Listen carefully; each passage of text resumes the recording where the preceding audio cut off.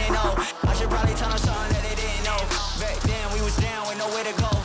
Might have been down, but we didn't fold. Now we running it like some intervals. Ooh, what now? Tell me who you see when you look straight up. Like, wait, who? Us now. What you gon' do when we pull up on you? Like, ooh, touchdown. You already know what it is when I come through you. Ooh, shut down. Say, ooh, shut down. Say, ooh, what now? Tell me who you see when you look straight up. Like, wait, who? Us now. What you gon' do when we pull up on you? Like, ooh, touchdown. You already know what it is when we come through you. Ooh, shut down. Say, ooh, shut down. Say, ooh, give me that crown. I need that now, right now. Ooh, don't make a sound. It's my time. You hear the crowd. Yeah. We need that rain. Me and my team. Deja vu. This here a dream. We done all seen 100 times over back when we was just teens. Now we going dumb. Told them we the one. They would count us out. Now we counting up the funds. Now without a doubt, they be throwing up the ones. Like they was always rapping. Yeah, believe them if you want. Now they show love. Came with it done. It is what it is. It isn't what it was. They all love to hate when it don't work out. Tell you that they always been down when it does. Look. Say, ooh, right now. Tell me who you see when you look straight up. Like, wait, who? Us now. What you gon' do when we pull up on you? Like, ooh, touchdown. You already know what it is when we come through you. Ooh, shut down. Say, ooh, shut down. Say, ooh, right now. Tell me who you see when you look straight up. Like, wait, ooh, us now.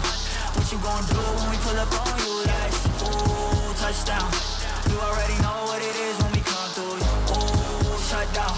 Say, ooh, shut down. Say, ooh.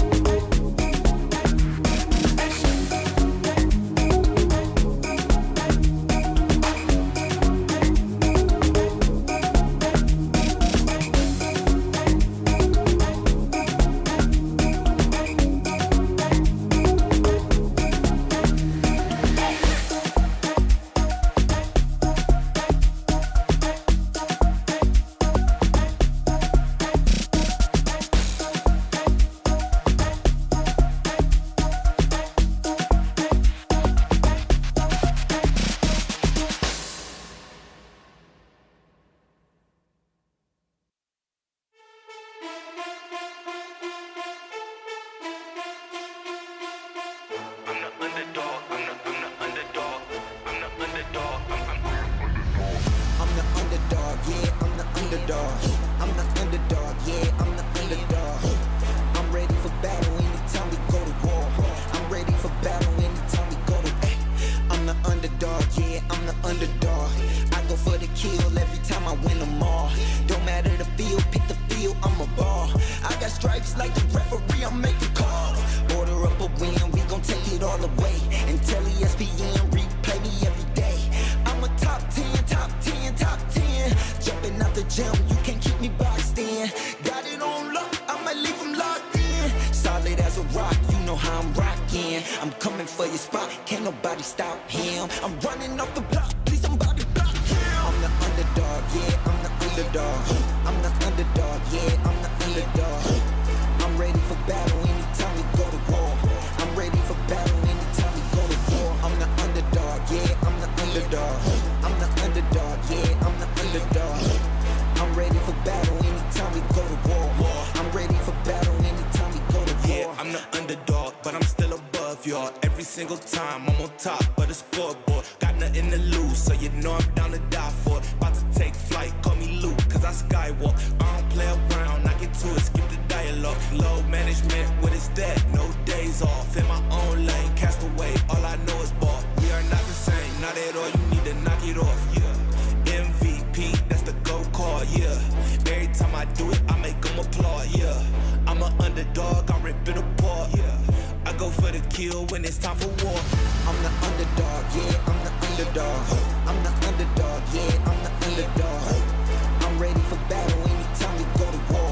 I'm ready for battle anytime we go to war. I'm the underdog, yeah, I'm the underdog. I'm the underdog, yeah, I'm the underdog. I'm ready for battle anytime we go to war.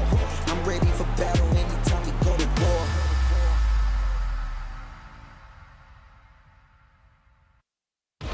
The arrival, I came in the league, went straight for the title. No time to idle, I'm finna get it, put that on the Bible. This is survival, gotta treat every move like the final. One by a mile, nobody believe it, they all in denial. Hey, look at me, look at me, look at me. Still in the show, that's the crook in me. They want me gone with the hook in me. Asking why is he here like I shouldn't be. I've been on grind since Auto. 10,000 hours the motto. They see the bag is coming out and flocking to me like I won the lotto. Dancing with the devil, there's no recital. I'm killing competition, ain't no revival. I shoot it to kill it, I'm aiming for vitals. I'm showing no mercy when facing my rivals. Snakes in the grass, they getting exposed. I know they be lurking, I'm watching them close. Acting like friends, but really they foes. Thought they be scheming and said adios.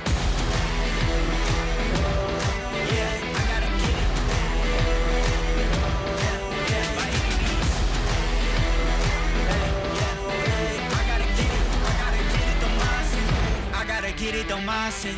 Ay, back with a vengeance, back on the grinds, back to the business. Ay, God is my witness, they watching my moves like shows they binging. Ay, best keep distance, all of my haters send best of wishes. I get to the bag with the quickness, no I don't need no assistance, no. Yeah, no playing it safe, I said let's get it, you say not today. What can I say, you ain't gon' go for it, get out the way. Got no time to waste. Can't be with me if you're not at my pace. You're not at my level, you're not in my race. One foot on the gas, I'm pushing the brakes. Dancing with the devil, there's no recital. I'm killing competition, ain't no revival. I shoot it to kill it, I'm aiming for vitals. I'm showing no mercy when facing my rivals. Snakes in the grass, they getting exposed. I know they be lurking, I'm watching them close. Acting like friends, but really they foes. Thought they be scheming and said adios. Yeah, I gotta get it.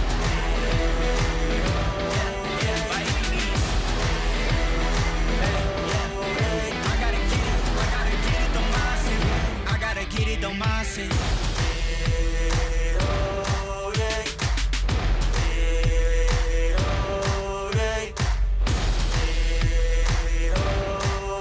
I gotta get it, don't mindset. I gotta get it, don't mindset.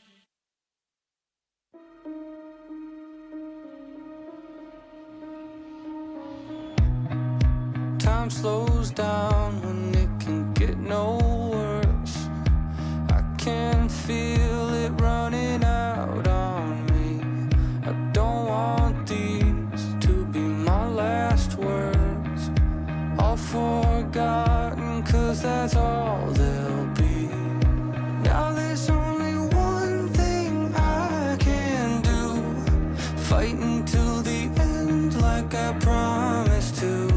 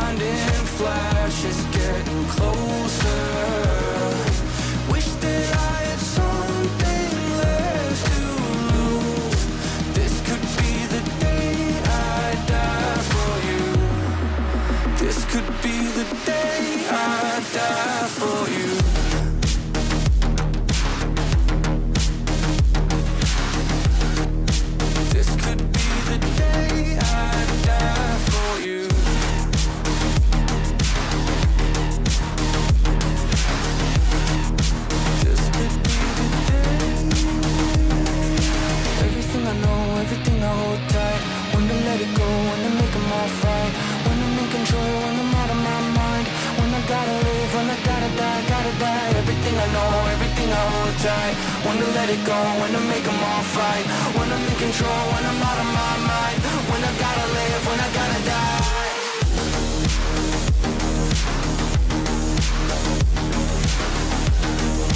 This could be the day I die for you.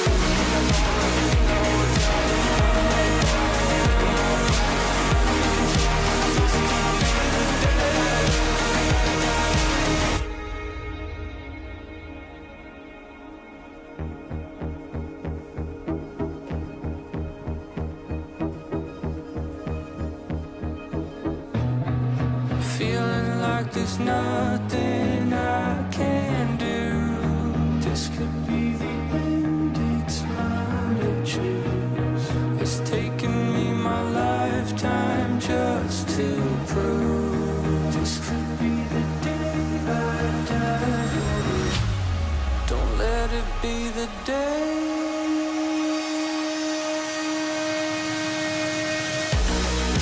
What do you see before it's over?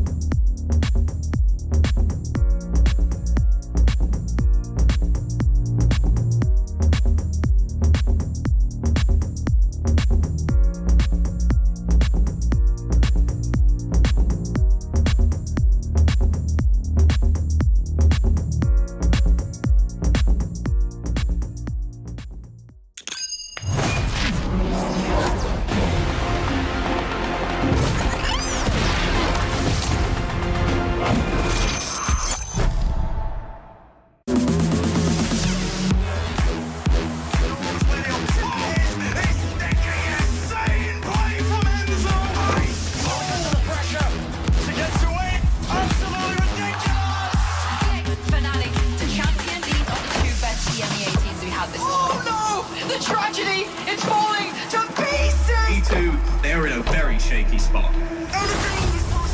One man standing. A big play from Chronicle around the outside. There's the BBL if they get overwhelmed from multiple angles. Here comes the push to go. This man is so unbelievably good. This is not going to be easy. It is still standing. Xilv brings it across and what a finish. Cloud wanting to get aggressive. The history books being open for the young Belgian. OG London United, you have earned your first win in the VCT.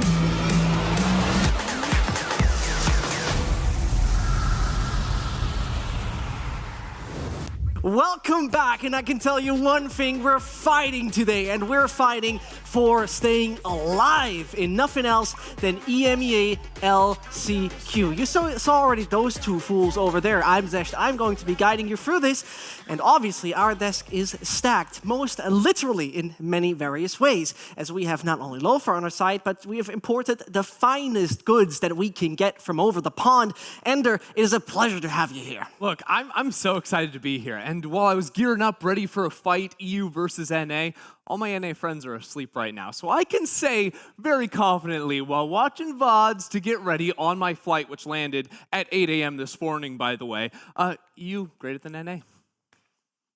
You want to stand up, or? I'm already standing. Ah, okay, good. Fair play. Anyway, getting away from that, it is going to be quite exciting what we got today for you, as it's Elimination Day, right? There's going to be big names absolutely stomped at the end of this day, as suddenly we saw, the Giants fall. The Giants falter, but talking about Giants, right? Ender, there's one thing that we need to mention, right? You have a totally different perspective. We're living in our EMEA fundamental bubble, whatever, and we're talking about an A on your side. Tell me, give me your honest thoughts, right? Comparing those two, what do you enjoy? Straight up, I was watching G2 VODs, and even in a map where they got obliterated on Haven, they still had a stronger fundamental map understanding than some NA teams. Like, multiple players on the flanks almost every single round. This team was pushing mid aggressively in the mid rounds. Strong set pieces too. Didn't always work out in the execution, but the ideas were there, Lothar.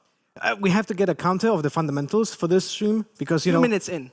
Oh, yeah, that's one. I'm using it like every 10 seconds, by the way. So, in general, I do like what I hear, but the level of fundamentals is not yet high enough for like that we should have. At this stage of the game, it's 2 years in. It feels like you're pretty much blazing. You're pretty much on fire there, Lothar. And talking about on fire, our first game was most literally on fire, as we saw a Phoenix return over here in EMEA. Liquid used it, and Liquid used it to success. In general, I would say that Phoenix right now seems like a good choice, like he was before on Ascent, because of the orb placement on this map. You can farm the orbs for the ultimate. His flashes now are, as you can see, pretty hard to dodge, 200 milliseconds faster than before, but also 400 milliseconds longer duration. So people are caught off guard. I feel like lack of experience playing against Phoenix pays off for the teams right now. Yeah, I'm still in the camp where I just think KO does everything Phoenix can do a little bit better. Apart from the ult, Phoenix ult stronger than KO ult in terms of the actual get onto a site ability. But the way we've seen both EG and Liquid use this Phoenix is next to a KO. These teams like to have two very self-reliant flashers with huge entry tools to get onto a site when you're splitting over on Ascent. So I think in that context, when it's both of them together, it works pretty nicely. Remember that KO is also a better pick right now because of the chamber. He just deletes his weapon from the game, right?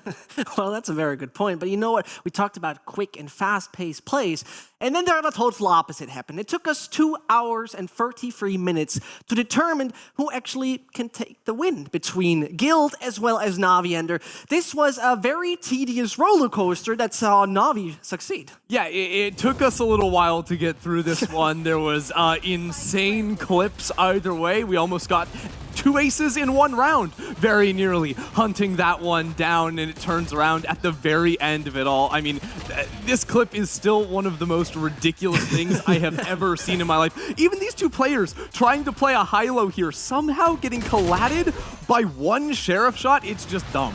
Yeah, I mean, Leo is a fantastic player. We have seen so many clutches from him so far in every single stage. Somehow the opponents are always letting him just get the occasion to get those kills.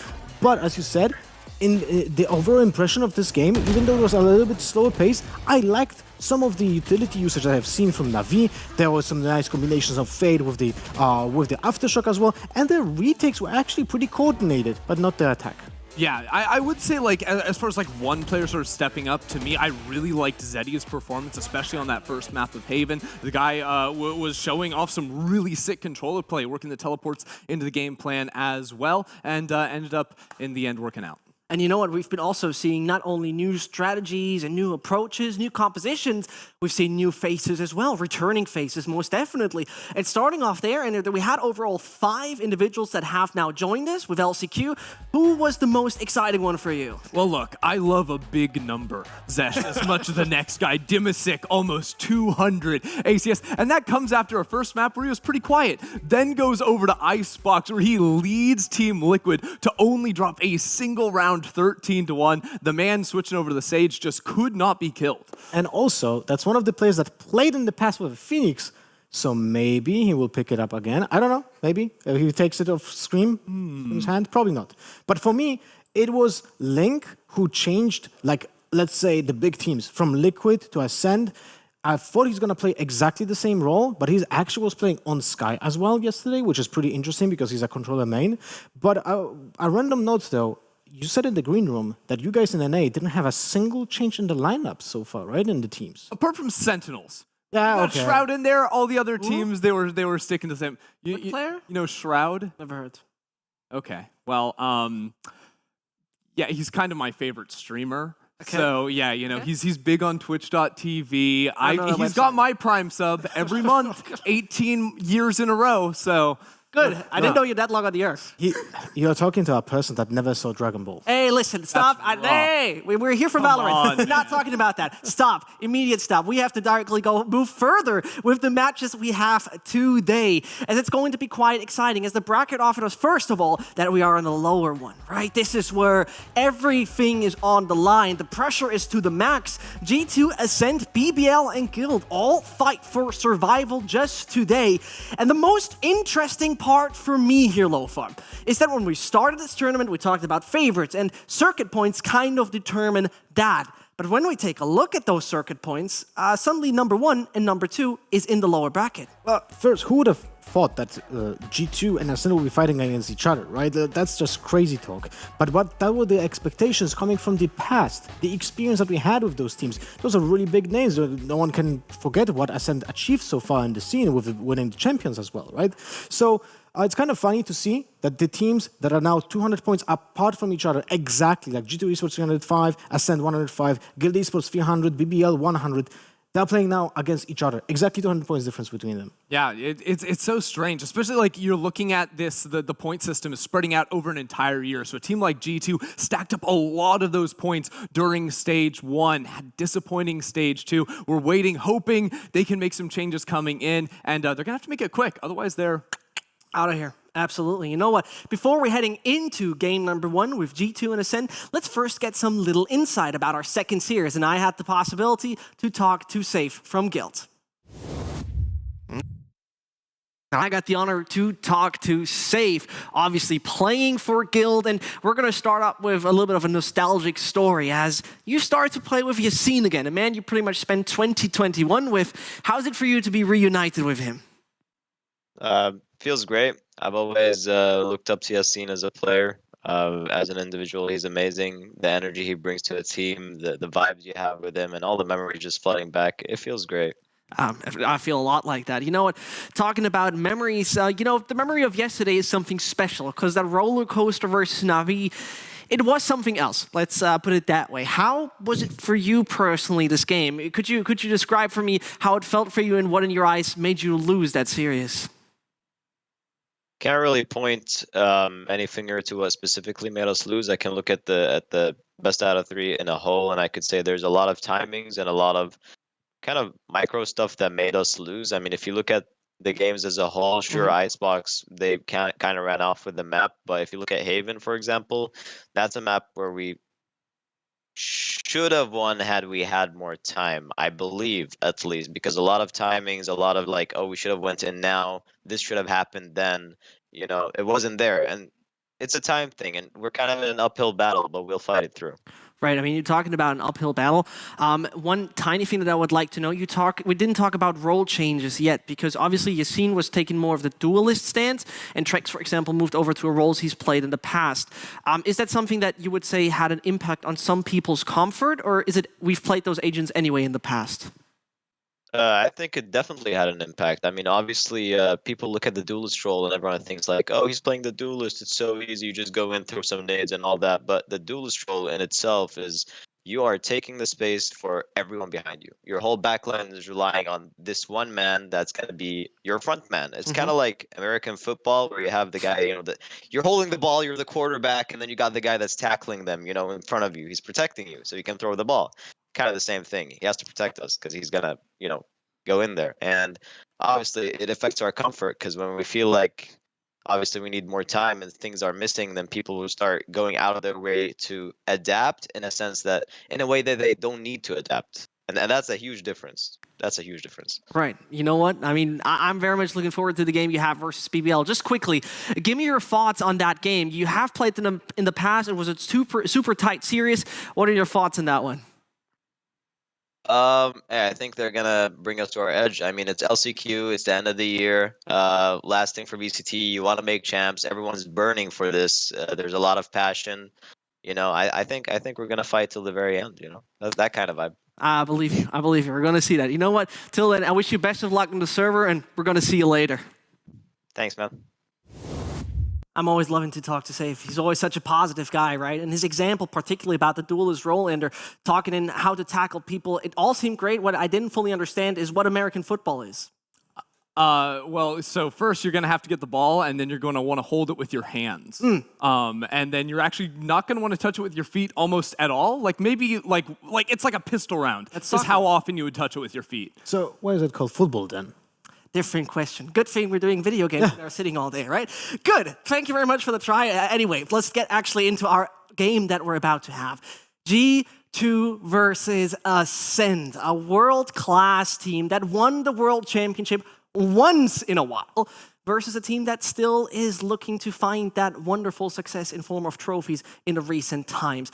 And I gotta really start with G2 at this point, where it comes to me right here, Lothar, that we have seen, let's say, a very concerning recent history. I would say that our expectations are sky high for G2 Esports because of, the history behind the org, not only in this game, but overall. But also, this team was just winning every single tournament at the beginning of VALORANT's history. They had major changes in the lineup. They now had also 2 months to prepare for this LCQ. And so far, they fell flat on their face. And it's a big issue because it seems like no big changes when it comes to responsibilities in the lineups were made so far, Ender. Yeah, it's really shocking. I mean, just looking at the recent history, the last time they won against Focus, very first week of Stage 2, then lost 5 in a row. And if you actually blow it up beyond that and look at not just G2 against OG yesterday, but G2 against Ascend, who they're playing today, they have lost the last 3 matches all year long to Ascend. They lost twice to OG now, and now when you think about this,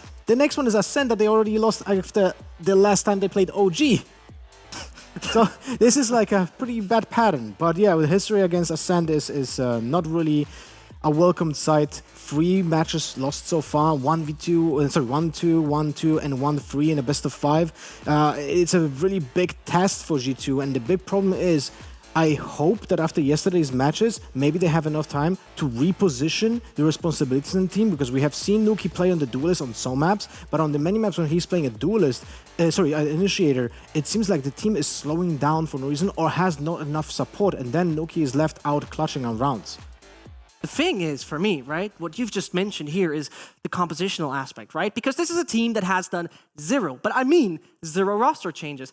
And those 0 roster changes always indicate that something else has to change in a different way. And when we talk about team comps right here, Lothar, give me your thoughts on that, because there have been some interesting changes from time to time, considering, for example, a previous Haven. Yeah, we had a really interesting conversation in the green room that I hope we're going to repeat now, because the Haven comp with the Neon has really, in particular, it's being chosen as an explosive one to counter specific utility, right? And yeah, exactly. It started out Team Liquid, the first one to really start bringing it out, especially here in EMEA, as a way to beat the breach A main concuss, right? When you're trying to attack, your team runs into the concuss and you lose all control over a lobby. But now, when you're playing against both Fade and Raze 2, the Seasonade combination, it also beats that. So in theory, I actually really like this pick coming in for Mixwell to beat that early timing. Yeah, but also pay attention to the fact that when they played against on Haven against OG, the opponents were playing an Astra.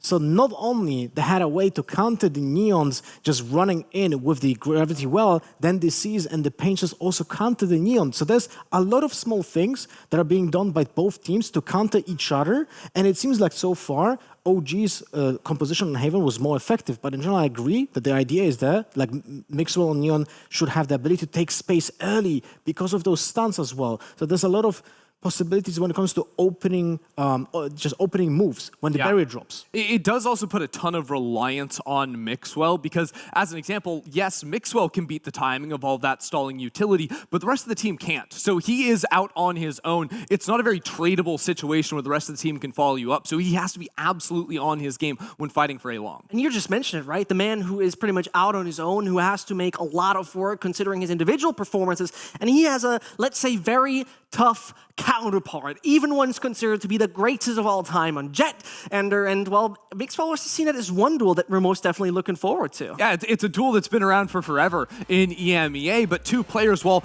they historically have filled the duelist role from the start, have changed over time. Mixwell playing just about every different role under the sun for G2, but now finding himself in that very aggressive entry spot once again. It's kind of weird because his most success was based upon Chamber, actually. The way he played Chamber was very, let's say, passive, but aggressive when needed.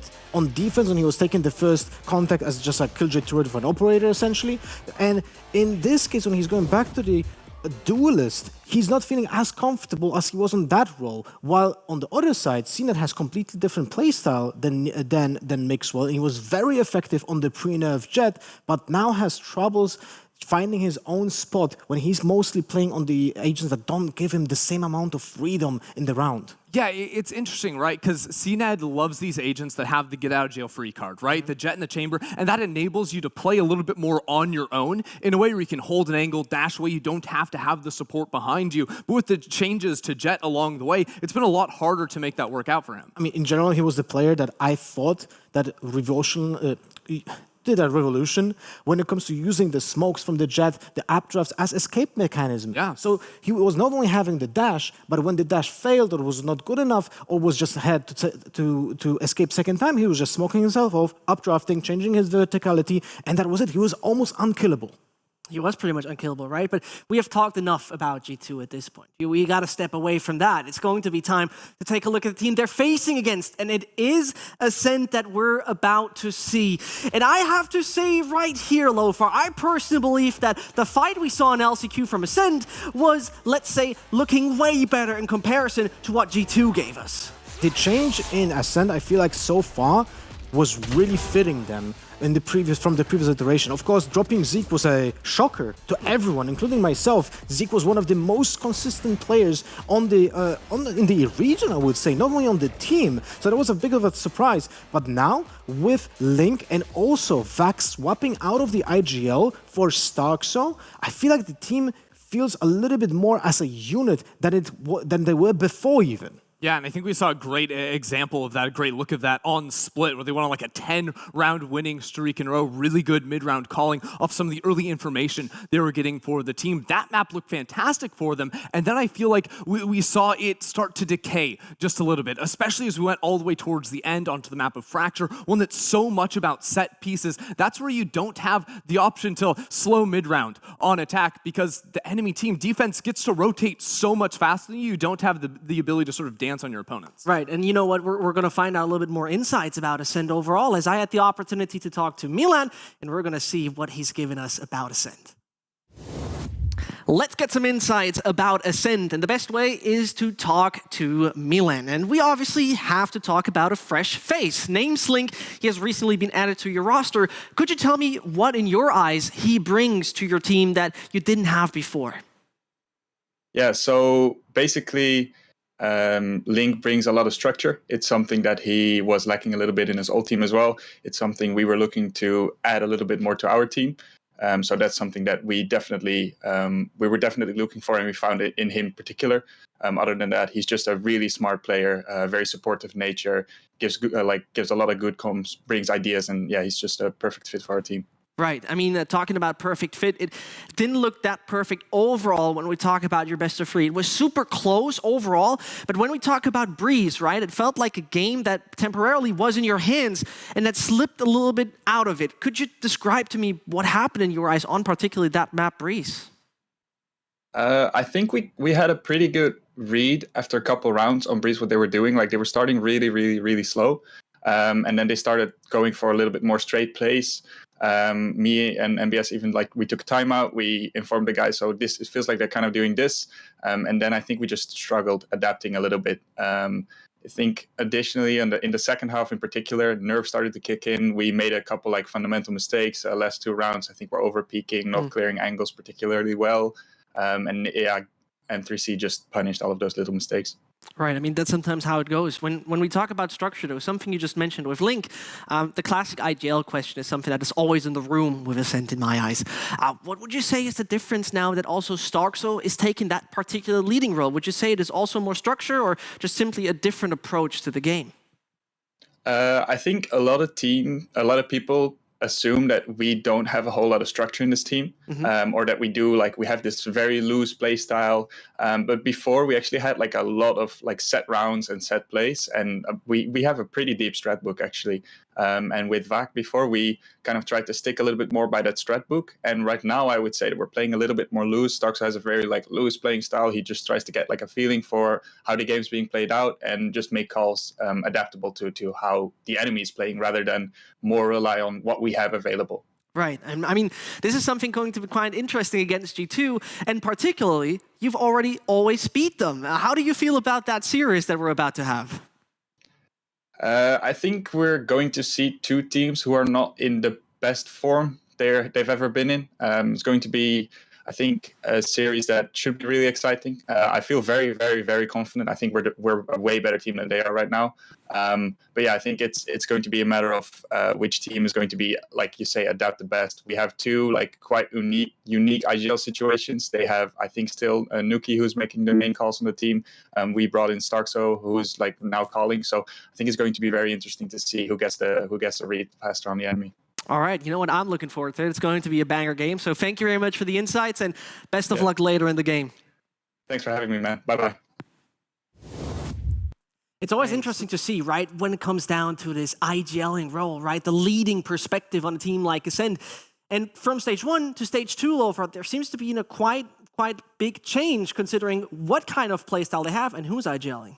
That is very interesting context, because my perspective on the previous iteration of Ascent, when they didn't have VAC yet in the lineup, was that they have very loose and play of fundamentals of each other on the small synergies, like just playing as duos essentially. But now when VAC was introduced, I thought they're gonna have that, like, you know, the most structured team. But it turns out it was more chaotic. It feels like just the way that VAC wanted to lead that team in a more structured way just doesn't fit to the players', like, let's say, mindset. And now when they have Starkso, who is a little bit more looser with how the team is going to be playing, it actually pays dividend to them, which is interesting. I would say, I don't know, something that you would not expect in general from teams. Yeah, and I think like having that dynamic is interesting as well, because I think depending on the map you're playing, certain styles can benefit you more or less, right? Like, I think there are certain maps like Ascent, Bind, Haven, for example, ones where you're constantly rotating late in rounds as great examples of ones where, hey, sometimes being looser, being able to play off the information your opponents gives you is so valuable on those. And it's quite cool that you just mentioned that, right? Because also maps have been a big impact here for the team of Ascent, considering their compositions. Also, this side has made some very big changes in some of the maps. Lothar, which one struck out to you the most for you? I mean, the one that sticks the most out is, of course, Breeze because of the Omen Viper combination, right? That's the one for me. But Fracture is very explosive lineup, and yeah, I kind of wanted to talk about that because they have this Neon and they have all this support to make the Neon work, but it sort of fell flat for me on two main fronts. One was on the attack with Starzo working the Neon. I don't feel like they capitalized well off of the walls getting onto site. Starzo's movement was sort of not playing off of flashes going through the walls, not playing off his concusses, and actually got shot down a lot of the times trying to get on sites. And if your Neon is dying before the rest of your team can get onto the site behind her, your site hits sort of end. And at the same time, when they went to their defensive half, we didn't see any early round set pieces to try and catch the attackers off guard. Yeah, and the entire composition that is built upon synergy because Breach, Brimstone have like the ability to drop their utility for the Neon to create a safe passage for her to take the most space, right? But then KO can also disrupt the utility, and when that is not being synchronized, then everything falls apart. Here comes the cool part, right? Because there's a lot of Fury crafting going on, and this is the moment where we send Lothar over to Lothar's lab, because you talk about double controller on Breeze. What would you play here? I can see Lothar lab live! Oh, let's go! Now I'm nervous. Anyway, Breeze. Something that you don't see often, but we have seen already from Ascent before because they played an Astra Viper together, but this time it's an Omen and Viper. So let's pay attention to why are they picking that agent instead of the Astra for the second controller. Omen is like a rechargeable smoker in this case that will give additional pressure after this Viper nerf affects the way that Viper is playing, because now Viper has only 15 seconds duration on the wall, if 10 seconds duration of the wall if the orb is active at the same time. So typically what I have seen from Stark, so here on the Omen, at the beginning of the round on attack, he was always smoking double doors. That denies the information from players on A side to deny them control of mid. Now this was typically also comboed with the smoke on Nest, which denies the information also from Nest, and then the only player that can peek out into the mid is from the B tunnel, which then is being countered by the control from Elbow. So that was one of the things that the openers that they did many times often. But the main flexibility of this Omen and Viper combo is the fact that when the Viper commits to the wall and wants to have a 15 seconds wall duration on the side, the Omen compensates for the typical spots that the Viper was putting the orb. So maybe the one on the default plant, which then can deny the space behind Cubby, right? But also we could have used the second smoke from the Omen on holes control, which enables the Lurk to go through the holes, and then Viper can maybe put her own smoke onto stairs or maybe on top of Orange to deny a little bit of information as well. So there's a lot of flexibility between those two agents that can just essentially fill the gaps that the Viper cannot do when the wall has to have a 15 seconds duration. But don't forget that Omen has also the utility that helps people go onto site. He can essentially have a mini dash onto the site with his teleport into a standard smoke, but also the paranoia on backside B or on Cubby on bricks here in A main is something that is really, let's say, unexpected for a lot of teams that never played against this type of composition. You're happy about that? I love it. You're happy about that? So this is my NA brain nerding out for a second. We actually had a team called Sonics that tried to qualify for LCQ that was playing Astra Viper like way back before stage 1 even started. And I've been a big fan of double smokes, mainly for like the mid control you were talking about. The ability to just walk up passively through mid without investing a bunch of initiator utility, I think is really powerful. Yeah, you know what? We're going to see if that's going to happen, right? Because we're talking about maps, and that's going to come up very soon. As there's one super interesting factor about G2. Their map pool has been, let's say, limited Lothar during stage 2, but that game that we recently had versus Oglu showed a major change. Oglu? I mean, yes, but I needed to make the final. Sure. It was really interesting to see that G2 banned Icebox, one of the maps that were pretty synonymous with their playstyle, with Zero Duelist and just Chamber, and Killjoy, and like the double Sentinel control. It's my favorite comp, by the way, on that map. Right? Exactly. I want to see it. So they started banning Icebox against OG, when in the last game before that, OG banned their Icebox. It made no sense a little bit to me. So I don't know what they will ban this time because of it. And not only that, right? They left 2 maps into the pool that we usually don't see. With the Ascent and Breeze, it was a kind of weird, a little bit weird to see that. But when we move over, right, on something like Ascent, right, expectations, give us an idea that one thing, for example, we wouldn't necessarily like to see would be Fracture, because in the past, it never worked out too well for them. Yeah, and the Fracture one's a weird one for me because I did see some things that I really liked. Like with their KO play, they had some left-click lineups to take quick arcade control. And let me tell you, if you're playing KO and all you're doing is right-click flashing or left-clicking and it's on the enemy's screen for 2 seconds, you're not playing the agent right. I'm talking about throwing it over the top of walls to get a good pop flash that enemies can't react to. They were doing that, and I was happy to see that on attack, but that was for early round control. We didn't see that too much when it came to actually getting on the site, so seeing us move over there is a little alarming. We're even starting with Fracture. I mean, we have exactly the same bans that those teams did before in the LCQ. G2 bans Icebox, we see Ascend banning Ascend, so this is something that we I guess expected after the last match, but in general, moving to Fracture, as you say, it's most likely going to end up in a mirror match unless G2 change the comp as well. Which is possible. They have been changing up some comps to what they've been playing in Stage 2. I will say for Ascend, we didn't see a ton of rounds on their defense, so maybe they just didn't actually have enough rifle rounds to show us a full look going on to this map of Fracture, but when they go over to their defensive side, I need to see some crunch plays to throw G2 off guard, because otherwise G2 are going to be very easily able to passively gain control over things like A main, arcade, the main ways to get into a site. Those are going to be left uncontested if Ascend play like they did the other day. Fun fact, both of those teams played Haven and Fracture the least out of all maps this year. So this is a little bit, you know, unexpected when it comes to like the way that they prepared themselves for those 2 months. But yeah, makes sense, right? If you want to surprise your opponents. Now when it comes to compositions, look at that. So far there are some changes. Nuki is on the Raze instead of the Neon. So that's a big swap up, I would say. And they don't have the now, let's say, the explosiveness that the Neon delivers, and also the least amount of stuns here. I am still a big fan of the Raze, though, on this map. I think like one of the big differences for me between the two agents is I think Raze gives you a lot better ways of attacking B site through tower, through arcade side, whereas the Neon and her wall gives you really good options to try and move up from stairs. So it changes how you play the actual attacking half just a little bit more. But on top of that, the ability to make defensive plays that can cuss on top of the nade is super, super powerful for shutting down A main early. And also with Raze, I feel like attacking from Dish is way more anticipated because the satcheling from Dish is very effective, nading the bottom side is as well I expected, so maybe Ascend will be able to counter that. You know what? We're going to find that out. It's going to be an amazing game. It is about elimination. And so it is nobody else than Pansy and Hypoc to start up this series. Yeah, thank you, Zescht, and it is going to be a good series. I can't believe we're in this position already, Mike. It feels ridiculous that we are seeing these two teams up for elimination, essentially, right? This is do or die time. Yeah, there's a G2 no strangers to this situation, right? They've been kind of teetering on the edge a couple of times, but for Ascend, I mean, what, first round of elimination? This is still kind of unknown territory for them. Both teams got to dig deep today, Lauren. They certainly do. So let's introduce these two teams, and one of them for the final time.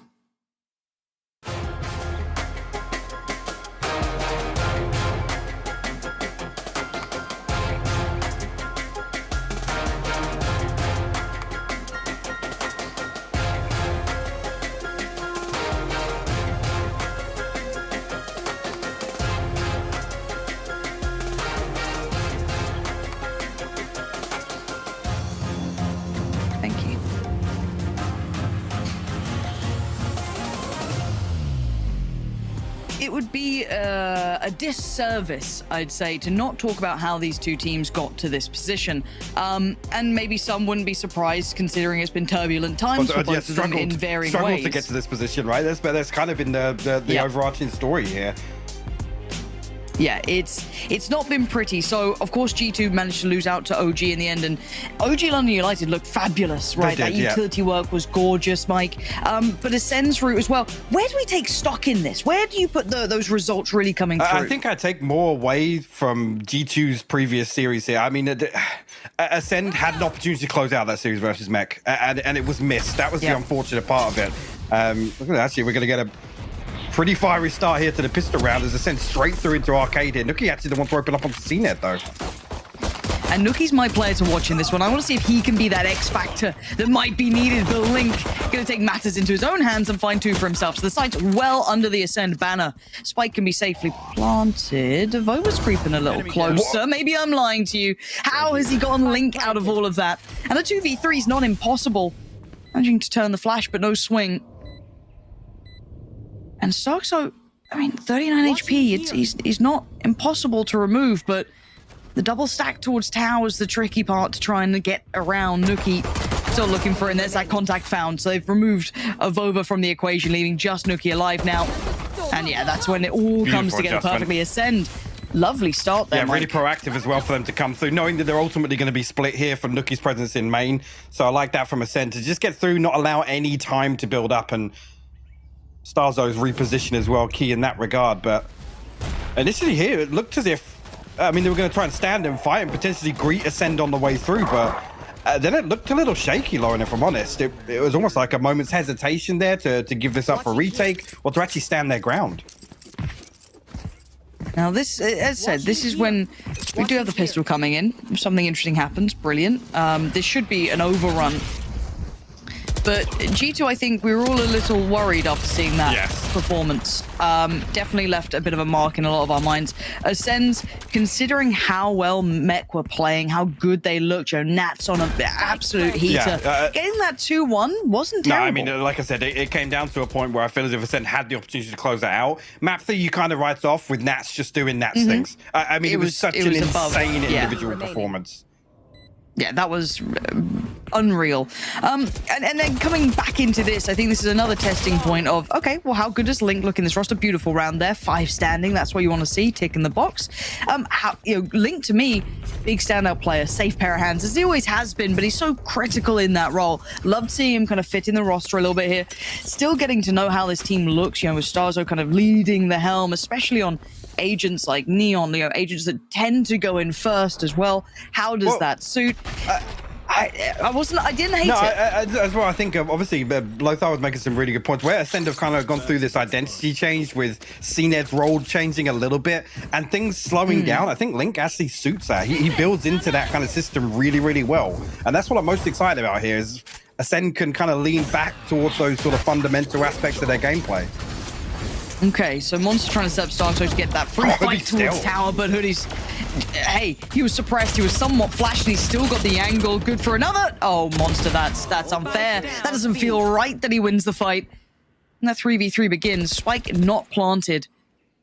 And Meadow looking to try and find a gap on that smoke. Nothing being provided here, but a barrel noted. CNED now seen. Beautiful. Meadow, good shot. Removing CNED is huge. It isolates the two on the side just a little more. Nuki finds Vac, and now it's Monster. This is tough. He'd have to find some individual fights, and actually Meadow gives him one. That worries me. He's got his knife back up, so he could identify another player's position here. What can he note? Doesn't want to tap on the spike yet. Yeah, okay, spots of over. Nuki unnoted. Nice approach from Nuki. Didn't get spotted out in that situation at all. And G2 get one back, and yes, costly, but a round needed nonetheless. I mean, even though Hoodie's traded out there, that one kill is so pivotal in terms of holding on to the site. To shut Starzo down here is absolutely massive. Monster. Kind of playing with his food a little bit there, but the fact they get to the 3v3, it's the timing of these smokes. Once they expire with Link falling, there's no real sustain on site. They're not able to really garner that site control because the spike's not planted yet. No, you're on the money. That being left as it was, and that could have all changed if that trade happened differently towards tower, right?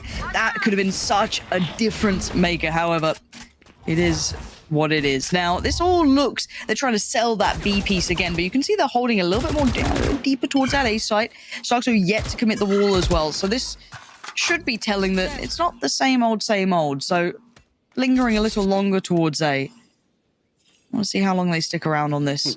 You want Nuki over there in a moment. Meadow's just keen to play rotation here as well with the fault line. But it has drawn Nuki this way. Pavova, I mean, well, there was a moment there that it could have progressed towards A side, but now, as I said, Meadow actually going to join Nuki in rotation back towards this side of the map. Like me, might be a little bit of a bloodbath on the way in here. There's 4 members of Ascend towards main. He's still got one smoke to commit. That could make it uncomfortable for Ascend, but they still got the wall from Starzo, so that kind of negates that. Monster on the start already, and now Meadow just puts himself in the line of danger. Nookie's got his back, CNED goes down. This is still looking okay. They haven't been able to breach towards the site, right? They haven't been able to crest through and work towards the spike plant. This is a really nice hold. Oh, that could change things though. Gonna force them away, and back takes the space right back, securing safe passage for the spike, allowing that to come through. Monster isolates Mixwell, who kind of went ahead when the other two couldn't find impact, so a little disjointed in it.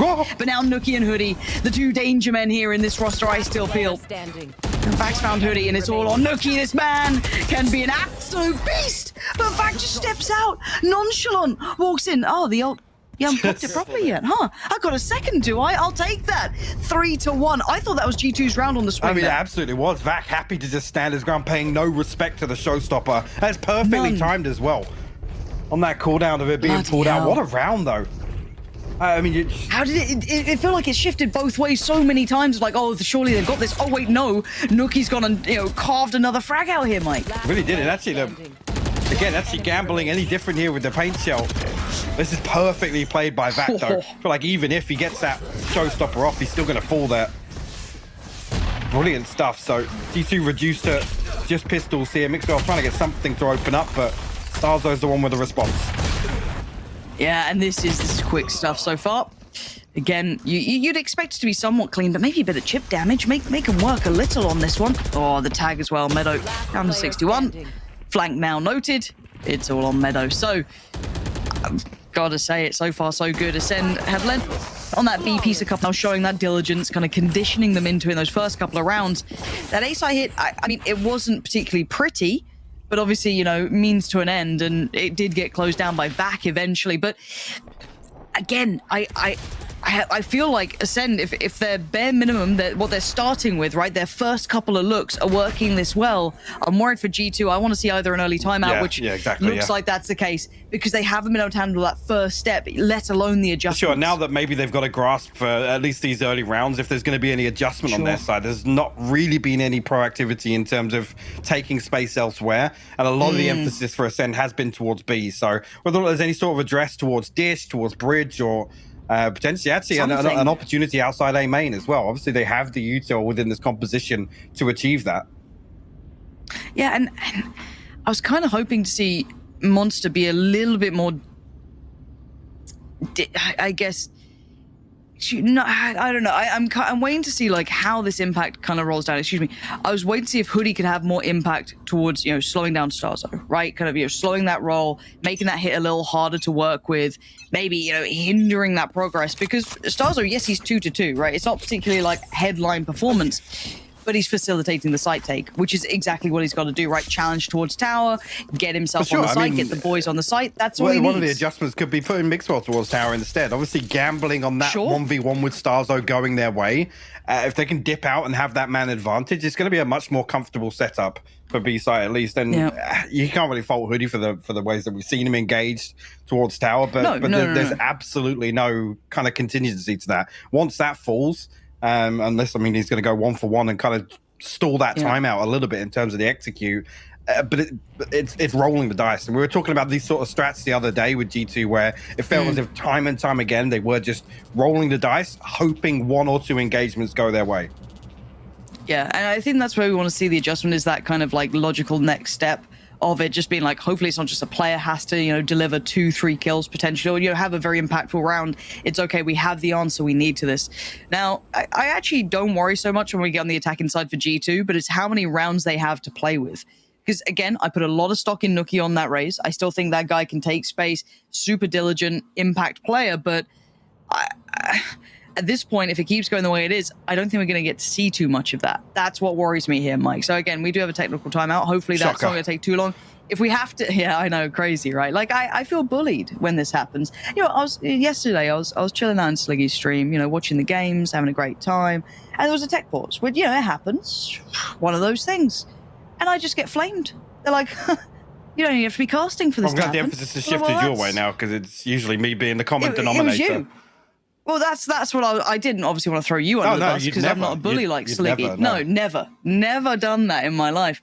But I'm just like, man, come on. But okay, so we've kind of discussed the kind of like KO potentially hindering some of that approach from Starkzo, potentially slowing that down.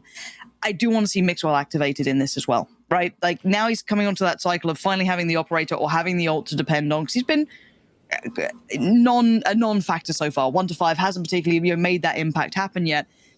His capability here is still going to be critical because we saw what Nats can do, right? You've seen how much Chamber can do on this map. Now, again, I still think very pacey hits are hard to deal with. I think it's tailor-made to make you uncomfortable, but I want to see him find his footing sooner rather than later here, Mike. I mean, as well, when you look at the previous series, it's we were discussing obviously that role change, and I was crediting Mixwell for a lot of his work on Chamber previously. So to see him come into that series versus OGLU the other day and see a total overhaul for kind of Mixwell's part of the team, and then not really seeing the composition built around supporting that, he had a rough series. And I was talking about on Ascent, the kind of Chamber diff, but actually it was the support system around kind of putting Fekju online and allowing him to actually have the space to be aggressive and then also having the backup to kind of, I guess, coordinate some of the set pieces they had on Ascent.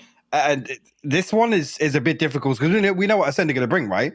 But on Fracture, essentially what we're asking for is Mixwell to mimic a Nats performance the other day for them to really make this interesting, right? Because Ascend made very little mistakes the other day on Fracture. They weren't playing poorly.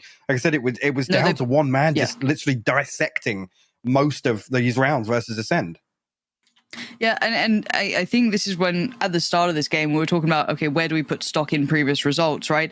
Because I think it was actually quite fair to say that Mixwell was very, very hampered by that utility work that was coming out from OG London United. Like, they were very, very good at that, right? There's no disputing that they made it very hard to be that player, which is completely fair.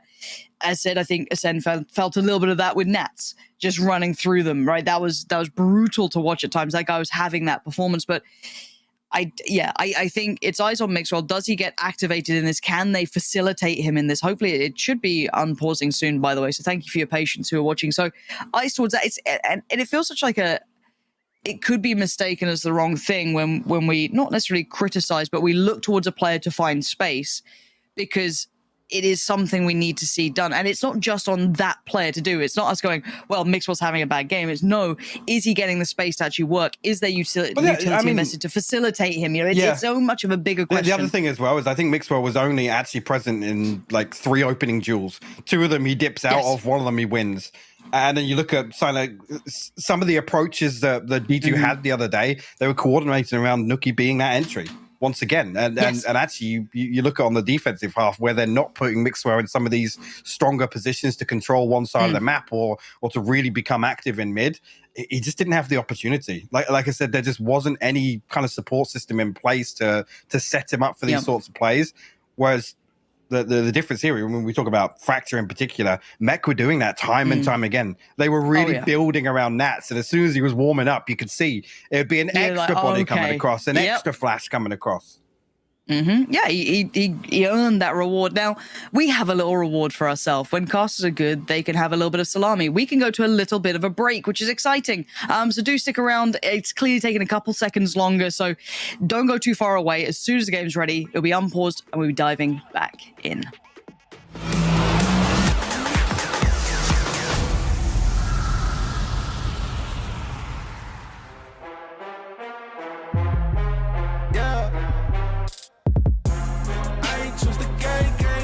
Me. I'm a champion, I need some trophies.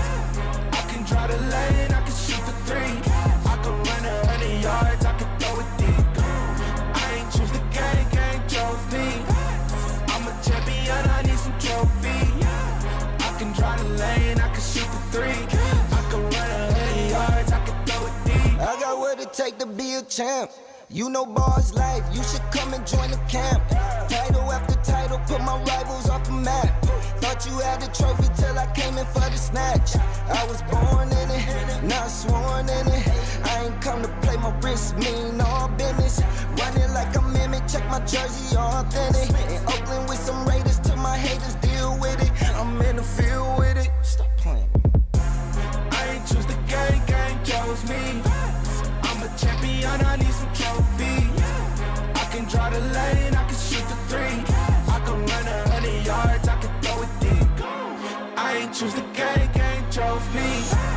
I'm a champion, I need some trophy. I can draw the lane, I can shoot the three. I can run 100 yards, I can throw it deep. I do not know defeat, no. All I know is eat. True. I am ahead of these boys. All they see is cleats.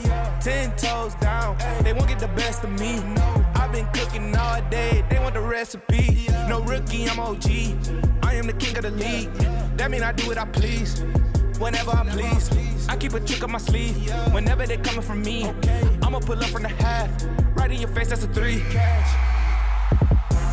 I ain't choose the game, game chose me. I'm a champion, I need some trophies. I can draw the lane, I can shoot the 3. I can run 100 yards, I can throw it deep. I ain't choose the game, game chose me. I'm a champion, I need some trophies. I can draw the lane, I can shoot the 3. I can run 100 yards, I can throw it deep.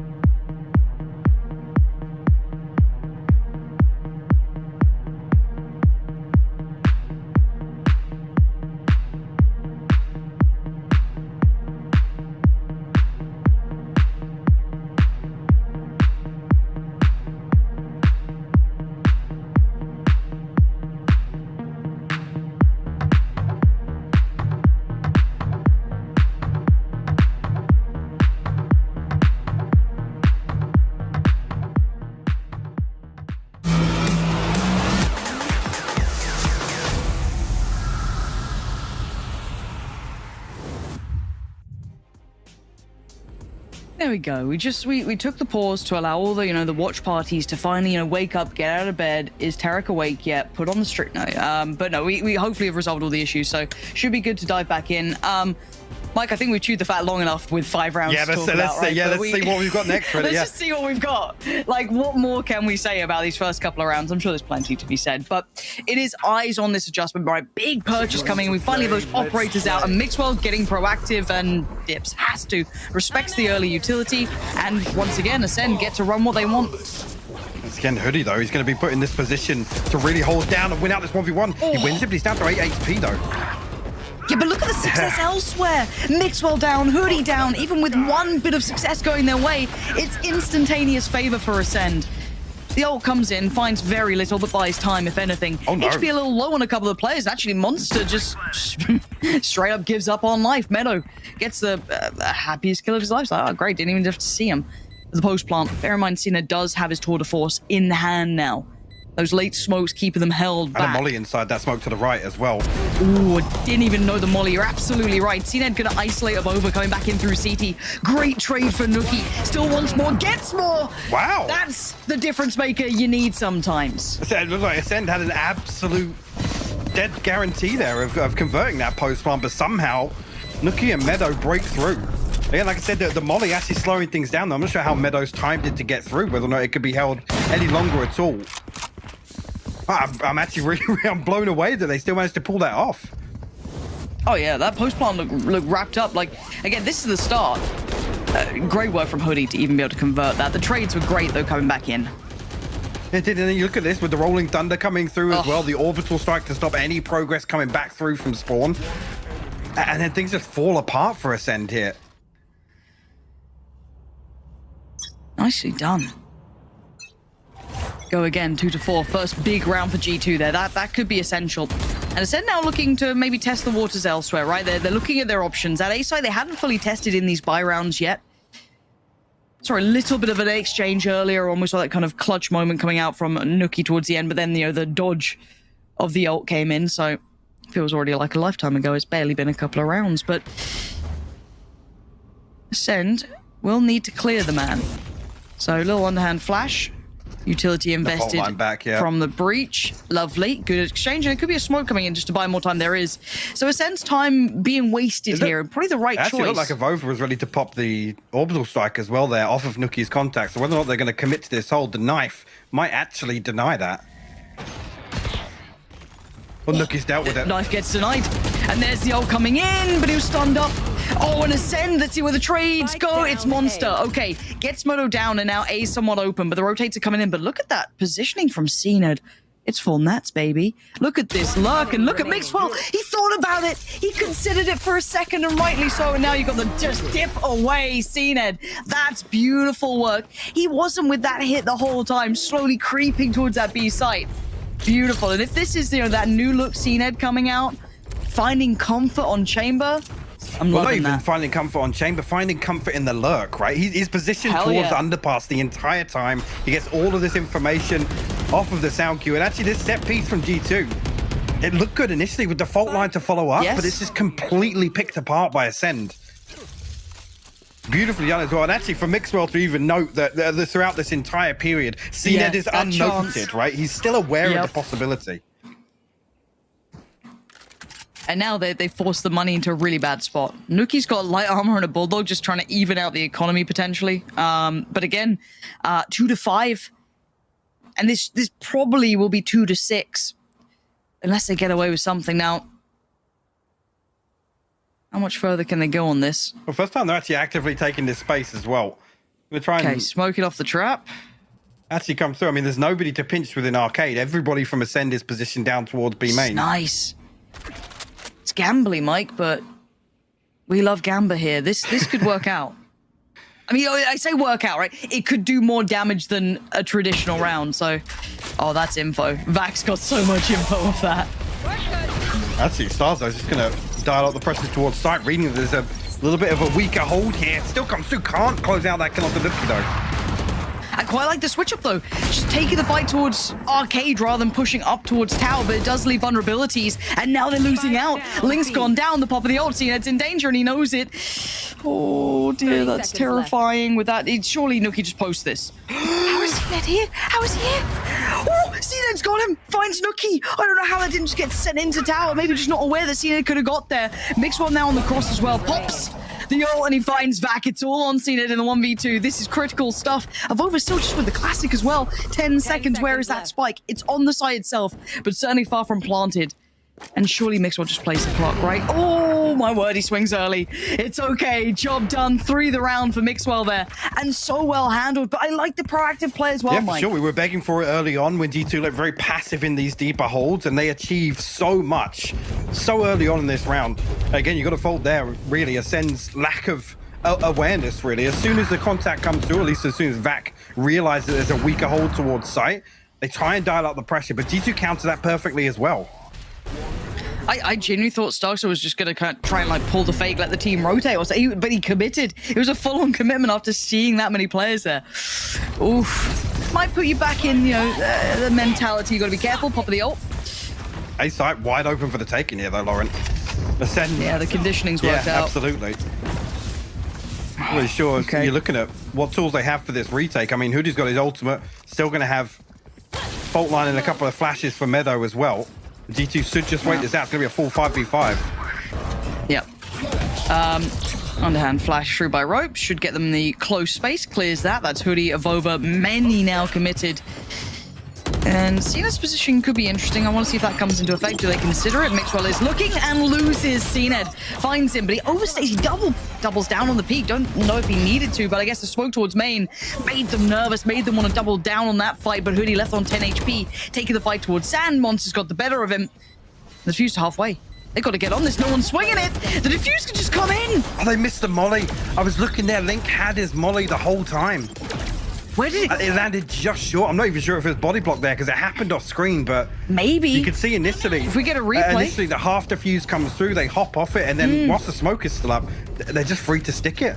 Like you said, no swing coming through onto that. Another fumble, really. I want to see that. That would be a weird. It's just so short. No, it's just short. It's just short. Jeez. Last player standing. Oh man, you'll be kicking yourself if you're Link on that one. I'm not sure when the orbital strike came through either as well. No, there was not sure. An exchange of kills there, but another thing to consider if that would have been available. That's tough because we saw a number of, I don't want to say fumbles, but misplays in terms of utility on that series the other day. Starzo straight through though. He's actually caught the stun, but he's still got a challenge. He found Meadow. Okay, so who does this? Link's making up for him, man. He's like, all right, I felt silly before. I'll make up for it now.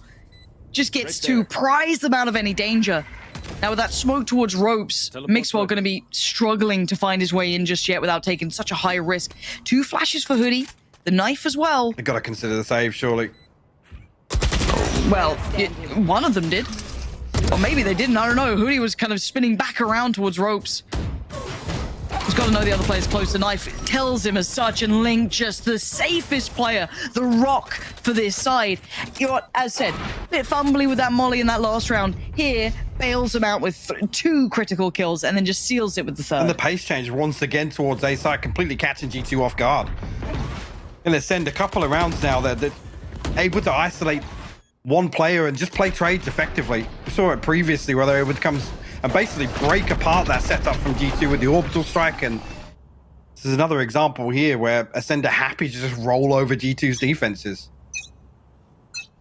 4-6. The scoreline's still like within touching distance, but you've got to feel again, unless they fumble the bag, it's going to be Ascend probably converting this to 7.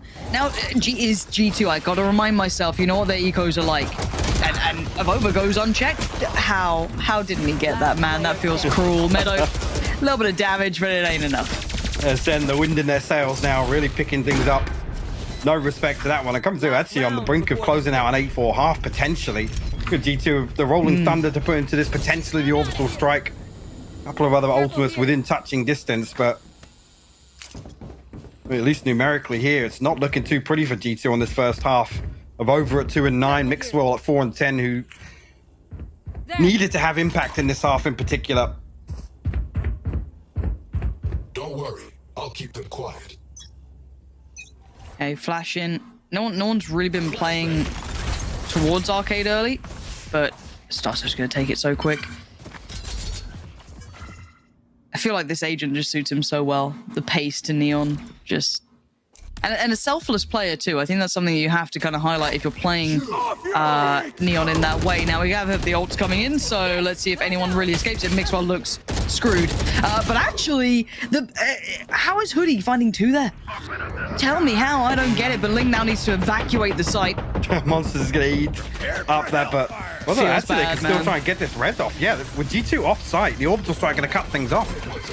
They can. The nade from Nookie! What? Oh, monster. Was that all the way over the top? Oh, it had to. It didn't look like he came up far enough off the stairs, so, I mean, maybe? Okay, you got 2 left alive, back in Link. And they can cross to site. I don't know if they can get a plant. Let's see. Rolling Thunder still there for Meadow. Not really within range to utilize it. Look towards Vac here in CT though. Whether or not he can pick up one of these kills, they have to get aggressive. They've got to be aware, man. They've got to be aware of the chance that someone's push. And again, really diligent from the split towards A main. And well, Vac actually gets a chance at this.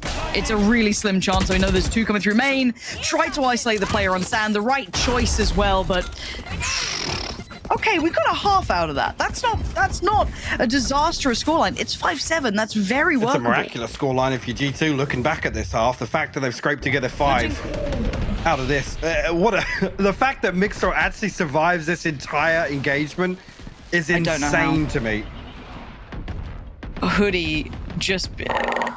What was that Hoodie? Or, yeah, it was just saving his ass. And poor monster. Was it 8 up the orbital strike whilst he was down, and then as soon as he's up, the paint shell comes through. It's cruel. It's nastiness. 5-7. So G2 give themselves a window to work with, right? And I feel like they always know how to scrape these rounds together, because it's like you watch that half back and it feels like Ascend were in the driving seat. Maybe a couple of missed moments here or there, but it's still G2. And there's always that reminder, it's like, it is G2. These guys always seem to be able to create space, create moments now. Or dig their heels in. Yeah. They get really in the trenches for it, but this fight could be a great deal. Nookie just crouching under head height for now. That should be enough information. Yeah, rightly backing away from that. Almost opportunity to line 2 up there, but... Ooh, that's a lot. Lots of information on the back of the knife. Ascend are going to look to re-aggress here. A ton of damage done. Dangerous games. Yeah, you're right. The flash is decent. Meadow so far to find CNET though. Again, the damage is great, but the shutdown's not coming in. Mixwell's picked off Monster, and he's still working his way up by main. Back to the left. Notes it, loses it. Back. Outdoing Mixwell. One enemy remaining. Making this to a 3v3 at the top. Oh dear, Nookie catches back completely unawares. And G2 again, all that initial damage, all that initial information. Ascend had such a good read on it, and they still win out the fight. It's another one of those scenarios where you look at that and you just think, if a couple of these engagements go the other way, this falls apart for G2. It pins so much on some of these key engagements going their way. You look at actually that initial contact through Arcade where, I'm not even sure actually if the Aftershock is there, but so much damage done. As soon as Starzo swings through with a Frenzy, and they're not able to close out any of those kills. Bizarre exchange there at a weird point of the round as well. The CNED's able to get into underpass so quickly, find that information, and Ascend, like I said, just unable to capitalize.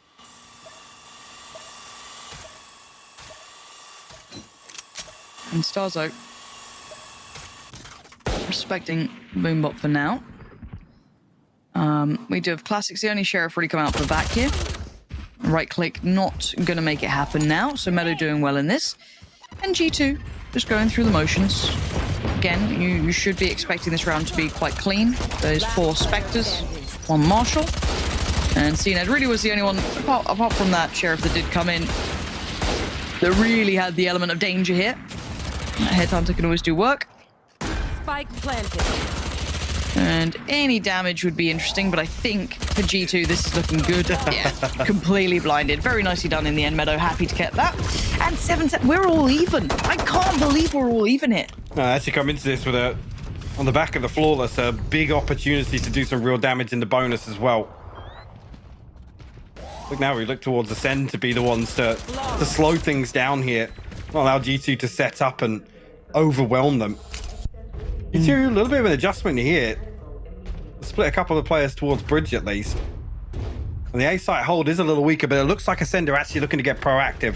You see the pings coming through. Looking to take control outside B main.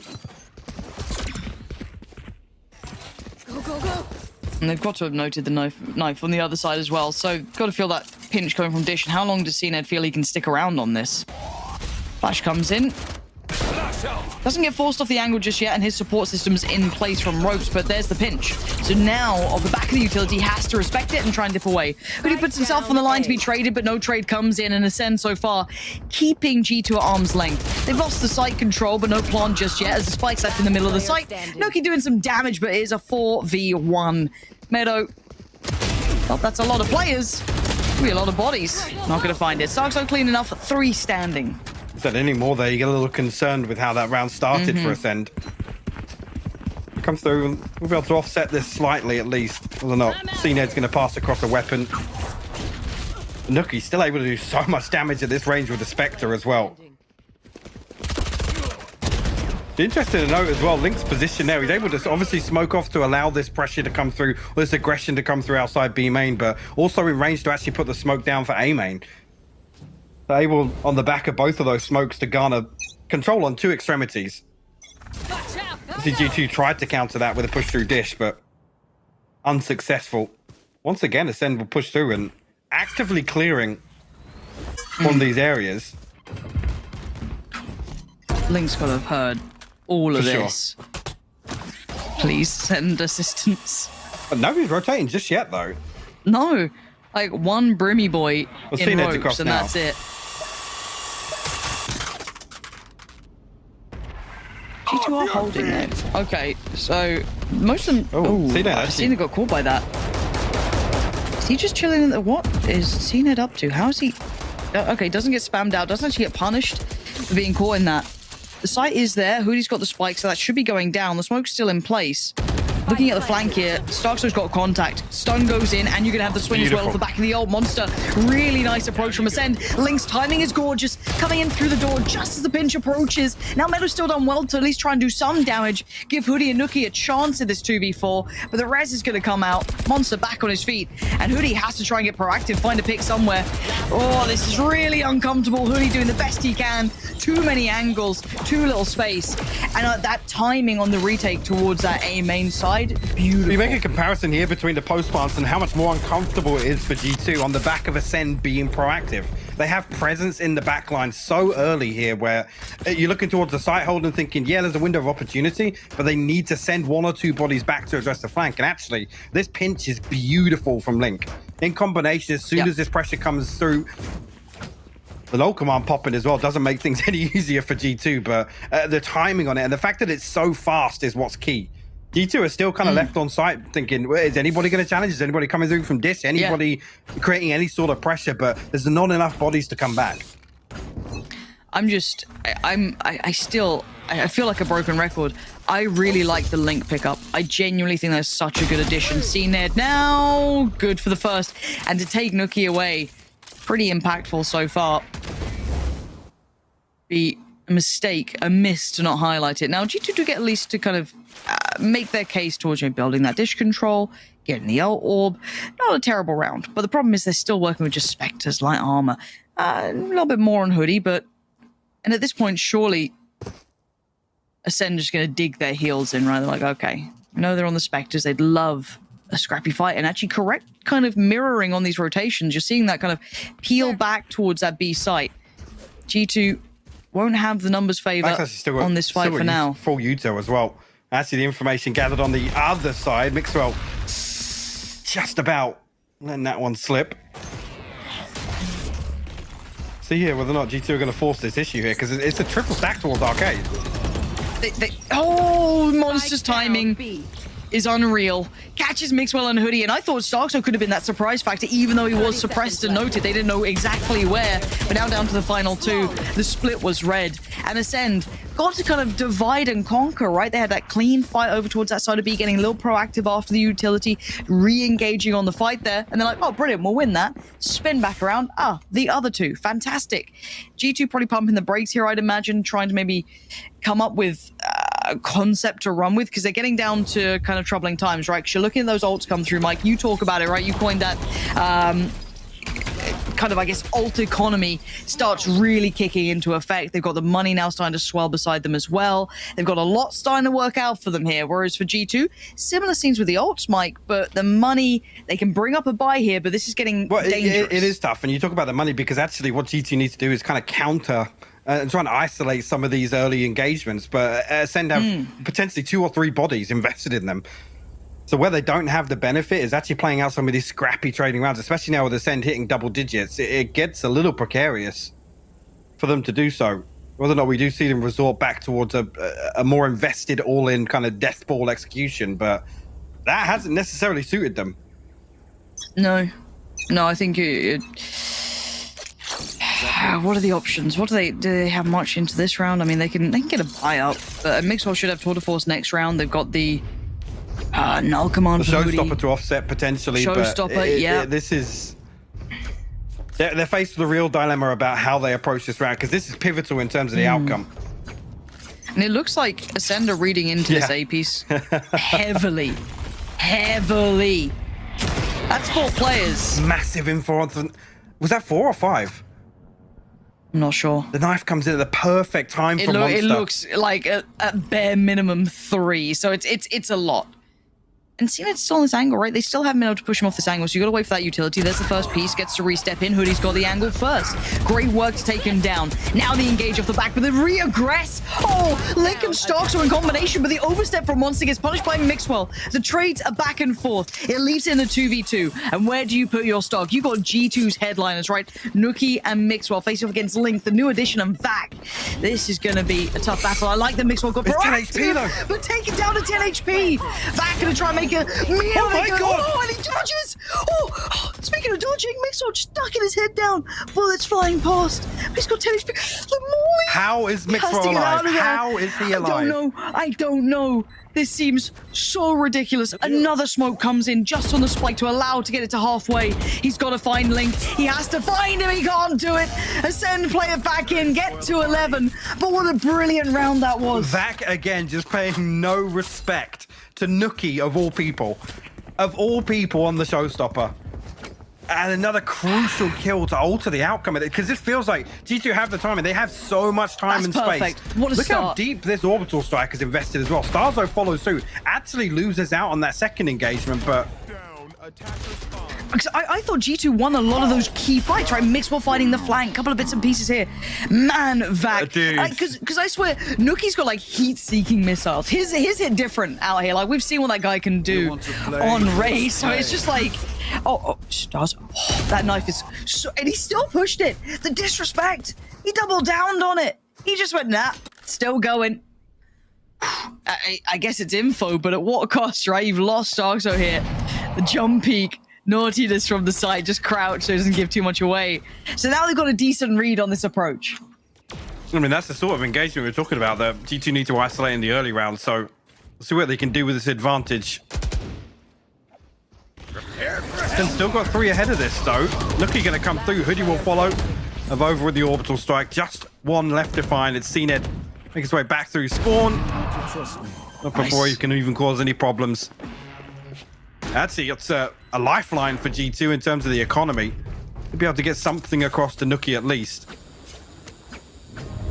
That's almost a round in hand now, which is key at this point of the game. Like I was saying previously, Percent had got themselves to 12 on the back of that awkward purchase that G2 invested into.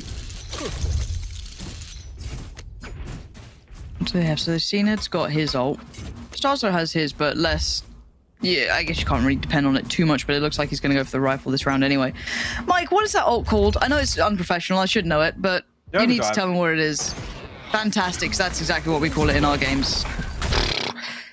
Fight comes down. CNED is who blinks first. It's a game of chicken between these two ult players. And look at this utility dump. Do they get out alive? Starzo does. I thought he might have been dead to rights at 10 HP. He gets to walk away. Nookie going to start taking that space back. It's the first time they've kind of won this out without picking up a body on the way as well. Back kind of just re-clearing towards sand. Right then. I try this all the time. That's tough for Hoodie. It's actually really slowed down. Is Starzo trying to nutmeg them? He's sat in the smoke. Oh. He slipped through? They passed each other. Oh no. Oh no, no, no. But Nookie's also gotten past. So Link could be dead here. This is weird. This is straight up weird. There's no way. This time he's going to be... Oh, okay. Unfortunately, the trade doesn't actually come through from Starzo yet. He's positioned himself still in a position to do damage. He's found 2. Oh, and now he pops the ult. Tries to bait them to think that he's maybe crossed away, trying to offset the time because he's solo HP. He's still on 10 HP. But he's brought this to a favorable 3v2. I don't know how. Underhand flash is good to force Nookie off the angle. Gives a little space for CNED. The trade's perfect. Oh my and that's God. Nookie. Large and in charge. The 1v1 and CNED pins him to the ground. It's going to be 12 for Ascend. Oh, that what round are these was... rounds, man?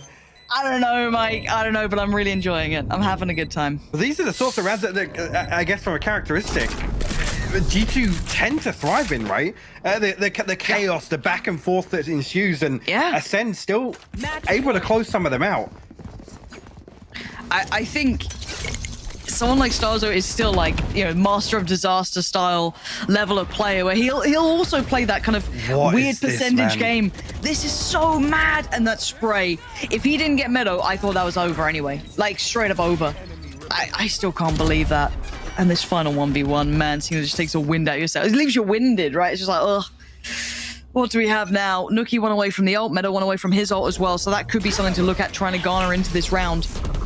On the other side, ult's getting burnt up. Vac one away from his, but the battle really coming down. Look at the setup here from Ascend, though. 4 people early on. CNED actually going to open things up. And the follow-up, Ascend making it hurt. They're getting so aggressive. There's that ult we're talking about. Meadow now just stunned, dazed and confused. Teleport's ready. Oh, CNED. Risk it for the biscuit. I double dare you. Holds his nerve. Holds the shot. And that lean back. Now that's not so subtle for Meadow. But where does he go now? Ascend started this with a 4-man stack towards B, by the way. Again, continuing with these early round protocols where they're clearing space. They're waiting. They're anticipating this contact on the other side. Now, they have the benefit of knowing G2 have to slow down. They're coming back in at 45 seconds, having to shift walk their way back to A main. G2 just had no comfort this half as well. Even in the rounds they've won, Ascend quite often have been rolling the dice. Much about we talked about G2 on the defense, but actually winning out in terms of some of these gambles. But it's gambling with a little bit of inside knowledge, right? They're playing that proactive defense. I don't mind it. So you take the space, you do the legwork that gives you a little bit more information. As it stands, though, we have a plan, and G2 will be pushing further forward. They need a couple of kills here. They need to be aggressive, that's as simple as it is. Yeah, they need to kind of stick this line. And Ascend should know that, right? Like, you know what your opponents need and what they want, and that's going to buy a little bit more space. They've got to capitalize, though, and it's not enough. I don't think it's enough at all, and neither does Link. Going to find 2 and leave Mixwell. The last man standing! He made such a good go of it. He tried his best, but try as you might, Ascend going to get the defuse, and that is going to be map 1 on Raps. Beautifully played as well. Like I said, just time and time again, Ascend were putting themselves in a position to just dampen, just take away some of the key components of the attack. And time again, I mean, I don't even know what the statistics were, but the first blood felt pretty even. So the fact that they still come out and actually win out with this sort of approach to their defensive half was quite surprising. That was... I mean, that was actually a really exciting game. And I think, if anything, it leaves me with more question marks, because it doesn't really highlight if G2 deserve to be 0-2 or if OG London United are actually just absolutely nuts. The Met game now gets thrown into question. But I don't know. This is great. This is why I love Valorant, right? So we now have Haven coming up next. We're going to waste no time. We're going to head to that break. And when we're back, the desk will be joining you to talk you through everything they just saw.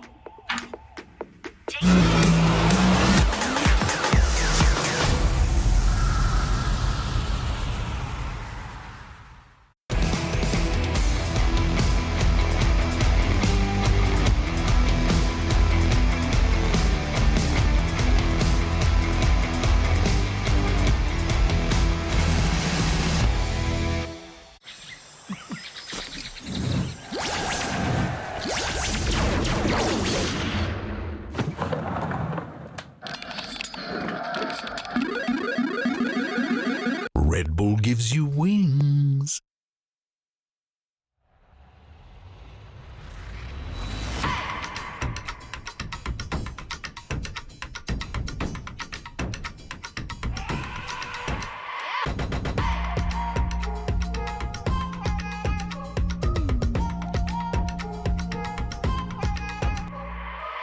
What you gonna do? Who you gonna be? What you came for? Are you gonna bleed? Do you know the game? You gonna take the pain? Make them say your name. Others have tried and they failed. When they got heat, they just bailed. Second place need not apply. Cause everybody knows, everybody loves a winner. Everybody loves a winner. Everybody loves a winner. Everybody loves a winner.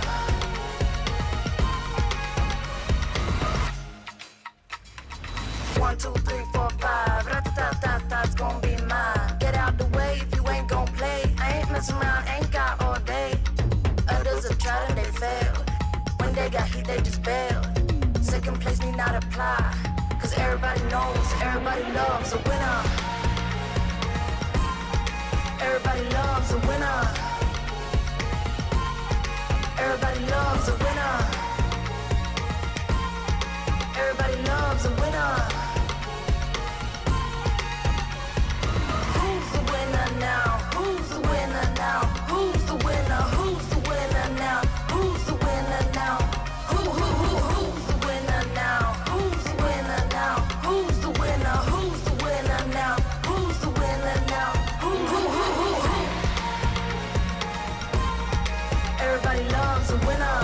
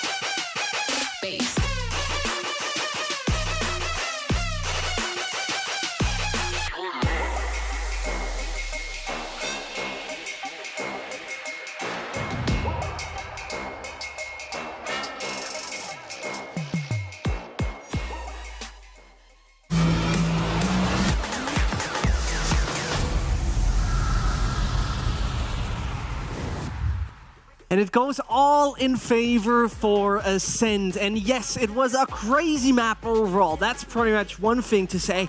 But most importantly, right, G2 in 2022 only pick up 1 win on Fracture. Ever since, everything seems lost. And to put it in very precise words here, Ender, it seems like also this Ascend, they seemed very lost, particularly in the second half. Oh yeah, it was real tough against Ascend. I mean, they only won a single rifle round versus Ascend. And while G2 was struggling to find themselves, I loved what we saw from Ascend. They were playing from almost the start of that second half very aggressively around Arcade with some set pieces, trying to put their Neon in a good position to either punish G2 right off the bat or look for early flanks. And what is interesting, something that we mentioned in the pre-show, the way that they play on Fracture with the Neon is very effective on defense, but when they try the same thing on attack, the timings are off. But on defense, they're really pristine. All of the retakes that they do with the Neon are always well timed, the stuns are perfectly planned, and they always have a trade coming up, which is very important because overall, on this map, Ascend won every single map that they had a trade in the first 3 seconds after losing a player. So they won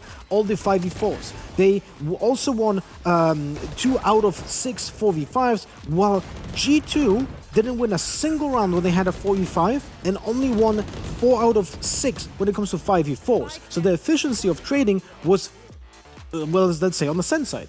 Yeah, absolutely. And I think we saw in their attack especially, like, so many times, like, Starzo would go out there. We saw just a second ago, like, it didn't work out. He got shot in the back of the head. This ult was a little bit perplexing, not hitting tower. So G2 did a very good job of shutting down a lot of these B hits. They were usually leaning a little bit more heavily towards that side on defense and did a really good job stopping the attacks. But when it came to A and Sand control, Ascend took over. Exactly. When we talk about the side switch there, and I personally believe, right, the first one totally balanced, right? First off, going here, going there. But it seemed to me, personally, G2 could not handle the aggression Ascend was giving them on the defender. Every time they were pushing any extremity, they had the information, and then they suffered massively. Yeah, and I think importantly, it wasn't just like Ascend bursting out and getting a bunch of kills right off the bat. There were a few rounds where that absolutely paid off for them, but in rounds where they pushed Arcade and there was nothing there, all of a sudden they were casually, you know, walking down into underpass, looking for B stairs if anything was going to be there. The common setup for them had a smoke down at the bottom of B stairs as well. So there was so much control over that side of the map that if G2 decided to go into A, they ended up getting stalled out in A main usually, and then there was going to be a quick flank too. So tons of pressure on both sides there. I mean, some of the rounds were decided by just players lurking in smokes as well, because Ascend was taking creatively the space that was given to them by the opponents, because sometimes the smokes were countered by their own defenders' smokes, and then there was the moment where Neon just pushes in, takes the space exactly in the perfect timing, and that showcases really great game sense from Ascend when it comes to position of the attackers,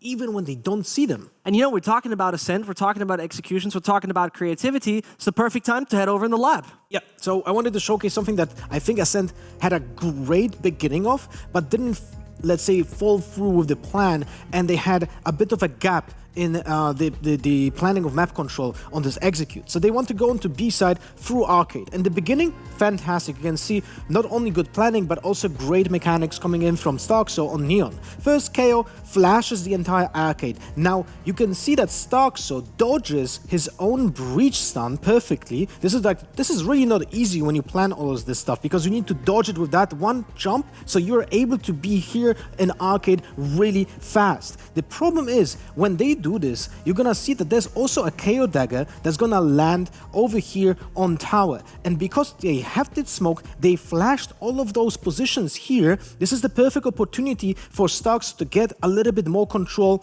over here at Arcade. But unfortunately, when they do the KO dagger is a little bit late, gives the info that there's no one in tower, but Starks is already checking underpass because no one took the aggressive stance or like semi-aggressive stance on long B. So there could have been one player that pushes in from long B into the underpass to stop the next step of the plan, which is the breach ultimate. So Zenit was a little bit too deep to just control, to not control the underpass. And because of that, they don't take the control of tower. They have no clue if someone repositioned back into the tower. And when the breach stun goes in, sorry, the breach ult goes in onto the side, all of that is focused on Chamber, who was on long, instead of taking the control of the tower. And that was the pivotal point of the round, because even though everything was planned really neatly, the lost control of tower did cost them the round. It absolutely did. In the moment, we were wondering, like, why didn't they just ult tower? Because that was just, like, such a clear position. But yeah, the early scouting from them, giving a false sense of security that absolutely ends up costing them the round. And you know what? We've been seeing this fracture going all well and dandy for the side of Ascend, right? But there's obviously a map number 2. And when we take a look at the map veto once more, we're going to figure out that this particular battlefield is called Haven here, Ender. And let's put it this way, it's not too long ago where we saw one team wonderfully succeed on this, and the other one absolutely suffer. Yeah, and I mean, talk about suffering. G2 getting bodied by OG. Could only put 5 rounds on the board, and we sort of highlighted their compositional shift coming into that map earlier today, rocking the Neon on Mixwell, so another Neon player for them, as well as the Killjoy for Meadow. And I didn't really get to talk about the Killjoy before, so might as well get a chance to do it now. I do think Killjoy has merit, even on a map where so many people are playing Breach and it's really hard to get value out of her ultimate. Her defensive hold, being able to scout out 2 different areas with an alarm bot and the turret to hold down both Garage and B main, for example, is really powerful, right? It prevents any sort of lurking that teams can find holes against the typical Sentinel Chamber defense, where you just smoke off the trip and it's very easy to walk in against you. The problem comes, I feel like, when G2 don't have a dedicated opper, right? Without a Jet or Chamber slot where you can hold down one side a little bit more aggressively with an op, it allows your opponents to take a lot of space and burst out against you very quick. Remember also that the Killjoys typically that we see right now playing on Haven against the Breach, they don't become creative with the ultimate. They just do it in the same space and they get like, well, I guess the Aftershock gets it, right? When there are other spots where you can place it and make it a little bit tougher for the Breach to Aftershock that. For example, retaking A side, why not put it on the stairs while going Haven when it's pretty much tougher to destroy it with the Aftershock? And also, one thing that I really like when you have a Killjoy in the composition is the Astra. The Astra lockdown combo with the Killjoy and the gravity protect wall. It, right, as a barrier? Not even that, but when you have like the gap in the, let's say, wine spot of Ascent, right? You can put the gravity well in that spot with the Nano Swarm or just grab them into the lockdown. You just need to find a moment to have that when the Breach is either using his Aftershock before or he's dead and there's no Aftershock. So I guess it's not that easy, but it can be effective. That's so gross. Oh, I'm getting chills just thinking about that. You know, when Lothar thinks in his lap about things, sometimes there comes some very interesting things you don't want to think about. But anyway, stepping away from that, the last time, though, we have to particularly talk about it because G2, we all saw that 2 days ago, right? But the last time Ascend played that versus FPX, this was an occurrence that we rarely see nowadays in 2022. It was a CNET show. And it was not a CNET show because he got 20 kills or something. No, the man finished an entire half with 500 ACS. My favorite stat, by the way, ACS. Yeah, it is something. Lothar, please, it is a good indicator. Look, if you have I'll admit, 500 ACS, that's something. You're doing something right. Yeah. But remember also that this was with the previous iteration of the roster. We don't know what we're going into here on Haven because we didn't see Ascend yet with the new players, right? And with the maybe change composition. They had 2 months to prepare this. It's kind of interesting because back in the day, right, it was Zeke playing the Breach, and giving a shout out to Yinzu, she did an interview with Link where he said, I didn't like to play Breach at all. It was not fun playing that in Prague, which could be an indicator that we see a major swap in that. As, you know, it seemed like a decent comp previously. We had the Fate, we had the Race. What would you like to see if we're talking about Ascent and actually taking out G2 from what we've seen 2 days ago? Well, I still think Breach is broken, so I want to get that locked in absolutely on both sides. Honestly, the more I watch Haven, the more I just want to see more teams incorporate the Fade Rays into what they can do. Again, the A-lobby control that you can work with is so powerful. I also want to see more players, especially in the chamber role, go for aggressive lurks on the attacking side, right? You can find timings like PaperX showed us at Masters just how easily almost you can walk into a site using a teammate to give you a cheap smoke. It doesn't matter if you have an Omen or an Astra setting up for you. If you've done good homework against your opponents, if you know where the trips are going to be set up, and again, that audio cue after it got changed is is very apparent once you get close to it. You can definitely set up those lurk timings. You can absolutely blow up a defensive half. That nerf was actually very significant. But this comes back to what you made, the point that you made about Killjoy. Yeah. Killjoy gives you that certainty that no one comes through, right? Because in a map that is as complicated as Heaven with the three spike sites, but also multiple entrances to those, you're not able to control everything, specifically if you don't take early control of the map while, let's say, pushing long C or long A. It raises the big question if G2 has a hotfix to what happened yesterday, because it seemed like nothing worked really. Look, hotfix for G2 is to not do always the same thing, which is just pushing with the neon and not caring about anything else, because I think that was their only plan. They had nothing else prepared, you know? And that was the biggest issue where they played as Haven the last time. I will say I still liked a lot of the ideas G2 had with the quick flanks. Whether it was in the mid-round with some mid-aggression, converting that into pushing down on a flank very quickly. There we go. Teams playing the Killjoy. Now, to add another layer to this Killjoy comp and what it means for the team, because again, no dedicated opper for G2, where CNED takes that slot over for Ascend.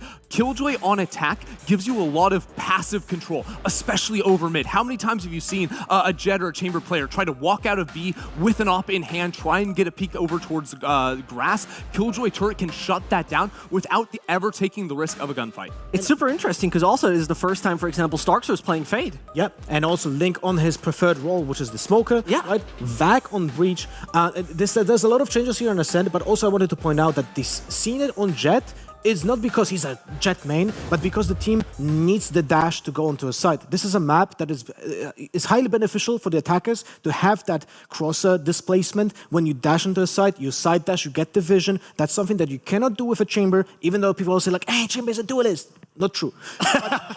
The Jet is needed here on maps like Haven and Ascent when you want to create the space. And you know what? It's going to be one exciting Haven. I'm telling you that right now. It's going to be one of the most exciting games of the day, for sure. So I recommend you to definitely stay here, because I can tell you Pansy and Hypoc will take us through this. I won't move.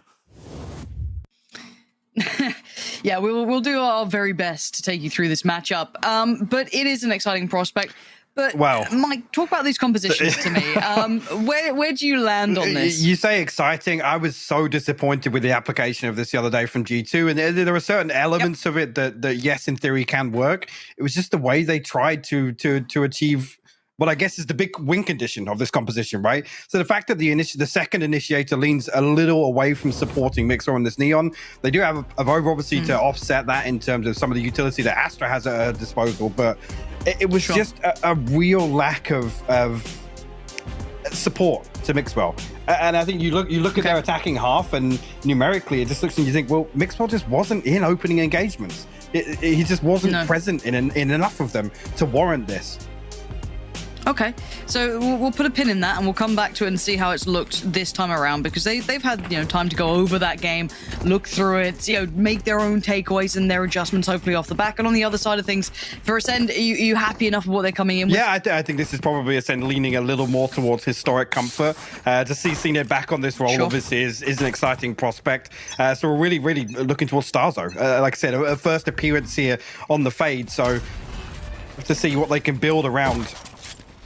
Initially, actually, look how quickly Ascend are looking to get straight through Garage here. There's a 4-man stack towards A for G2.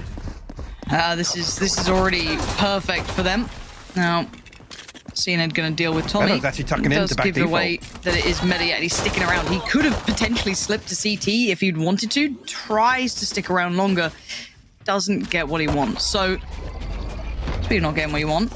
Plan not coming through just yet, but a dangerous plan. That's open to long, and they don't have anyone on long. Little bit dangerous there, but the timing window is shut. So G2 unable to punish the plant for now, but they at least get to kind of creep up on the site. Now, first contact, if anyone swings from sight, would either be that or CNED, potentially, with that frenzy still in hand. So, already going to be pushed out of position. He's not checked on. You're going to get checked on, surely. Still gets away with one, which is more than he should have had. And the wrap from Starzo is so good. He was waiting in Garage. Oh, this is so nice. Looking now back at the site, tricky to bring into effect with 3 bodies. Complementary angles for Ascend. and that's just perfect. I've got to say, though, Starzo there to me was such a nice kind of quality assurance, right? It's like, I was a bit worried about that plant. His timing to bring back through from garage, work his way to long. He was pretty much, the insurance policy. He basically backfills that flank, right? As soon as that pressure comes through, you can see here on the minimap of the timing when he's actually got himself back towards long. Initially, he's holding on to this flank coming through garage. Unfortunately, Nuki, it's kind of a 3-1 split from G2. Nuki has to play so deep in spawn that by the time this engagement actually comes through, he's almost played out of the round. Yeah. So, early utility. Prowler up long, setting up CNED, so he's going to be able to take that space. We can see where G2 are, though. They're not particularly playing the sites. Tommy's going to get the contact again. Currently CNED's biggest opponent. As it stands, though, G2 still trying to slip through here. Actually... And Monster should catch a glimpse of... Yeah, there we go. Catches the glimpse. Still very aware that, well, they've had no real pressure from either side, so there could be more to this, and there is. Monster gets outdone, so Mixwell gets to slide across. This is getting a little dangerous. Here we go, Meadow. Good damage. Actually... And the spike's left by Spawn. And 2 upgrades here. So Mixwell and Meadow both got themselves Spectres. Starzo still down on the Ghost. Needs CNED and Link to really come back and try and support here. Actually, Link... on the lurk, we'll find the first, and now just Meadow left to find. Oh, Meadow, how much can you do? Oh, the paranoia, man, and the tethering in as well. There's no getting out of that. Ascend do have to commit a lot to clear through that. That was actually quite dangerous. Thank God. Thank God they still come out with the 3 Spectres, honestly. The way that initially came through, Mixwell actually finding the opener with the classic here. Well done to at least force some of these repurchases. But that's also like good probing going forward, because again, Ascend found a lot of space then. Now, whether or not you can do that into full buy rounds or whatever you want, but that's a good indicator for Mixwell.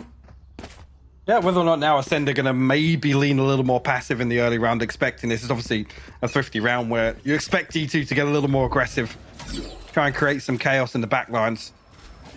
You come through, Ed. Oh, heavy emphasis towards mid. Rack actually only brings a classic into this. Didn't even get a pistol upgrade. Okay. And probably the correct read because of this money, and Nuki's done perfectly. Swats away CNED, and that's a lot of the punch gone from this round. This could be good for G2. You want to see it clean? Oh, dear. And that ain't clean at all. Fighting Hoodie as well. The HP sword. Oh, my God. Link. How is Link alive? How are you alive? I don't know. I genuinely don't. Nuki's got to be careful here. Nuki's read it so well. Starzo still being such a threat. Oh, the timing. Yeah, that's really good. Using the Prowler just to re-clear garage. You can see him considering just swinging it. Still goes in, tries to find the fight. Plenty of damage achieved, but that felt back and forth the whole way. Yeah, Mixwell just gets himself caught up in his own stun. Unfortunately punished for that. Luckily, the trade comes through. At that point, it could have spiraled out of control if they don't find this return kill. Yeah, interested to know. I mean, Vac actually getting it done with the classic in the end. A great work from Nuki as well. You see the fault line coming through. He actually gets caught inside that smoke. CNED desperate to try and close the distance there on B site. And that's when that pinch towards garage actually looks really uncomfortable if Nuki does lose out on that engagement. So now we see a good purchase for Ascend sitting in their hands, and on the other side, Spectres, Guardians, and 3 rifles. So it's still not the end of the world here. Mixwell, a lot of pressure towards garage early on, but this is building towards A. You can see all that KJ utility invested. And make this tricky. And they've noted the switch up here. See, it had been testing this site earlier on, so they should be a little more aware of this. Oh, Meadow tries to hold his nerve. This could be dangerous, though. He's kind of in between them. Now, the trade comes out. Link's going to deal with Meadow, but there's further problems on the side. The paranoia doesn't hit. Vova gets to keep his life for a second longer. Great trade from Nuki to fill that gap. Trade comes back in. A Monster. What an adjustment. Beautiful. Oh, that's stunning from Monster. That could have swung either way then, depending on those trades, but Monster keeps it safe. Flipping that one right back in their favor. A fantastic stun coming through once again. Nice little set piece actually here. The Nano Swarm landing just as that pressure comes through. Very well coordinated. And G2 typically, with these sorts of setups around the Astra and the Killjoy utility, usually good at slowing down some of these hits. The CNED able to navigate his way through, threads the needle. Spike down A. Beautiful clear up here. You can see the stun come. Actually, I think it's Mixwell actually catching that stun. I thought that was Vax's Vault line, but it was used earlier on in the round. Bring them down. Okay. Clear towards sewer. Double stack towards long. There. Both Prowlers invested to try and clear this A side. Now, G2, I quite like they're trying to aggress in the space between, right? So it's just been cleared. Now, obviously, you'll imagine they'll show diligence here because there is the possibility of this. But Hoodie's got maybe a edge being baited in here. Yeah, double swing. Lovely. Really well done. Good mentality from Ascend to not just, the Prowler's cleared it. Should be fine. No, still being very smart about this in Meadow. That utility pour is rough. Can't make much of this. Clean from Ascend. Really, really clean. Mixwell and Avova. Well, Mixwell's flying up long as we speak, but it is with a shorty, so no one really within range just yet. Maybe could punish Link. Maybe not. We've seen it there. And Avova unable to achieve it. So 4 still standing for Ascend. They're looking sharp here. Another round where they're happy to stack up, knowing that there is the threat of G2 on a thrifty round. Just able to clear their way through. I'm curious really here where we do see G2 maybe try and lean around Mixwell more. We did see early on, actually it's one of the criticisms early on in the previous appearance on Haven where they were a little overzealous. There was an attempt to get Mixwell proactive, get him a little deeper towards the back line, but we haven't really seen any hints of that yet. I mean, the previous round we had to force up into a Guardian. Want to excuse, but we haven't seen it just yet. And now seeing him solo hold on to Garage, I don't think we're going to see it once again. No. Prowler dealt with, but indicative of early presence. And Starso's just bodied Nookie. Actually takes pretty much a solo fight on it too. No one else was there for a trade, so that's the perfect beginning. So all these early close angles have now been cleared, right? Brilliant of those Prowlers to utilize them in that way. Gives Ascend so you get more confidence steps forward. Shouldn't leave the spike. There it is. But now they have to try and clear towards the site. Oh, and they've got the Nightfall as well. Yeah, this is beautiful work. This is nice from Starzo. And maybe this is how it denies it. Mixwell catching all of that utility, has to fall away from it. But Ascend now get kind of cut in pieces, right? They haven't had that perfect beginning and of over on the double dip towards middle. This ain't bad at all. Yeah, the lockdown comes in, but they've lost so much space. This has to be from Cena. They've got to know there's another. They've got to know that Avova was around here. And the divide goes up as well. Oh, he gets a 1v1. Oh, I thought he could maybe had that too. How has this come to a 2v2 though? Link's actually able to retrieve the spike, TP across the A site, gets himself a clean plant. CNET down to 17 HP. See now, actually, as G2 is split, there's an opportunity for Ascend to actually take a numbers advantage here. Okay, so they've one-way smoke towards CT. They've checked towards Heaven, no one nearby. So it's where do Ascend sit in these post plants? One towards Hell, one towards Sight, I guess. Kind of, they can both, it depends on the timing here, right? Like they can both swing potentially towards long. And Cena's timing's gonna be, he's lost it. Oh, no, what? He gets a second go at that, but no, Meadow takes his life. And now Link finds one. The drop down's already come in. He's on the ground. Hoodie now boots on the ground. Sent out of this round. Link, again, I can't stress enough what a rock this guy is being for Ascend throughout these games we've seen so far. Beautiful cleanup.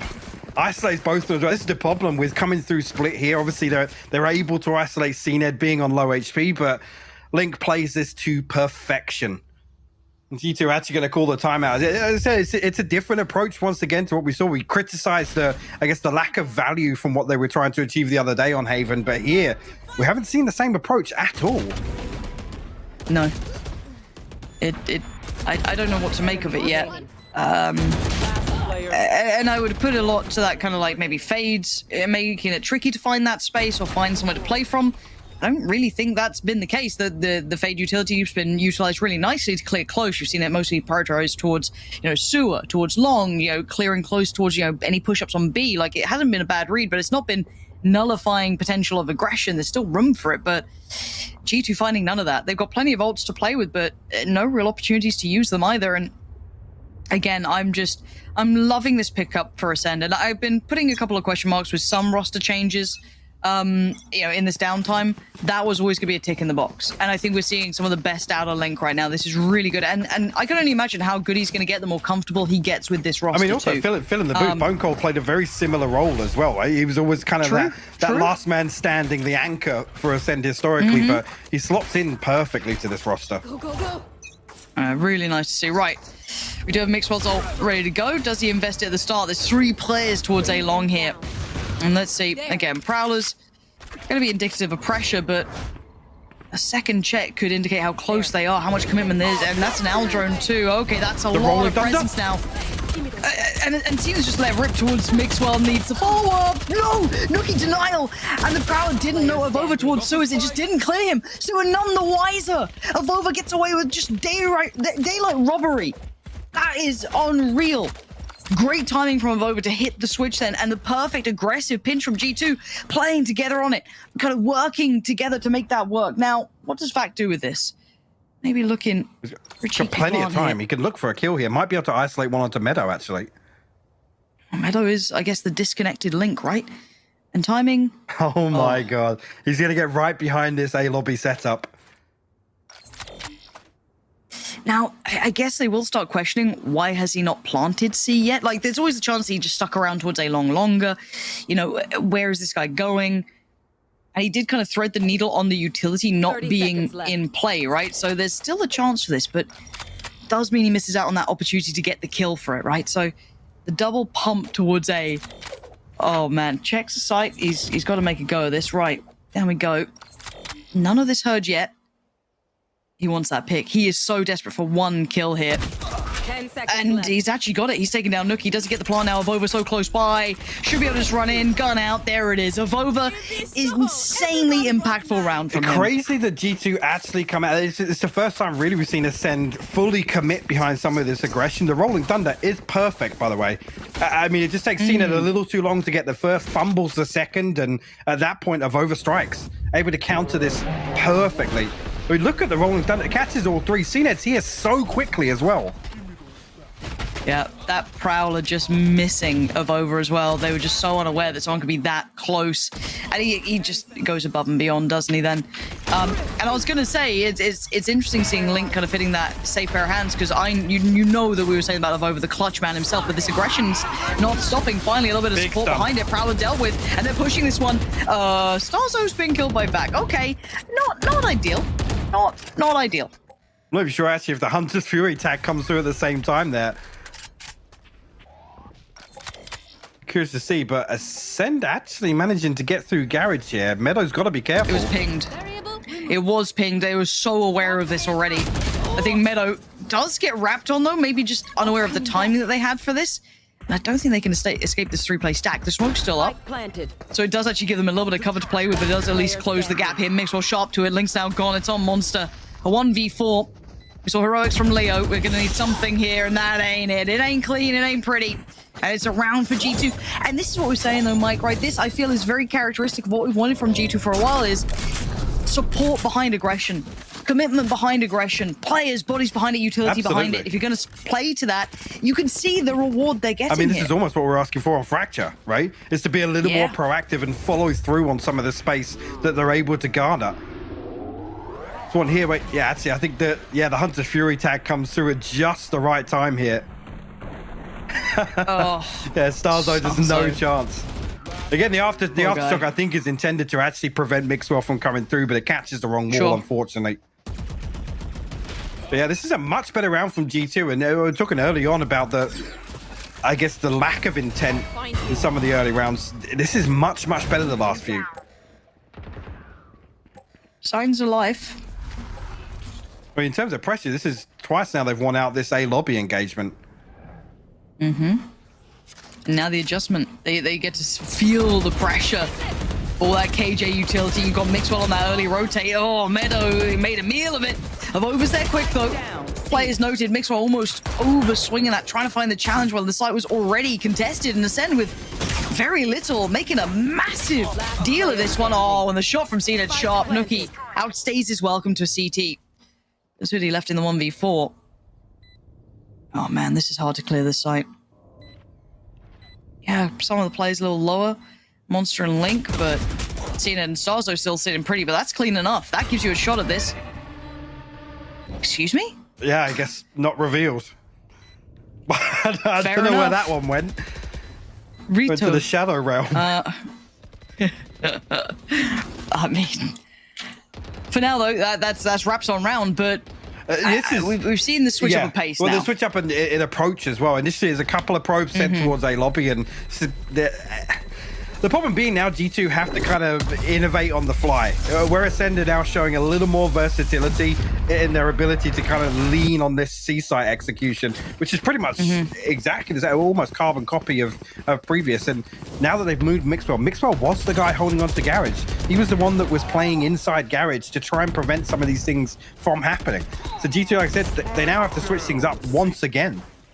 Almost learning Ascend's approach to the other side of the map. And whilst they might have figured out a way to kind of consistently win out this A lobby, but it's 6-3 now. We're in round 10, and they're being forced. And actually, here's the adjustment. There's 2 players now inside Garage. And have Ascend already considered this? This is now the mental game. This is purely those mind games between the other teams. Okay, Mixwell steps on Monster and Vac. They're so prepared for this, and now there's actually further pressure coming down from B as well. CNED gets out of danger, but he spots 2 on the way. Support could be called for there.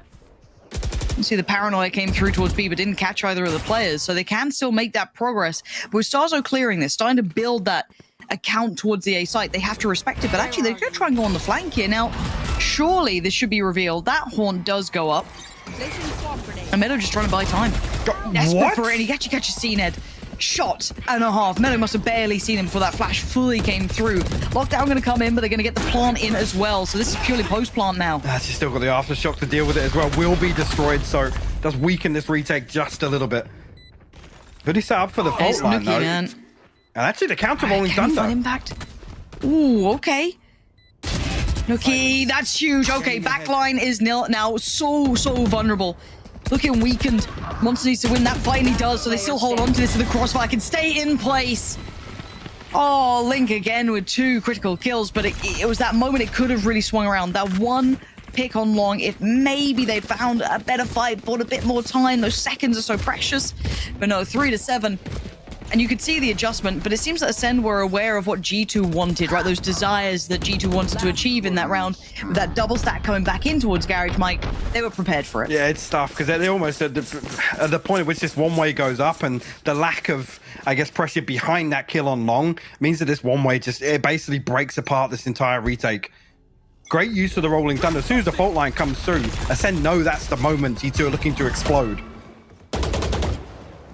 Also, actually, this time around, the smoke goes up in window. Oof. Actually does catch CNED.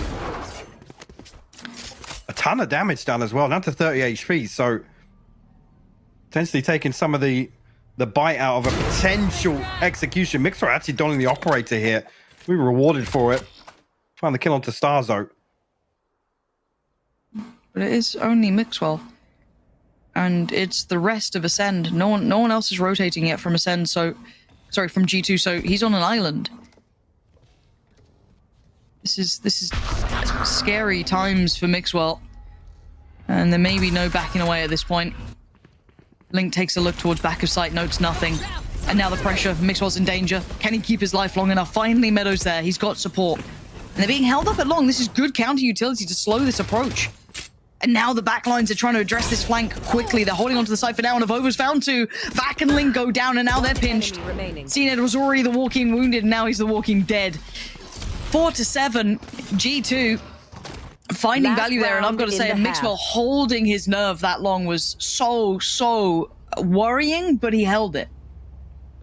Let's just see if Ascend have another look here, because they resorted back towards attempting to take this A lobby control. It's another adjustment from G2 that kind of catches them off guard.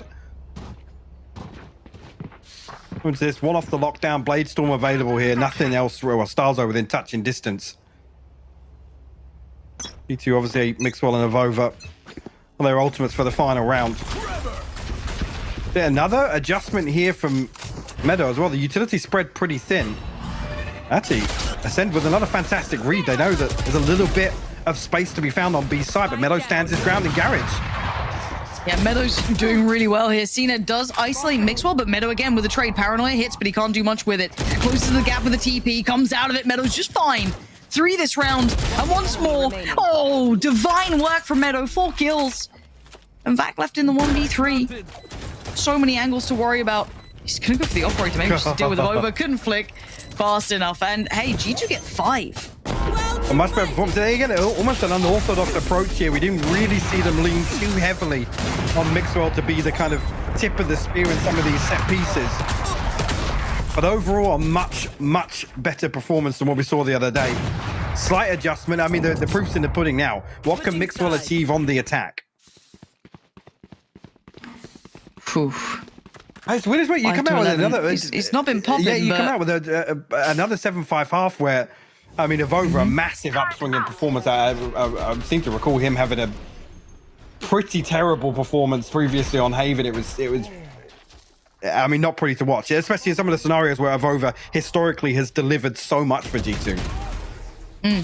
Oh no, I like the thing is for some time I think Avova was one of the most underrated players there were. Genuinely, like the guy had so much clutch, potential coming in. He was one of like the greats out there, I think, who didn't get the credit they deserved at the time. But now he's kind of showing a little bit more of that. But 5-7, Mike, we're going back in on the half here, and you're right. It's eyes towards Mixwell. On that Neon, this is the side you're meant to thrive on. Now, Prowler will be indicative of presence towards A, but it's not going to give away everything, and it is only Starzo holding on to this A site. Well, the fault line set up here, but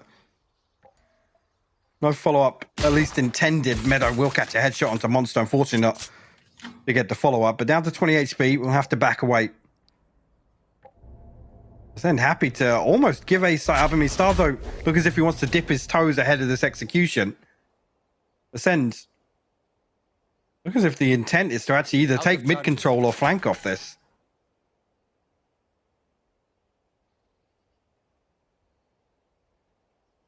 Very slow approach here from G2. And away we go. There's everything to set into motion. The site's completely free. It's full retake. Lots of utility though. With Ascend giving this up, there's so much utility at their disposal in this retake. See the reveal set up, the fault line set up here. The explosion probably going to come through from heaven. Yeah, waiting for that now to come in. On site for G2. There's a horn going through, and Hoodie's still going to find CNET on the drop down though. Takes him away just as he tried to get towards the site. That post plant, how is that so effective? I mean, giving the site up for free allows them to make this plant under heaven, and actually there's no emphasis on holding on to site. All they've got to do is potentially outlive some of these smokes. Unfortunately, actually, I think the only smoke available for Link is positioned here on short. It's a cloud burst from CNET to try and break line of sight. The G2 happy to just sit and play distance on this, negating all of that util that Ascend did have at their disposal. We actually might get good look G2 today. Here it is. I mean, so the first round and the second half. I can't read into it too much. CNET posted on it.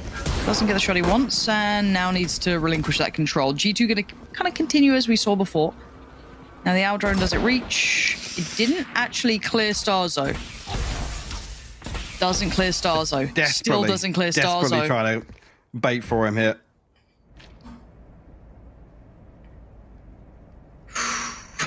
You've put, what, 3 individual pieces of utility just to try and clear this area, and there's still a chance he's there. Prowler's notoriously bad at clearing those corners. The cone of vision seems very much right in front, so they seem aware that there is someone still around. But G2 have committed fully to this. Oh no. The alarm bot comes through. The diligence still on the side of G2.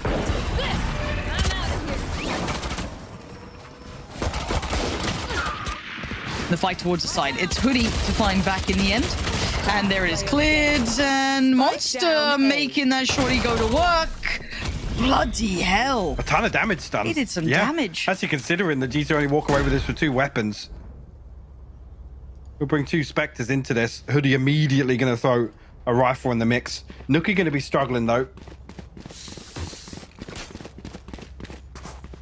Hey, could actually get a little off-kilter here in terms of the purchase.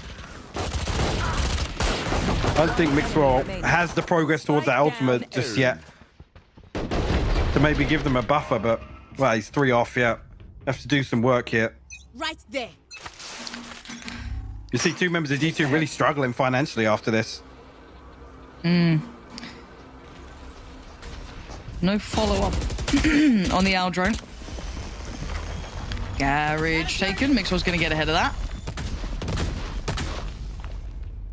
Here. Got to be aware on the timing and the temptation, I'm sure, for Monster to just spray through that and just see if it can. Oh, he's caught a glimpse. Does he jump down? No, he's going to actually hold on this. He's going to have faith on the boys on the side, and the trade's actually pretty good for G2 to go toe-to-toe. Until then, Monster and Link just playing their life perfectly. Now, they do get to keep 3. They was trying to juggle the rifle back to trade up that Guardian.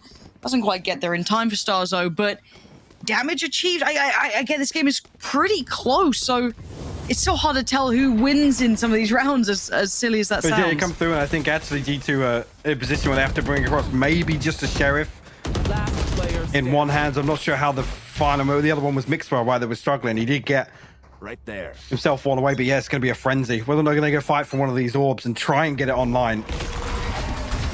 Mixwell trying to get ahead of this utility, and this is one of the things we identified they needed to do. Oh. And that Prowler's just, you know, beelining towards him. Still alive? He should be dead. How is he living? You can see all the assists, all that utility just tarnishing the crown that he wears. And now he can see Avova trying to take that space on the other side of the map. But the swing comes out from Monster. They're all too aware of this. And Monster's going to try and play this safe, though. He can't do it all alone. The spot's on the way, but they're all coming from the same place as well. This is difficult. Avova could be nasty with this, man. I need a clocking vision. Do they get the timing right? There's 3 players around this corner. Meadow. Oh, the flash is good. And the punish off the back. Oh, Vova and Meadow just decimate Ascend. They read that rotate so well. They all got caught towards CT, Mike. There was nowhere to run. Beautiful pinch set up by G2. Now CNED finds himself at a 1v4. Can he get this done? Be for G2 to tie things up. First one here is Meadow, and won't even make it past it. We'll close out a beautiful adjustment here. After initially it looked like G2 seemingly gave up on the early round. They just left Mixwell. They were always like, well, yeah, you're as good as dead. I said he was almost out-survived when he should have. I don't know how he was living there, man. But yeah, this pinch. And the timing's so good. Obviously, like, when we have, you know, the mini-map, we have X-ray, we get to see everything, right? They don't know that. They're just trying to, you know, make the best guess possible. What's that? And to get the timing so right, and the reason so the timing is so good is actually Ascend have the perfect read on this. The reposition is perfect to come back and actually not feeling any pressure behind Mixwell towards A lobby. They know that they have the time and space to achieve that. The credit where credit's due. G2 so again formulating that on the fly as well. That was genuinely really nice. So now the money's been somewhat slowed down by Ascend. We're at 8-8. This is their timeout to call in. And I feel like we're starting to see G2 get a grip on this game, right? Like, they've just kind of brought it back all even, but it does feel as though they have been really hands-on now since this half started. A big difference maker today is Avova. It's not often you just talk about numbers alone, but in terms of the impact here, it was borderline absent from, you know, 80% of the appearance on Haven the other day. Here, he's actually the driving force for G2 in some of these rounds. Yeah, and I also want to highlight Meadow a little bit there, because he was on the other half being, you know, trying to just keep as much safe as possible. Here, he's been such a threat for Ascend. It's actually been very, very impressive to watch. Kind of the coming together here of G2. Now, look at this pace change already. Straight off the back of the timeout, I think this is a classic, like, okay, Ascend hit the brakes. They might get aggressive. Let's kind of just offset the pace a bit here. Let's just make sure we, you know, keep in mind of if they're up to anything. And it will be like a weird buy. It can be those sheriffs. It could be odds and ends. And it's a marshal, a sheriff, and the Bulldog noted early on as well the fact that Monster has to deal with the turret. Well, G2 are kind of left guessing here, but CNED hasn't shown his face just yet. Looks as if Ascend gonna get a little proactive here. A 4-man walk through mid. G2 are waiting for this, technically, but does that timing close on them? That window of chance. Oh no, Nuki's gone down. There could have been a follow-up, but there's the follow-up. Monster comes alive, takes down Mixwell. The overwhelm towards Hoodie. Back's got him, and you're right, but that's Meadow again. There's that impact that we're talking about. Him and Avova have been keeping G2 afloat with these sort of kills. What a beautiful transfer there from Meadow. Again, Ascend almost just second-guessing themselves. They find everything outside that A-lobby flank and almost actually catching Mixwell. If they catch Mixwell ahead of Nuki here, it almost feels like that's the better outcome for G2. The fact that they're actually in a position to try and recover this. Hoodie does so well to even find the first here, but Look at this adjustment. Meadow reads the situation perfectly. That puts G2 one round ahead. Somehow, some way. Yeah. There. Gotta go. Signs of life within this squad. Mixwell gonna put himself first. Dive in towards the side. Wall goes up and they're held back. Deep smokes towards CT and Garage as well. And you can see that they're investing utility under that assessment, under that assumption. But there's the fight back on the side. They re-aggress. They take the space back. Monster again gonna take down Meadow, his opposite number. Bit of a tag from the ult, but not enough to do too much damage. It's Hoodie to find Monster. So this 4v4 rests after all that burst, all that aggression that comes in. We've kind of got the start of a normal round. G2 actually look as if they want to wait this out. Try and re-hit themselves onto C. Now, Ascend have actually committed one extra towards Starzo. Conscious now that Monster has fallen this utility on B. Obviously disabled from that, but no lurkers come through. And Link, he's going to be in a really tough spot. He's got his smoke coming back up now. With this Cosmic Divide, should know exactly what the deal is. I call this guy the safe pair of hands. I feel he's always good for at least one. Make them work for this. How much can one man do, though? Link's still standing, and he's found a way out of sight. He's navigated around this. They've got to be aware that he was here, though, right? The smoke went up at perfect timing. He's got to know that something's up. And they're looking for him, and he's being given nothing. Spikes now down. There's the first contact. Finds Mixwell. Still good for one. Still makes something of this. But look at what they're left with. Back in Starzo, the position swung on, got greedy, wanted to get that extra piece of utility invested. They found that timing window, and back finds ahead of Avova. Oh, and there it is. Okay, Nookie. Not clean, but you take them. You take them. That divide, again, helped them so much towards the side. I was a bit worried that Link might have actually found a second there. Yeah, you'd almost think, actually, Link faced with the opportunity of trying to find something through that smoke and then having the security of that Cosmic Divide, but Starzo just getting caught up a little bit in his utility, as you said, and punished for it. I can't even blame him for trying, but you know, it's like for G2, they're like, oh yeah, lovely. There's a second I can swing now. So it happens, but it's kept the money humble for Ascend. Like, look at what they're left with. Not an awful lot to work with. Monsters here so early, though. Avova seems aware. Yeah. A heads-up play from Avova. So this guy is having today. So big series. Sharp today. Really nice. Finding some of that historic form once again for G2. Seeing it actually gets himself up towards Sandbag. All 5 members of G2 staring him down on the other side. Actually does avoid, he avoids the fault line though. Upgrade. Oh, nice try from Cnead there. If he'd managed to maybe get out the rifle or something, I could have seen some room to that. But now with the lockdown coming in, perfect read from Meadow. Look at this heads-up play between Meadow and Avova. There's no gaps to be found. They are doing so well at that. And I'm glad you mentioned Avova's historic performance, and especially on this map. He always made for a name for himself here. Link vulnerable, but not dead yet. There it is. Meadow, not gonna let it go too far. Yeah, again, for me, Avova on Haven was always one of those that I could watch endlessly. It was just beautiful to witness. Some of his most iconic moments. Always. Yeah, genuinely. Yeah, and it's not just been on Astra. It's been on a couple of Omen back in the day. His ability to just be a problem. I used to love watching it, so it's great to see glimpses of that. And there's a reason these two teams are touted as those, the titans, right? The old gods of maybe, long gone now, not in the form that they once were, but you see glimmers of it now and then. When it hits so hard. It's, as I said, Avova and Meadow in this game mirroring each other, 22 kills each. A massive step up in performance. I mean, actually, previously, Meadow was one of the few positives to take away from Haven in terms of his, I guess, the numbers performance at least. But this is a massive uptick from Avova. And I got to say, it's G2 kind of leaning back at, yes, coming out with his composition again, but playing away from where they failed previously. They're not pinning an awful lot on just sending Mixwell in and finding these open engagements. A much slower burn here in terms of the approach, particularly on the attacking side.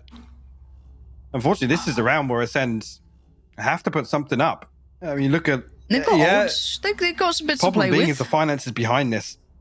It's almost got to be clean here. Dreary. If G2 find the 12th. It's very worrying. Man. Oh, what a big timeout. And this is this kind of beckons in, right? Every time, if you're new to watching Valorant, you're like, why do they always kind of change pace after a timeout? Because it just throws anything they potentially come up with to deal with those traditional rounds into the bin, right? So it's like, if G2 just go, screw it, let's just go for a mad B hit. Let's just run them down somewhere. Because they've been playing this very like heads up, very cerebral game where Avova and Meadow catch him. And speaking of that, I'm seeing the potential of this flash for the swing towards mid, and Mixwell's going to take space. Now, it's not like Ascend aren't here, but Mixwell wants straight towards the link, and the Vac, man, they tailor-made that to tee up Mixwell to punish Vac, basically, to get that pressure towards the A link. But Meadow finding CNED as well. It's back all even, and this is madness. This is a real pandemonium-based round. Starzo with the aggress down a sewer, but Meadow is there, and Meadow is always good for these frags right now. Vac left on no HP. Link and Monster still standing. And Avova's probably got the read, of course he does. Look, these guys are playing like perfect Valorant, Mike. Just these two. Like, the rest of G2 are fine, but watch them play. They have such a good read on the game. Yes. Is Vac maybe the problem? No, Avova's already considering. He's already allowed that cross to come in, but look at this backfill. The timing. Avova goes and checks on it, but with 5 HP, Vac succeeds. Actually, Meadow comes through and finds both kills, Lauren.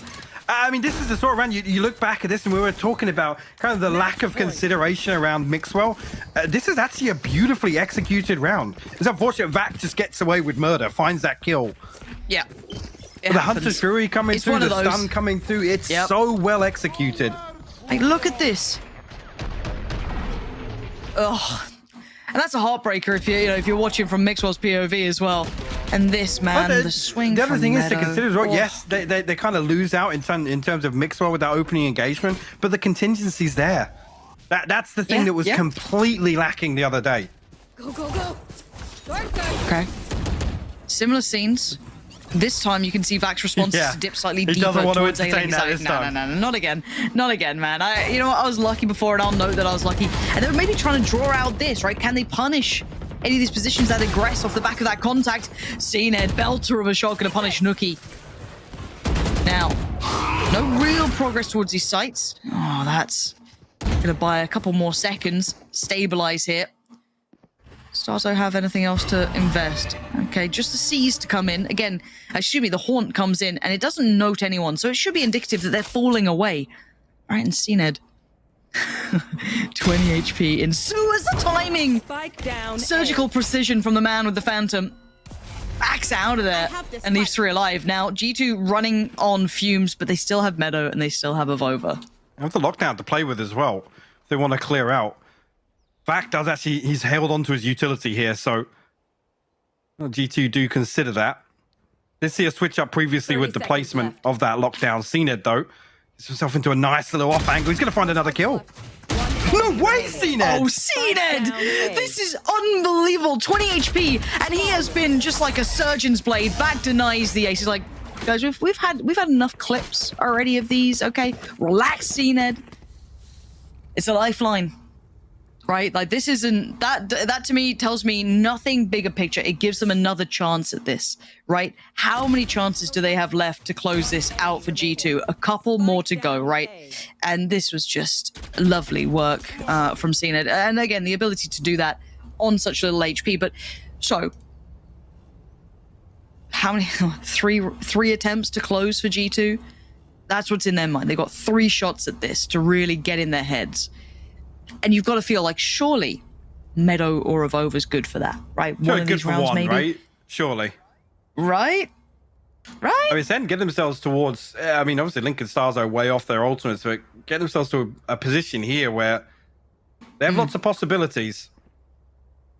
What do they do with it? On the flip side, still that Cosmic Divide, alongside the lockdown as well, G2, whether or not they're going to bank this up and potentially, I mean, they still have a purchase in hand as well. This is a real crossroads, actually.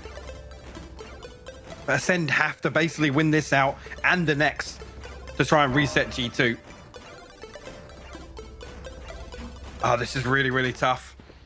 G2 have been in the driving seat whether or not they're going to try and command this early round once again. That's where the pressures come from. Yep, you're right. Let's... Deep breaths, 10 seconds ago, underway again. And, I mean, Starzo opting for the judge. Like, he's got 2.6 in the bank, committing to this now. And this set piece, is there commitment behind it? They're going to swing on long with this. Okay, Prowler goes in, Haunts there. Notes Mixwell, but that's, again, they don't know it's Mixwell, noting a player. Aldrone comes in, but that's through Sewer, so that's at least 2 you can somewhat bank on. Still aware that a player's dedicated, and on the 3rd try of utility invested, CNED commits behind it. Now, on the other side of the map, the other side of the world, by all accounts, you've still got a little bit of an attempt being made, right? Meadow trying to draw players into rotation. CNED's not buying this. He's still just standing tall on this. He's got Vac by his side, so he's not alone. He's not worried about long. And G2 trying to find options. Avova tempted to try and dip through middle. There's the ult coming in. Vac can deny this. Maybe. Well, no, you can't. Actually, no, you can't, yeah. So we're talking about this. Oh, they got to this respect it adjustment now. of the placement. Oh, and that's caught CNED. He's stunned up. Wait, Starzo's filling the gap. They haven't been able to springboard off the back towards the side. This could be so dangerous. Yeah, a flying Starzo's very dangerous.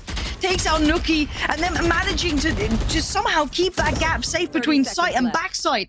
Link catches the backline lurk. Avova's not going to have the impact he wants. CNED pushes in. They want this one done, and they get it done. It's 10. So, Mike, where was that taking of the space that they worked so hard for, right? They put all that utility in. They put, the divide coming up, the lockdown, and then they didn't take the space towards the side. They're What just happened? a little off pace with actually following up on the fault line. The fault line's perfect as well to actually catch the right side of where that lockdown is missing. I said just a little off pace. And CNED, another round where he's just looking so precise. The opener onto Mixwell as well. Link does, honestly, God's work to find Avova in this lurk. That's such an important kill to make sure that they can still consider that, because ultimately the other 2 members of G2 are going to wait that out. They're going to wait for Avova to find a pressure point. Oh my gosh, this is coming down. Well, this is the one though. You look at the money now. Like I said, Ascend win out the next 2. They have a chance to reset G2. Okay, so they're going for that pinch towards A-Link again. Similar scenes, we've seen it before. The rolling thunder.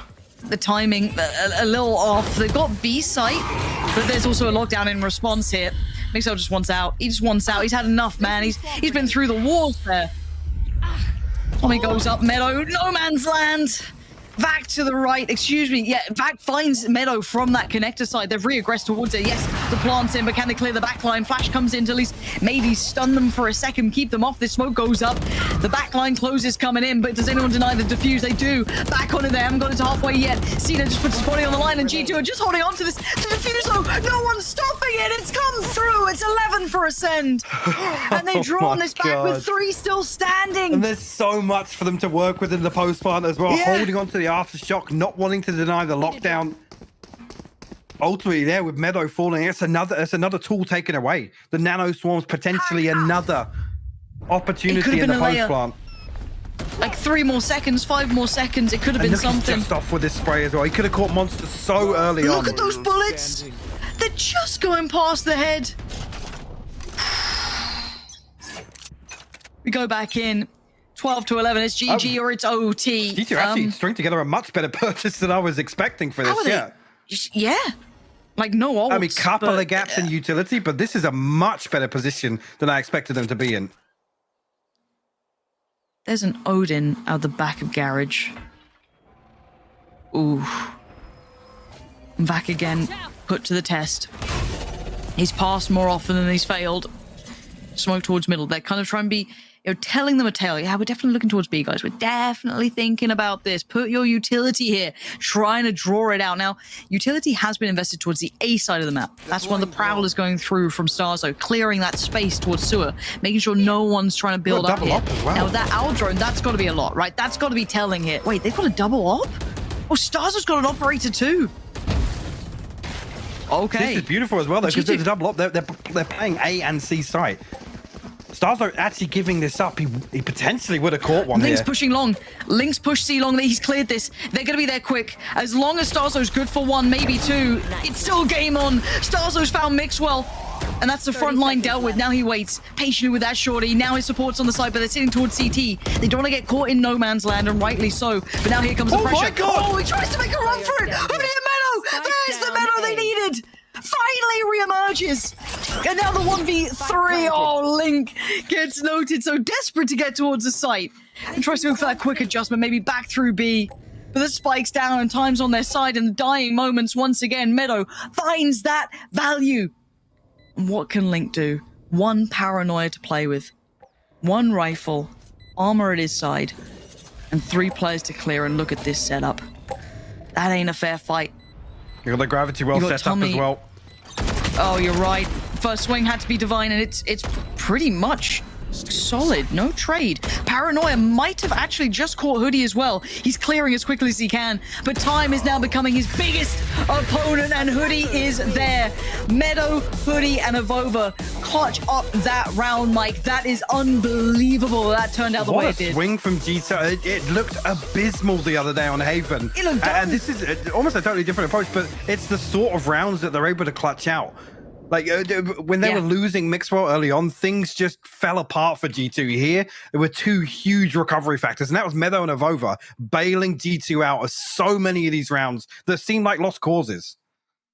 It was, what a treat to watch. What an absolute treat. And speaking of treats, we got Bind coming up. This is going the distance. And we were kind of talking before this, saying, look, if G2 really wanted to shout, it's got to get to that 3rd map. But how do they get there? Well, this is how. This is how they've done it. They've got the 3rd map unlocked, but Bind is certainly not a particularly bad map for Ascend either. So guys, do stay tuned. This is going to be an absolute heater of a game.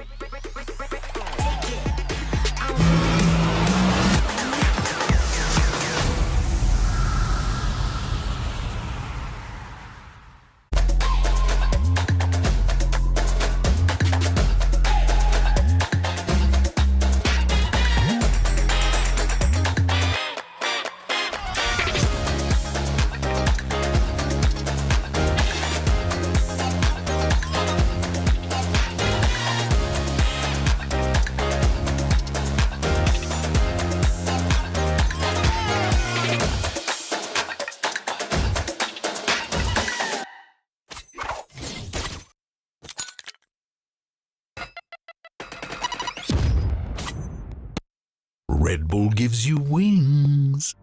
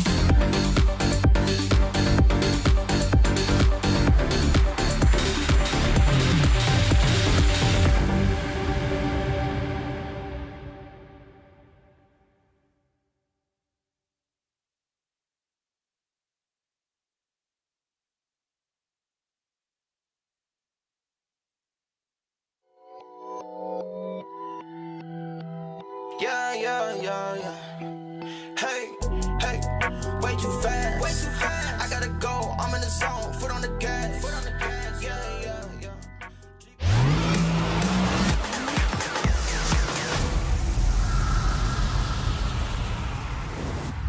G2 is saving them barely, just barely, with a 13-11 win over there on Haven. And honestly, it didn't always look like that. It looked a little crazy, a little shaky, and most definitely there were a lot of plays that we need to discuss, Ender. But first of all, how is your heart rate looking like after such a game? Well, and not mine, really. It's more to do with like Carlos and watching his team almost throw that game at the very end. Ascend looked like for just a second they were going to be able to come back and do it. But G2 throughout, right up until those last 3 rounds, looked very comfortable on the map. The way they were able to control space with the Killjoy early on their attacking side and much later as well. I feel like, you know, even though it looked convincingly from G2, I feel like it looked only convincing because of some heroic plays and really nice utility usage by just 2 players. And that's the Killjoy and the Astra. They just controlled the space so well, and Meadow was just not maybe clutching, but just getting multi-kills in so many situations. Avova single-handedly turned 1/2 into G2's favor as well, just because of 1 smoke. It was just nicely done. But in general, there were huge gaps in the G2's plans. Yeah, you know, it seemed like you just had a moment there where Meadow was able to steal a round back that G2 was almost certainly going to lose. G2 a couple times on attack tried to go for this like rush in towards A-Link with the neon wall, and then they tried to buy a judge and make it work. Then they're ulting themselves with the breach. Like that play they kept trying to replicate, and it never quite worked for them. It felt a little bit similar to yesterday, where they also had those plays down C long on defense where they just kept trying to run them back or slight variations, and it wasn't coming together. It was quite cool, though, when we're talking about those 2 players right here, right? You mentioned the Astra, you mentioned the Killjoy, and both of those lads obviously have names, right? There's nobody else than Meadow and Avova. And I gotta say one thing, Lothar. On the top of the scoreboard, I've been missing them for a while, but what they've been doing on Haven was exceptional. I mean, those are some really big heroics. Like, if you just look at the damage per round, I'm not a big fan of ACS, but damage per round is a very clear indicator of what is happening in the game. When Meadow's able to kill 1 person per round and also deal 1 Vandal bullet additionally on top of that, and the same goes for Avova, that is just huge. That is game-changing if the other players are not inting too much. Yeah, the stat I want to see is rounds won single-handedly, because I'm pretty sure Meadow had at least 4 or 5. Avova didn't have quite as many like huge pop-off rounds, had a couple. Mostly it was just always getting 1 or 2 in the round, very consistent round to round to round, that was able to give a good groundwork to G2, even though sometimes when they were trying to kick off a round, they were falling early. Yeah, but also, let's talk a little bit about Ascent, because I was praising them in the previous map for a really good trading system that they had prepared for the previous round, for the previous map. In this map, they had 16 first bloods. 16, and only 7 were on the side of G2, right? 23 rounds. But they were not able to convert those first bloods into an actual advantage. And out of 13 rounds that they had, if I'm checking my notes here, 8 were only won. In the like span of 5 seconds after getting the initial first blood. So that is actually really disappointing to see from Ascent side here. The good part is we can still talk about positives, right? And talking about positives, I heard Euro Lab has something ready that is looking quite decently how to break things down over the Ascent side. Positive, maybe not. But let's see the... Depends on the side. Let's see the good, the bad, and the ugly from G2 at the same time, okay? So first, I think this round was the most important round for G2. This is the moment to shine for Avova. And there's like a very interesting moment because first, let's look at the minimap, how the players from G2 are all concentrated into the A lobby. You can see that this is also the eco round, the Thrifty coming in from G2, only 2 Spectres and essentially just pistols on top of that, right? And they have the ability to fight because they just got concentrated in that A lobby, and typically the other team should probably just go, nah, let's go back. But instead, Ascent decides to breach ult this entire position. Now I want to bring to your attention here this star in a lobby, because this star is meant to be used on contact by the players who are standing in the A lobby. So when they have the contact, someone is gonna stand here on this spot. This is where Avova uses his gravity well or the stun, and they just get the easy kills. But instead, Avova in this split moment, in the split-second decision, he doesn't use it for a stun or a gravity well. Instead, he uses this star for a smoke, as you can see here. And this is not a smoke that a defender would typically use. So he understands that the perception of the round changed, and now he has to stop the potential push after that breach ult. And because of that, he plays around it perfectly and gets a triple kill. Look at the position, how he plays around his own smoke, because he isolates the angles, and he's able to get 3 kills. And he changes the outcome of the entire round. Not only that, he brings a win to his team when they were on a lower buy, and because of that, they are able to just kind of snowball in the future rounds. But the ugly now, this is the round that Ender actually mentioned already. This is a round where Mixwell goes for the judge, even though they had cash to buy him a real gun. So there's a plan, right? I thought they're going into double dose, but instead they're going onto the B side, and they go into the A link with the Mixwell push. But after the wall, after the neon fast lane, he gets stunned by his own breach ultimate, and then because of that he cannot take the position because he's afraid, so he's going back and wants to avoid the Killjoy lockdown, and the plan gets ruined because now Mixwell is stuck in the corner cubby in front of B main right here with a judge, and essentially one player is just available less for the post plant. Yeah, and you even saw in that too a bit of a change up in the Killjoy setup, because that was the second or maybe even third time in that half that G2 had run that A-Link push, and the Killjoy setup was Molly right down in the middle. The turret was put over towards the right side of site, so Mixwell, as he's running in, actually got shredded by that Molotov, went down to 60 HP and stopped the hit. That just absolutely stings. Gentlemen, we have to step away from this map, right? We have to accept that this was a little weird one. But when we move over and when we take a look at our map picks again, we're going to see we end up on Binds. Map number 3. This one is going to decide who is about to survive and who's about to get absolutely eliminated and not to be seen in VCT this year anymore. That also gonna sting. First team to drop out here, and moving over to Bind, like this is a map that we haven't seen G2 play at this tournament. Last time they were rocking up against Fnatic.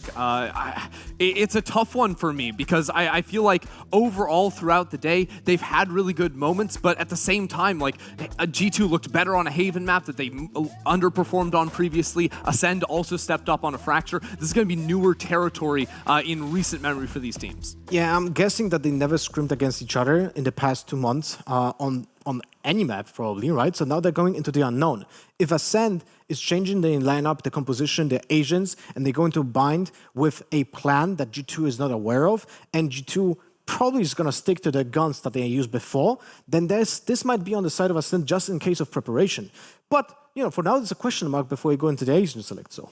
The thing is, right, they have met in week 4, and in week 4, they already played against each other. It was at 11-13, 13-11, which way you want to put it, for Ascent, right?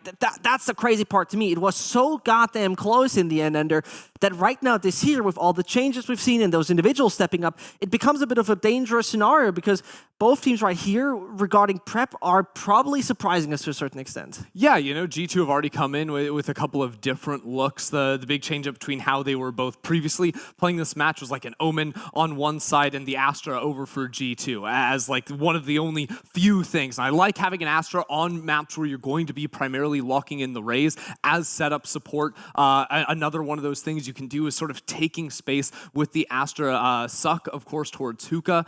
Even setting up, because a lot of teams like to just hold that like pixel angle in Hookah and shoot the Roomba right as it comes in. You can actually set up the grab well inside Hookah on that angle, just keep any sort of Hookah player locked in that position, trying to shut down that early default play. Are you a fan then of the Sky that the teams were using previously? previously? Because this was before the meta changed to Fade, right? Yeah, so I actually still really like the Sky. I think playing down B long, the flash around the corner absolutely shreds teams that are trying to work down long, and also the scouting you can get, the potential to crunch with a teleport down B long outside of showers is very, very impactful. That being said, we have seen some teams over in NA use Breach as a counter into that Sky for very fast showers control on the attacking side, so there is that option potentially, but Skies are expected. It is so important. If there's one map I want to see Link on Brimstone in one particular spot, but seeing it is over on the KO. That is first time ever, right? I very much think so. Never played KO before, if I'm not mistaken. I can't be wrong. That has to be the first time I ever see him on a character with flashes even. Yes. Like, I mean, Reyna. Okay, those are blinds. But really, very fair. Seen it is the first time on KO, ever. That is crazy to me, but how do they will even play this? So, CNET will not create the space. Here's going to be the support for Starkso in this case. This is going to be very interesting to see because now they have 2 sets of flashes. Yeah, 2 flashes, but no like contact agent. No one that you want to be like holding down an angle with an operator. That's usually the role that CNET is operating with within his team. No chamber for CNET, so is he gonna play even operator here? That is super No, surely not. So very likely no operator, like maybe on an off round Starkso could pick that up. That's something that some raises have done on this map. It also means that you no longer have flank protection, right? No chamber trip inside market leaves you very vulnerable on your attacking side. We just spoke today about in the green room that Bind is the only map where the attack flank protection by chamber is actually good enough. You know what? We're gonna find it all out. Who's going to be eliminated? Who's out of VCT LCQ and who's advancing? Pansy and Hypoc, bring us the action. We will do, and I just can't believe we got to the position where we have Ascend, who are the reigning champions branding ? Now life on the line, right? Mike, this is crazy to me because G2 honestly had looked pretty out of sorts, but that last map was a spark, right? It was a chance, it was something by the skin of their teeth they got through that, and again it wasn't really on the back of Ascend playing particularly poorly. There was so back and forth on Haven, but to come here, this is really, really peculiar to me. It is actually, you've seen it, as Lothar was alluding to, the first time we've ever seen him pick up the KO here. So this is another stylistic change that we talked about seeing it maybe having a little bit of an identity crisis coming out of the Jet nerfs. This is another one it's uncharted territory. What a time to bring it out. This shakes me to my core because what if it doesn't suit? What if it doesn't look good? Surely they've been putting in the legwork. Like, they're not going to walk into this blind, right? But we have to see how good it looks. Does it suit him? Can they facilitate that? And for G2, that's something new to keep into consideration as well. Maybe not where you'd be expecting to go, but far more comfort, I'd say, with G2 in their selections. Oh, here we go. It's third map here. Elimination on the line. And the rest of the year looking real free if you don't do the damage now. And how quickly they've committed to this war. What? Starso's gonna find all 3 of the kills with G2 actually progressing all the way through market, nooking out. Gonna try and find something on the backside of this. We'll find the first, but the second just slipping through his fingers of over. The last man standing now. Starzo gonna catch him just inside the astral form. What was that from Starzo? How do you predict that? How do you predict? How are you so aware walking around that corner? Like, let alone mechanically how you got those 3, but how do you even consider that? Because they were ahead of the timing, really nice. But he was so aware of this possibility. Oh, it's just stuff dreams are made of. Because that could have been wraps. Well, early on, I mean, Lothar talking about Chambers kind of flank control being enough on Bind here. It's tested in round 1. G2 have to keep this in the back of their minds now. Well, set piece coming out here in similar scenes. Mixwell has to back away. Pop flash comes out from Hoodie, but the pressure's not particularly stopping. Oh my god. Huh?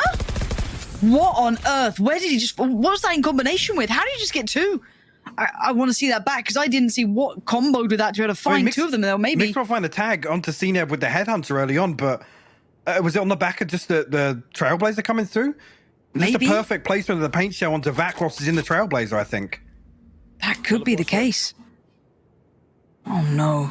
What a disastrous start, but again, feels almost fated after that first round. The way things went down for Starkso, well, Nuki's got a bit of that. And again, I will never, ever underestimate Nuki on a race. Especially on this map. You talk about some specialists. Wow, you got one here. Never underestimate G2 on a thrifty either. They're going to come through. Hoodie's going to find another one. Oh, he's not stopping. Yeah, Mixwell's gone down, but again, look, we know the chamber's fine for cash. So I can't believe this. The spike's been left. He's going to try and address the back line. It's close. It's not clean enough to really give him the rest of the round here. And he might just want to try and keep hold of that rifle as best he can, if anything. But man, what a beginning. And you're right, we've just seen kind of the strength of G2 there, right? They're on that weird buy. They've got very little to write home about. Nuki's nade gets them 2 out of nowhere. And then you're going to have, what, Hoodie finding, was it 2 with the Sheriff as well? It's ridiculous scenes. Wow. That's as Ascend look to almost step the pace up in round 2, testing G2's defenses once again with 2 very different looks. Oh, I've got to see that paint shell, please. I hope if we have the other angle, but the only thing I can think is that Vax just caught in his Trailblazer. That's his perfect placement from Nuki. It's got to be, right? Because, let's see. Yeah, exactly. Yeah, it just comes out of it. Oh, wait, actually, no. No, it was the flash. Oh. We'll hope that it's Hoodie's flash. At the very least. 30 seconds. Here. Okay. Okay, we go again. You can see how, like, dangerous. Oh, Nuki was there! Starzo was just like committing with the paint shell in hand, and he thought, oh, brilliant, I've got Mixwell on the run. No, Nuki had his side, and Nuki's got the upgrade. That's the rifle now collected. Hoodie now dealing further damage. Seen it on the back lines, trying to make up for this. And Monster's trying to slip through in the meantime. The Frenzy gets down middle. This is such a brawl of a game already, and Mixwell and Nuki have to address Monster, right? He's now an issue. The spike slowly coming through. When's CNED's knife coming back up? Does he get this anytime soon? No, not before the fight begins. Oh my God. Monster still finds value, taking down Mixwell. Nuki on the trade, going to keep this in the realms of reality, but still the 2 rifles are sitting with G2 here. CNED and Nuki still... Deep smokes invested. Over Nuki's still good for, yeah. Nuki's position, man. That's... Oh my God. He commits to the spray. What was this round? What was this round? Oh, what a start to a deciding map. It's so back and forth already. Show me this again. This fight alone, right? But Starzo just a second guesses himself just a little bit. He pulls out the paint shell instead of actually committing to having the rifle out on the back of that flash. And he ain't stopping. He ain't fully stopping. Commits to that spray. You can see it's just a moment. So, oh wait, this one, yeah. Oh man. And this is what we said about Nuki being a specialist. This is one of his maps. He will thrive. He will absolutely thrive here. Starzo not doing bad for himself either. Just going to send it. Doesn't get what he wants. Chip damage, sure, but there's a response again. The trade comes out. Hoodie did get Starzo in the meantime, but the paint shell still did the damage to Avova.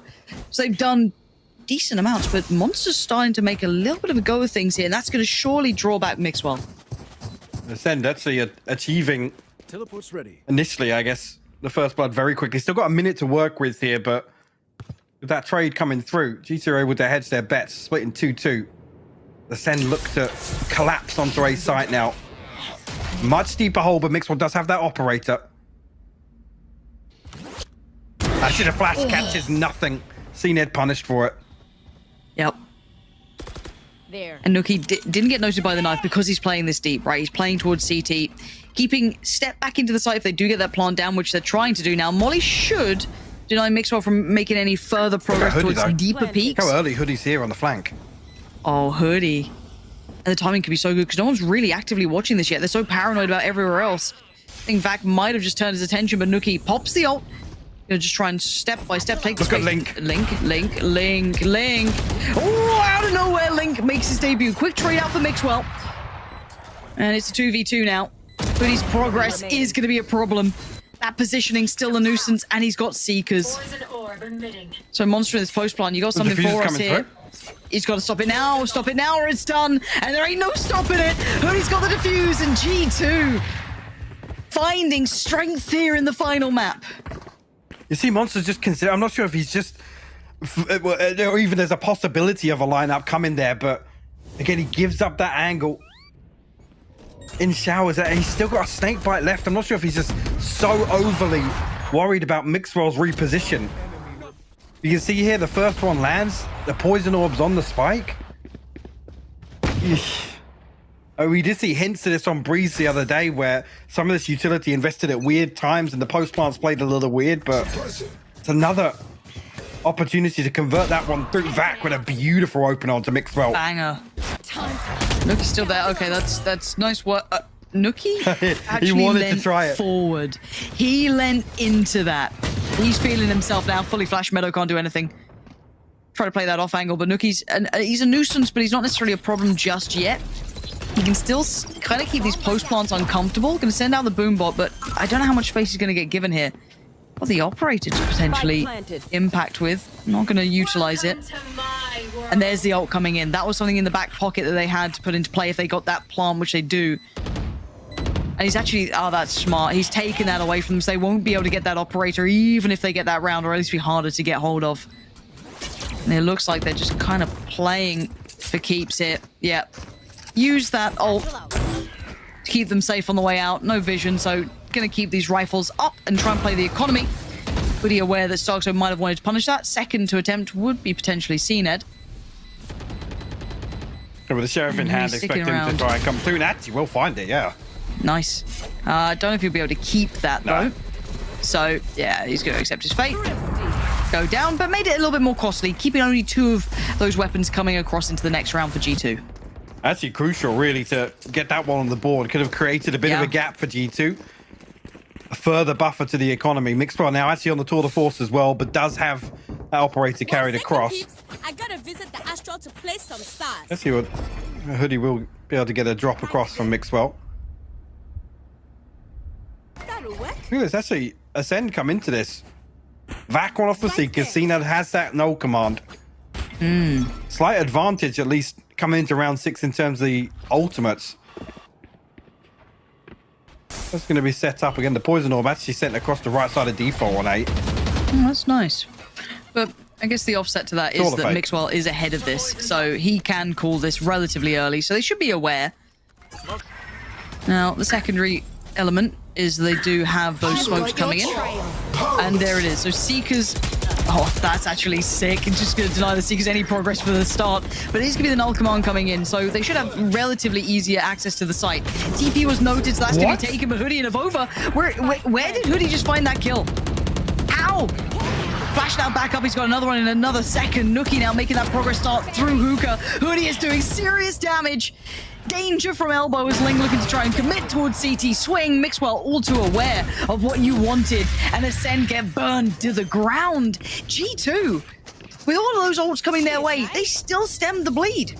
It picked apart in that post plant. Again, the wallbang coming through is ridiculous. I think just a couple of people low HP, but where did Avova find the kill from? Exactly the same time. Got so messy on the site. So the Seekers got held up, dive towards back of site. Just trying to watch this play out again, because it looks like they're out of the danger zone here, right? It's like, oh, surely no threat. Okay, so it's just spam from the back of the site. Oh man, CNED can't catch a break. Wait, Avova and Hoodie spammed the same spot. Oh, spammed it, yes. That is disgusting. It's just as the heal's about to come through as well from Vac. Oh, the suppress kind of keeps a little bit unchecked from G2. Sorry, from Ascend, trying to make that progress up B long. Quick flash. The wall's timing. Not bad. Actually going to keep them with their vision. Get to kind of play out of elbow again, but no commitment. The Bim Steeken goes down. And again, still showing presence, but they should note that something's up here. Mixwell felt no pressure here, so he's still posted, and yeah, he will be rewarded for his patience. Actually, sticks around to try and find the second as well. It will be just the one. Ooh, nearly catching Link as well. Similar position as previous. Actually, the man advantage here. They're going to try and contest this plant ahead of time, I think. There's so little safety for Ascend. They don't have showers. They have no step towards backside. They have so little to play with here. It'd be a miracle if they get that plant. Actually, Actually, they found Hoodie. Okay, 4v4. Another pick would be incredible. Oh, a missed shot from Mixwell. That's so dangerous. Oh, comes in. Nook is stuck. He can't get out of it. Link's got him dead to rights. And a 4v3. How have they worked this out? The TP was taken. They're off towards the B side. Do they just jump this? There will be a spot here. Meadow can see it. He's got one. Cino in a critical trade. Going to get the upgrade too and get towards the site now. They need that plant and they need it 10 seconds ago, but Avova finds back. And now this is all in the air still. Plant finally going to come in from CNED and it's all on Avova. The clutch king of yesteryear. Doesn't get noted. Gets a oh my god. He gets the tag and he gets both. Avova finding two. Rolling back the years, this man, so steely in these clutches, steadies the nerves and keeps G2 in this because somehow Ascend clawed back that round. The readjustment to avoid the knife, they're not expecting him that close at all. And it's just a split second either direction. Mixwell, unfortunately, here, just a wide swing on that. But what a recovery from G2. I mean, it's just perfection from Avova. Looking night and day from his performance the other. But what a start to this map. It's so back and forth. Yeah. And the pace is insane. Yeah, and it's like who blinks first, who backs away first. Neither team trying to. And again, just remember, that round just gone from Ascend, it looked done, right? They were trying to get that plant. They had no space towards the site. Couple of picks coming. They're still so close to converting these. They had to pump the brakes here, and probably rightly so, to try and get that tempo in check, get everything they need in mind, try and identify some problems, because it's getting a little out of hand now. Because if G2 convert this one, right, let's say they convert it cleanly too, money swells. The ults are coming through here as well. Mixwell's got his tour de force to lean into if he needs it. Meadow's got ult of Avova too. This is starting to get worrying now. It's a huge advantage actually for G2 coming into this with Ascend's previous investment. Yes, they're making good headway back, but what the next round's going to look like in terms of the finances, not an awful lot to offset this. And there it is. One side of the map looking inaccessible. Scout destroyed. Thing is, well, Mixwell's just holding on to this operator, which means that the tour de force isn't called upon just yet. Flash. Okay. Ooh. Oh, pop flash. Nice to give him the angle. Force off Mixwell. Paint shot towards back of sight. Mixwell has to fully dip out of there. That's actually brilliant. That's given them so much more freedom, but Avova's still on the site. No one's checked on him yet, and you can't leave this man unnoted. Him and Hoodie doing just damage after damage. Absolutely pumping it out, and Hoodie's still standing. I don't know how he's still standing, but he is. And the spike can no longer leave Hookah. They've lost every element of timing here.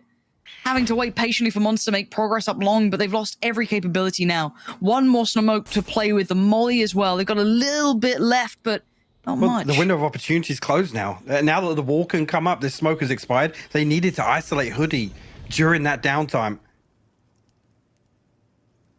Now the task even more difficult.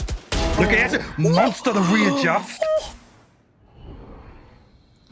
30 seconds okay, left. They know Hoodie's around. They've got to know he's around. The pre-fire on the corner, but he's still playing deeper in elbow. There it is. Caught on the reload. Hoodie's still finding incredible impact, but it's a 1v2. It's not impossible. It's just improbable. Meadow position now given away. A tap on the spike, and Mixwell going to go towards elbow. He has no time to go elsewhere. He needs a pick now. 10 seconds left. And he's not been given one. This is now going to be really difficult. Going to put at least a little bit of utility to try and deny the jump out a window. There's a push. Gets another. He needs the kill. Oh, he couldn't get it in time. Meadow even faces on that. I can't believe he did. At that point, Mixwell just charging down the plant, which is the right decision. But Monster, given an opportunity to close that out, unfortunately misses it. This is the second time now Starzo's got himself into a position trying to create this space, but Avova delivers a key kill. Hoodie's done so well in this as well. Man, it's all you need. The fact, though, again, another round comes down to this like 1v1, these 2v1s. It's so back and forth, Lauren. It's so back and forth. You feel like there's very little separating these teams, but it's 6-2 right now. No. Yeah. Can we just, like, there's potential careers on the line for this. Like, this is a huge game for these players. I can't stress this enough. This could be the rest of the calendar year looking real sparse. And Ascend Trying to make another go of this one. Can't quite get the plan they wanted here. Divide gonna go through, and they get pinned in. They get cornered in for now. Actually, they won't hear the TP though. Oh, double-edged sword. Take that. And Vax kind of sold it a bit there. That's nice. That buys them maybe a couple more seconds. You can see them instantly turning and going, wait. TP? Well, does Monster invest the Viper's bit? I mean, it's a 3v5. That's what I'm wondering. Huh. Poison's off. Does he go for it? I feel like you need a pick to make it feel like a worthwhile investment. The problem being, though, is that the closer G2 get, and if they do give away a pick, a Viper's Pit, the deploy time is... It's still... and it's sizable enough. Knife should keep him noted. Link's timing is everything. He's got a chance. Oh, no. He's just seen 3 players, but Monster's seen it get it's killed, looking though. dangerous. Yeah, they still answered back. Monster's here on a dirty little off angle too. That's a headshot if he gets it. Oh, he's playing the timing real nice. But G2 keep 3 alive, tagged up but still standing. Diffuse gonna come through. And again, Mike, these rounds are ridiculously close. Just to put it in perspective, again, historically, the weaker side of G2's bind was actually their ability to retake sites. Right here, it's looking so comfortable. So comfortable. I mean, historically, it sits around 35%. That's a blast for the past, 35%, wow. and here we're seeing it replicated so many times. And we talk about these guys being the old gods, right? And you saying though that issue that you have, retake still being a problem, and they used to really haunt them. That it felt like I just got a wave of nostalgia discussing that here, because as you said, what a night and day difference this has been. There's a fire burning under G2 right now. The need to survive. Life on the line. Starks will slow down. Taking a lot of space though. Let's see. Where's that first draw of blood going to come from? Look at Ascend's control here at backside. Yeah. Oh, and Cena's actually won the first fight there towards Avova. That's a little bit of safety now found. Starkso finds Meadow, the same bad at all. Hoodie though. Can he find impact again? No. Starkso's still got his number. This is good. Nuki misses well. This is a rough angle, but Nuki makes it look so smooth. Starkso's position. Okay, Starkso's having a round. That's what you needed. The man in charge going to take matters into his own hands and pull them through the round in the end, but this scoreline could look totally different in my mind still, right? The way these rounds have been down so close. Finally, Ascend break back in. But again, G2 with 7 rounds by their name is just... it's quite a substantial amount. It really is, because just to readdress this kind of stat perspective, also the stronger half of this is Ascend on the attack. So the fact that they're getting absolutely slapped around in some of these rounds is really, really tricky, because coming into the second half, Ascend need a buffer. They need a cushion to work off. I think you need more than 3. Oh, for sure. Especially in this matchup. Knife is going to catch Hoodie, so this could be the gateway to go, but there is a double stack here. Vova joining him, but now should have been noted off the back of those shots. Yeah, Boombot going to come through and confirm it. TP taken, he gets out of danger. And actually the other one, that catches him through the wall. That's everything. That site now vulnerable. We've got a little split coming in through Hookah. Pop flash, no. Flash to the back of the site. Don't know if it caught the player there. I don't think it did, no. So site will be theirs, but there's 2 sitting towards CT and, well, 1 towards Elbow quite early on. Hookah does have the showstopper, though. Actually, the Pansy are nearly catching off the gravity well.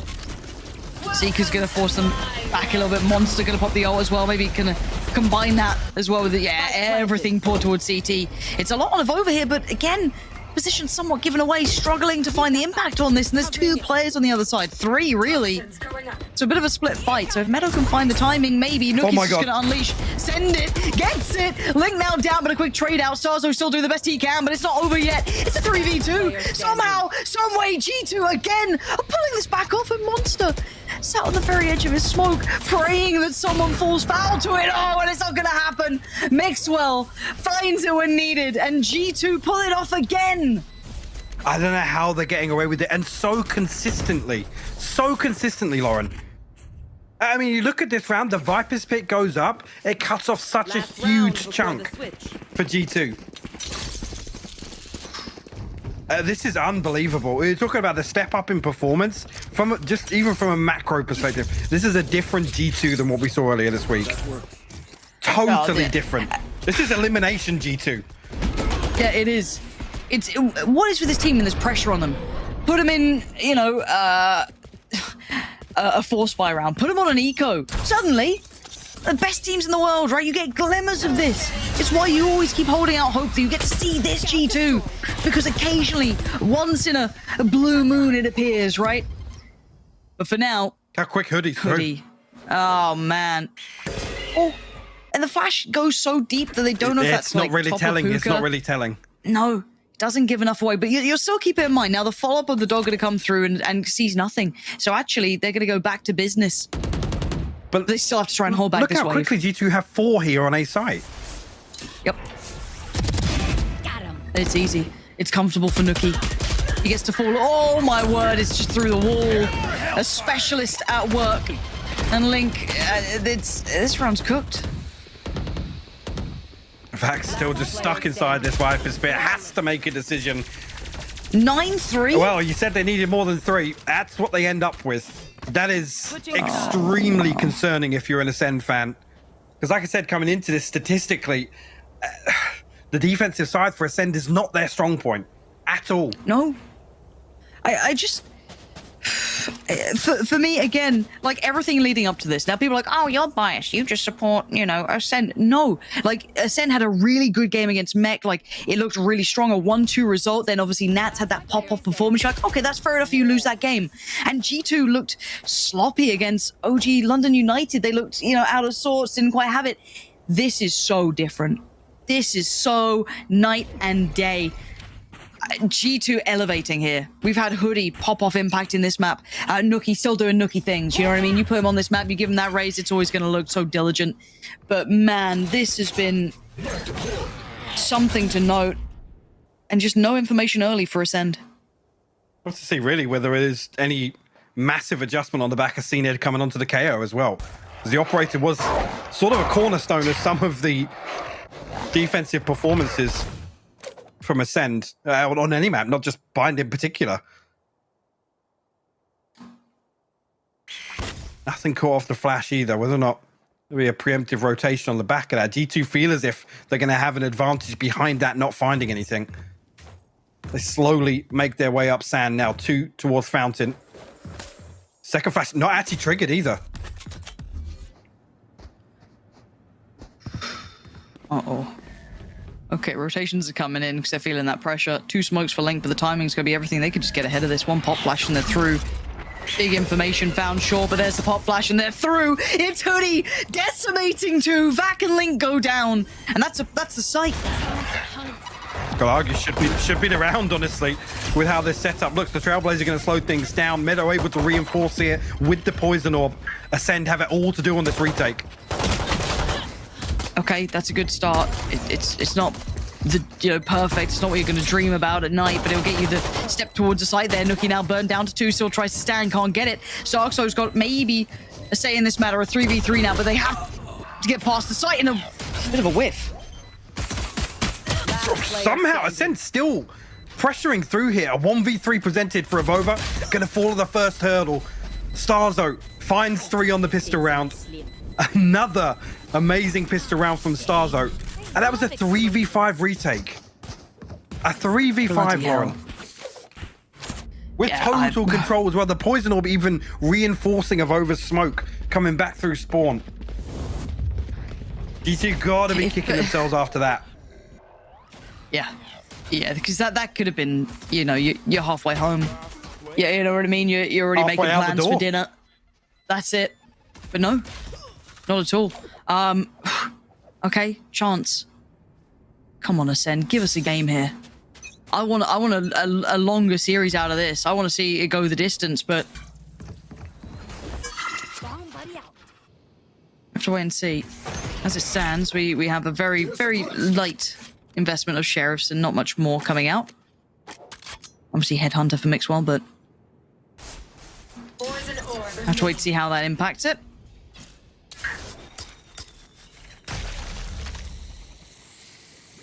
So happy to potentially aware try now. and still fight. Yeah, he's going to spot a pixel out of place. Monster needs a ton of damage. If we're able to get out though. No conversion on the back of that. You two will try their luck towards B now. And the flash this time around detonated will confirm presence. Okay. Better. Pain shell coming in though. G2 still going to make this hurt. The double stack towards long, they're committing on this. That pop flash. Okay, it goes deep. All right, that's fine. Vac really well done to get ahead of this. Kind of playing to it. Getting a little into it there. Vac, fair enough. That's 3. Leaving Meadow and Nuki, and they should have been considered early on. So the Pain Shell already came through, and it's no surprise to see them together. Flash didn't find it, so Nuki gets a chance at this if they're not cautious. Yeah, a little bit of a misread there, just off the back of that flash, but Vac just baiting the teammates so he can get the ace. Full Cobra mode. Kidding. Full Cobra mode. They had no idea. They had absolutely no clue, and now you can see instantly Stark's going to tuck himself in the corner. Oh! Oh, okay. Cine catches the wallbang with the Spectre on the vulnerability. But again, it's only 2. Only 2 Spectres carried across here. Which makes this next purchase a little awkward. What do they go you come back to this and they don't have a chamber to offset some of these rounds with that Headhunter. Starzone still a million miles away from that showstopper. But to see, actually, with how this started off, actually, Ascend giving away a little more than you'd hope for.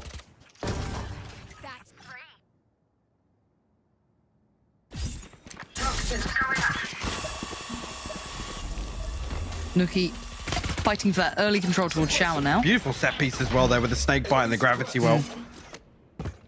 Just to deny this early progress. It's different because Ascend really struggled to actually find Shower's control without getting an opening engagement. I think we saw Mixwell fall once, and Nuki was really commanding in this spot. G2 looking to replicate that in the second half as well.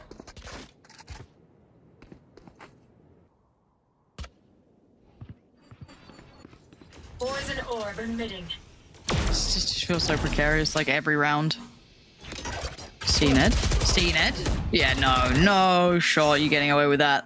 Underhand flash gets read by Meadow. And G2 just trying to make cautious steps here. Diligence being shown. Pain shot does come in. Goes out. So far, so good. 35 seconds, though. Clock getting a little low for my liking here. Now, Monster, does he find this pick, though? If he does swing, yes, he does, and...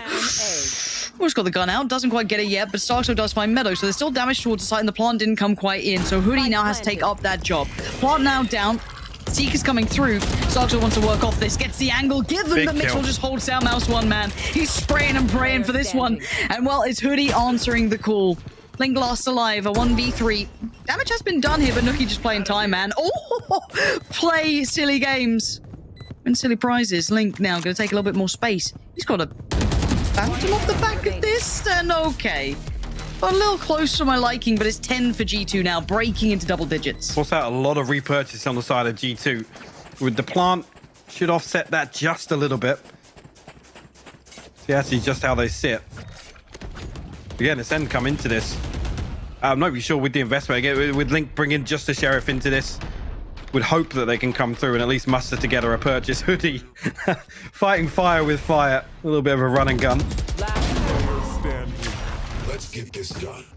Curious to see. I mean, a couple of gaps for Ascend. A couple of light shields as well scattered across this, and nothing else left. So let's look at this. If G2 find 11, it's a rough spot to be in if you're Ascend. So what do we have at the start? Little information exchange over towards Shower. No note of the player towards long yet. I don't think I've seen the flash come down.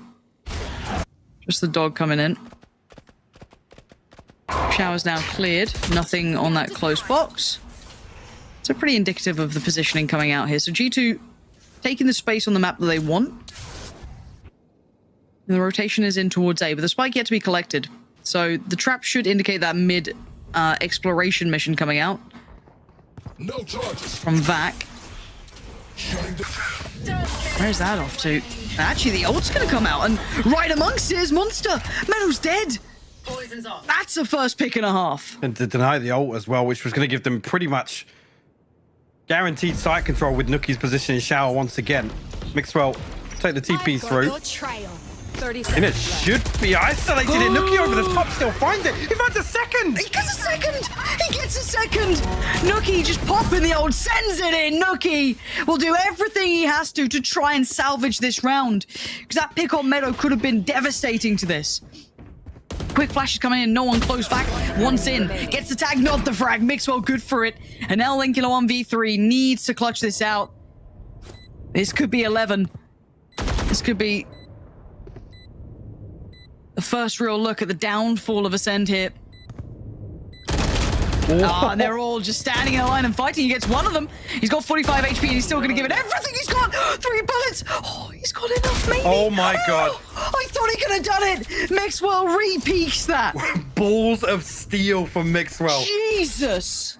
You see Link, even I think he desperately tries to find a tap onto the spike there. It wouldn't even matter. Mixwell proactive in swinging back onto that. Finds the headshot. But my god, did Link make that interesting. T2, the absolute bravado to just stand 3 people in the open. Almost punished for it. And this is what we mean about players like Nuki. On maps like this, he will get you a round. You don't know when it's going to come in. He will get you a round. This is one of them, and they almost bloody lost it. Link here making a real good go into this. The second shot onto Avova is so clean. You had to be crisp with that, Mixwell, and he was. Timeout. This is now panic stations. The alarm bells are ringing, and bear in mind, Ascend won champions last time, right? Lifting the trophy. That was in the heyday of, CNED at the top, Starzo there, the boys all with him. This new roster looked good. I like what it is on paper, memory, Mike. though. It is. Abso-bloody-lutely. What a changing of the guard already. Like, this is the pace of Valorant. It's so different to any other game.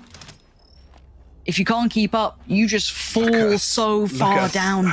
Sender just bringing the Sheriffs into this. A possibility here. I mean, Showstopper going to potentially come online. Viper's Pit, maybe for Monster. I might just hold on to that for the buy round.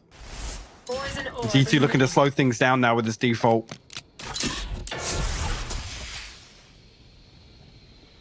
Ascend have to find something here. That gap's just too big if G2 find their 12th.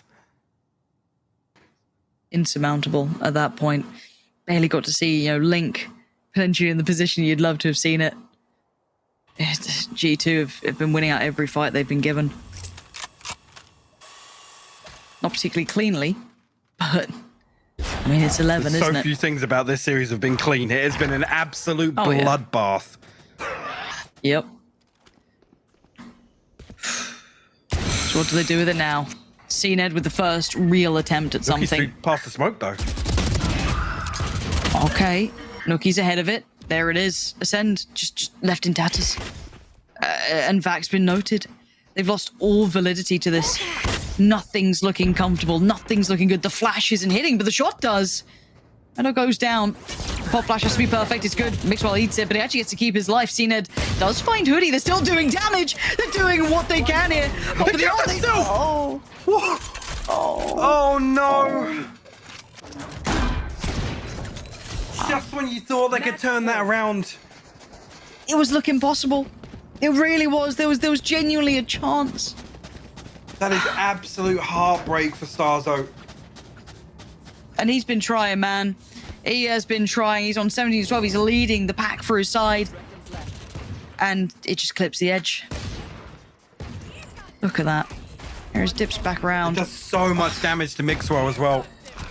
Yeah. Let's watch it. The perfect angle to watch it from. I mean... Right. This could be the swan song here for Ascend. Brutal times.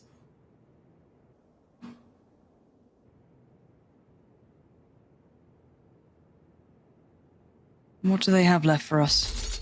The ult invested towards B, and G2 begin their steps towards that site. Now the Nightfall note it. And the spam, they're so aware of their intent. So close to Monster, but it's Meadow to draw blood first. Starzo's gone down. And now CNED's all alone. Divide comes in. Do they still commit down this path? They want to try and find the information. They get both. They know where both players are. Hoodie's got all that info. Flashes and says, hey, you guys can stay there. That's cool. We'll take the site. But the swing for the answer back is twice as resounding as now CNED and Link, the last two alive. Spike planted. And there's a fight already beginning here. Vova so aware of what CNED may want to achieve, and the achievements are being squandered as Link has to face it. The music starts to play. And G2 now 1 moment away, 1 kill away from keeping their life, keeping a chance to live on. And Link's trying. Every corner contains a threat, and it's Meadow to do it. It could have been any of them here as G2 get to 13 and send home. Wow. I mean, just coming back again, what a stark contrast from what we saw the other day from G2. Yeah. We talked about what they were going to be able to achieve with 2 months of downtime, and all it took was 2 days just to reassess things. It's a totally different team we've seen today. I mean, it's absolutely heartbreaking for Ascend. This was such a closely contested series, Lauren. The scoreline is not telling. It's almost unfair. You know, 13-5 doesn't seem right. It was such a close game, but G2 just dug their heels in, but it was scrappy from both sides. I don't think anyone's going to be super happy about how clean that was by any accounts, but for G2, it's a sigh of relief more than anything as they get to keep their life here. But the MVP, let's throw it up on the screen so you guys at home have your say in the matter, have your votes come through. Mike, who stood out to you here? For me, it's between Avova and Meadow for that map 2 performance, honestly. I mean, I'll probably give it to Avova just because that's such a swing back into form. We talked about how historically he was such a troublemaker for G2. Yeah. It's good to see him deliver here in an elimination series. No, I think that's pretty fair. I think he was a big proponent in their capability. Again, Nookie, you could say on that final map, also had a great deal of impact, but I'd stick with Avova there. But again, that's your choice, not ours. Mike, that is the first game of the game of the day. We still have more to come. So again, do stick around, do stay tuned. There'll be more coming up after this.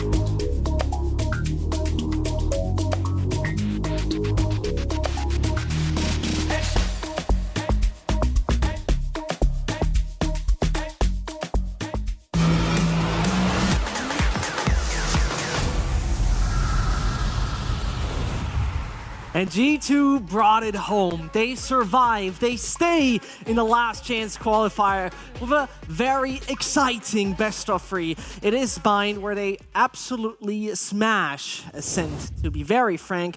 And my goodness, Ender, it started decently for Ascent over the series, but that was worrying. Yeah, you know, it started decently in this game. They win the pistol round, and then what happens? It gets turned around on them almost immediately, and they cruise through the pistol, right? Starzo was able to watch the walk-up, got a 3K turned into a 4K at the very end, but the util dump around A short just absolutely shredded them. And no matter what Ascend seemed to try to do around the A side, it seemed like every single time they went A, those side hits just got stalled out so consistently. You know, it's funny because map 1 was all about Ascent's consistency, trading, and having consistent advantages. While map 2 and 3 were the same thing. Even though on map 2 they had a lot of first bloods, they failed the conversion rate and they failed at trading in general.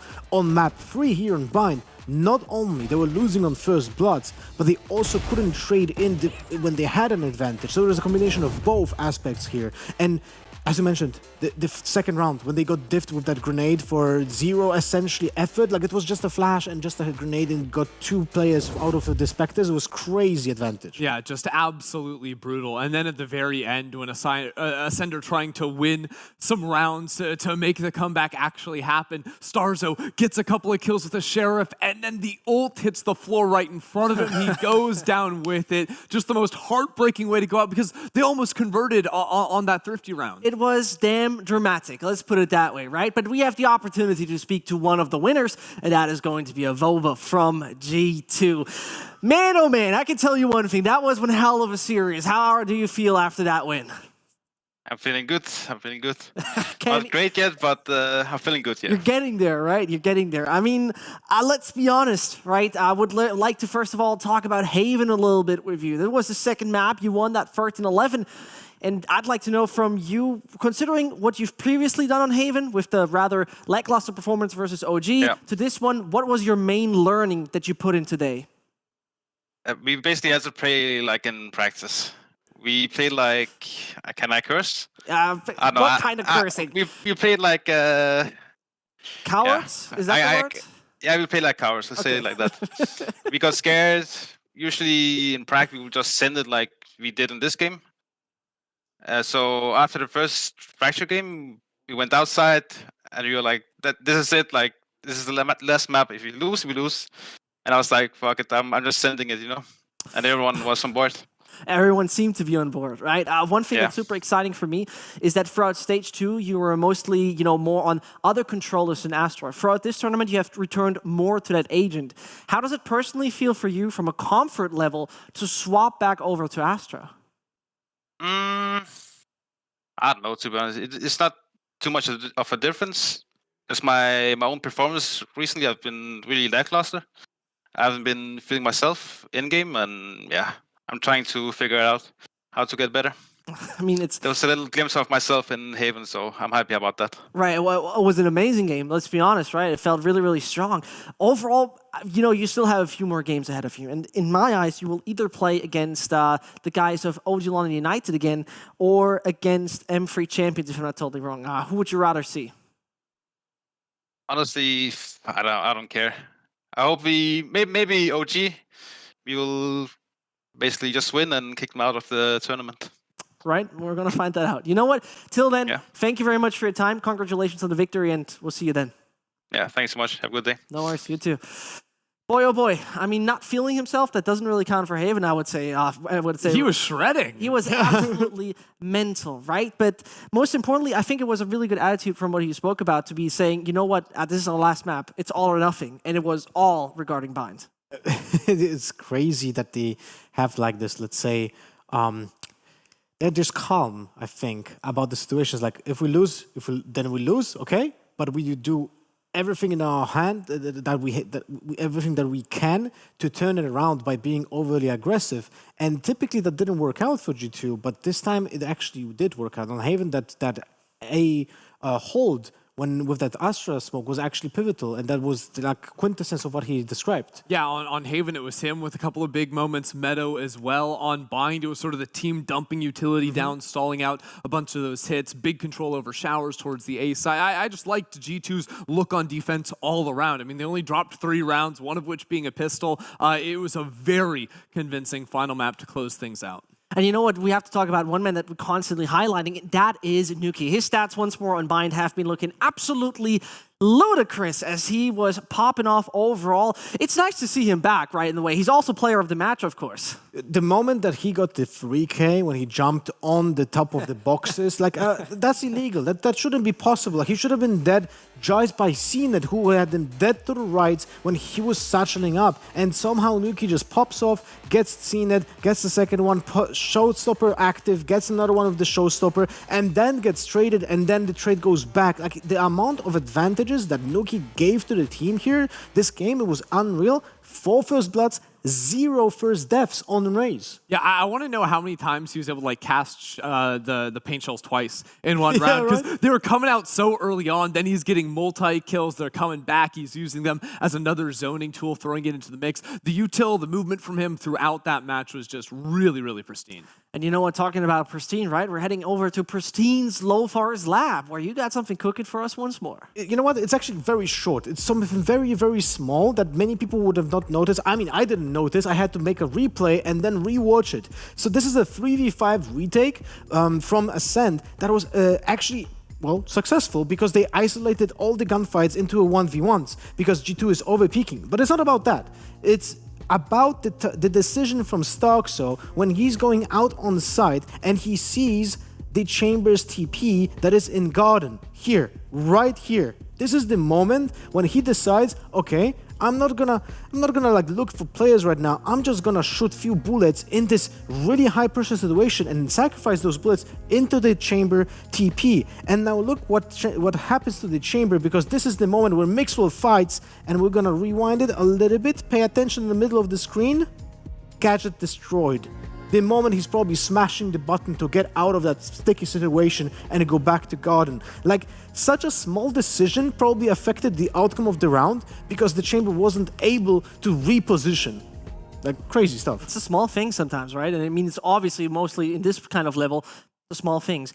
Anyway, enough of G2 versus Ascent. We got a clear winner, right? And now we move over to Guild versus BBL, friends. And I have to tell you one thing. Let's take a look once more back at what happened yesterday, because let's put it that way, it was quite interesting to see BBL fight so close versus Team Liquid, because when we take a look back, Ender, map number 1 Ascent was absolutely winnable. Yeah, it got really, really close, especially there towards the end. Big part of that, Kushner's Jet picking up the Operator, battling back up against Team Liquid.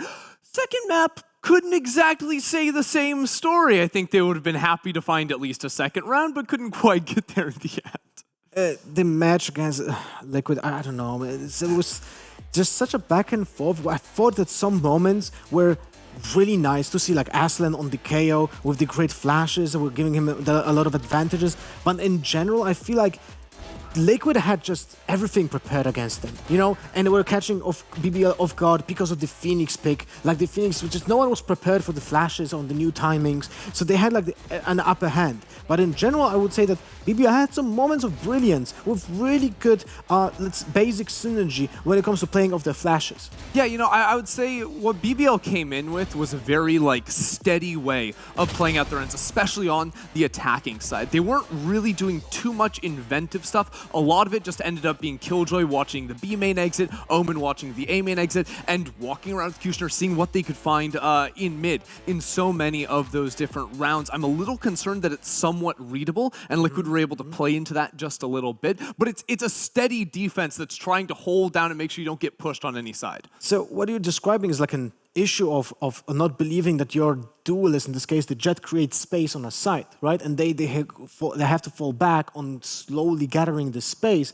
But unfortunately on Ascent, that's pretty tough when your opponents still have like mid control with the trap for 3. So you have to sacrifice a player that goes in, and it's kind of like ranked in that situation, right? So yeah, maybe there have to be different solutions found to that kind of playstyle. Yeah, you know, we did see some like heavy executes come out when, like, for example, like the Fade ult was up or the Killjoy ult was up. But again, those, like, the second those ults come up, we are sprinting through B main and we are going to hit it hard with that. Is just telegraphed, and the defender's like, okay, they have that ult, prepare for like a 5-man push this round. Yeah, exactly. So in a sense, like, they have a set game plan, they have a solid baseline foundation, but they have to come in with some variants, some ways of mixing up the pace here in their match today. Gentlemen, we have to still talk about one thing, right? We have mentioned his name so often, obviously nobody else than Cushioner, right? He has been absolutely exceptionally individually, even on that map too, which was a 13-1 to be frank. But regarding that, the numbers look good and he can be an absolutely carry for this team. Yeah, and I think especially like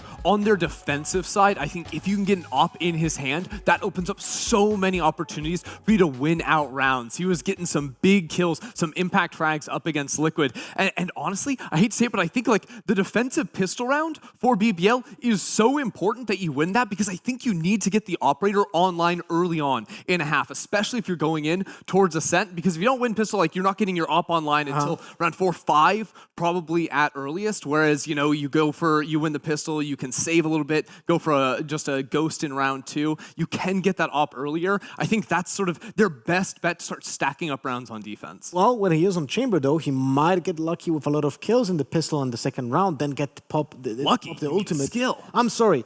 Kill everyone with the Headhunter, which is completely not broken weapon, right? And then just get the ultimate on round 3, which is also a pretty nice gun to have. But in general, I do agree with you that that might be one of the win conditions for defense for them.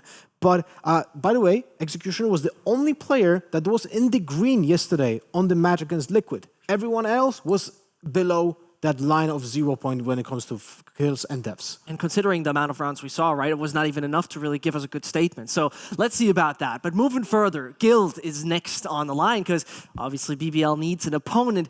And when we review yesterday, Lothar, when we take a look back at this best of 3 series, which was somewhat one of a kind, Haven gave us already a good taste of what changed and what didn't change. Look, I'm a little bit disappointed because Xilv was one of the teams that realized what are the flaws when they had the first initial lineup with Bonka and Yasin in the group. That was like the moment where they had been either too slow on the executions or too disjointed when it comes to like following the duelist, and the plans were always having a huge gap in the middle somewhere. So they realized that they changed the lineup and they have that change of pace, change of utility usage, a little bit more, let's say, just build it up.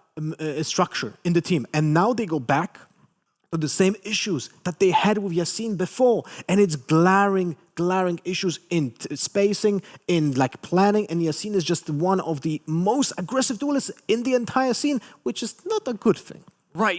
In a sense, it feels like they're trying to simplify things. Because if you look at their attacking sides, they're often grouping up towards 4 or 5, trying to make it into a site. But then Yasin dives a little bit too far. Maybe the utility isn't in perfect conjunction, and they lose a player. And then the round just stalls out when they drop a player early on, especially because, again, they like to lean very heavily towards one site. All of a sudden, mid-round, it becomes way more difficult when you lose that big dive player to get you into a backline. When you have no presence anywhere else on a map, it becomes very hard to make good decisions, and that's where Xilv felt to stumble a bit. And you know what? We're obviously talking about old habits, old behaviors. And sure, we can back that up with a few numbers there, Lothar, because when we talk about attack speed, right, that is something that, is very present with the team of Xilv. Yeah, so in general, the attack speed here, this graph shows you the red line is the amount of plans that are happening during at the time of the round that is on the bottom X axis. The seconds are on the bottom. Yes, the seconds are on the bottom. The amount is happening on the left side of the axis. So in general, you can see that most of the plans are happening at the 85th of the second, but also on the 80th and the 90th. Actually, from the 70th to the 90th second, you have almost the same amount of plans. So it's like gravitating towards the end of the round, which signifies a very slow pace. But when you also see the kills when they're happening, that's the green bars behind the red line, you can see that most of the kills are happening in the beginning. That's where the team is successful, most likely, because they're able to convert an early mistake from the opponents. Now, when we switch to the other team, we see a very huge difference between them. Let's just jump into the BBL attack speed to see how different that is. We will. We will. In just a second, you know, it has to build up, right? It takes its time. Here we there go. it goes. Here it is. That's your turn. So different, right? You can see the amount of kills that are also happening are more mid-heavy than at Guild because the playstyle is completely different. They take the space in mid-rounding a little bit more than Guild because Guild is like slowly playing defaults if they're not successful at the first openings, right? And because of that, also BBL has less amount of plants in the late game because they try their chances in the earlier moments of the round. And so much of that is going to revolve around Kushner and what they can find for him as they try to get him out. No matter where he is on the map, he is going to be a huge catalyst for the squad. And the most interesting part about the game yesterday with Guild was that they obviously were fighting an opponent that was very similar in their playstyle, right? Lothar, when we're talking about those both teams, we were always talking about this is going to be a slow game. This is going to be a patient game.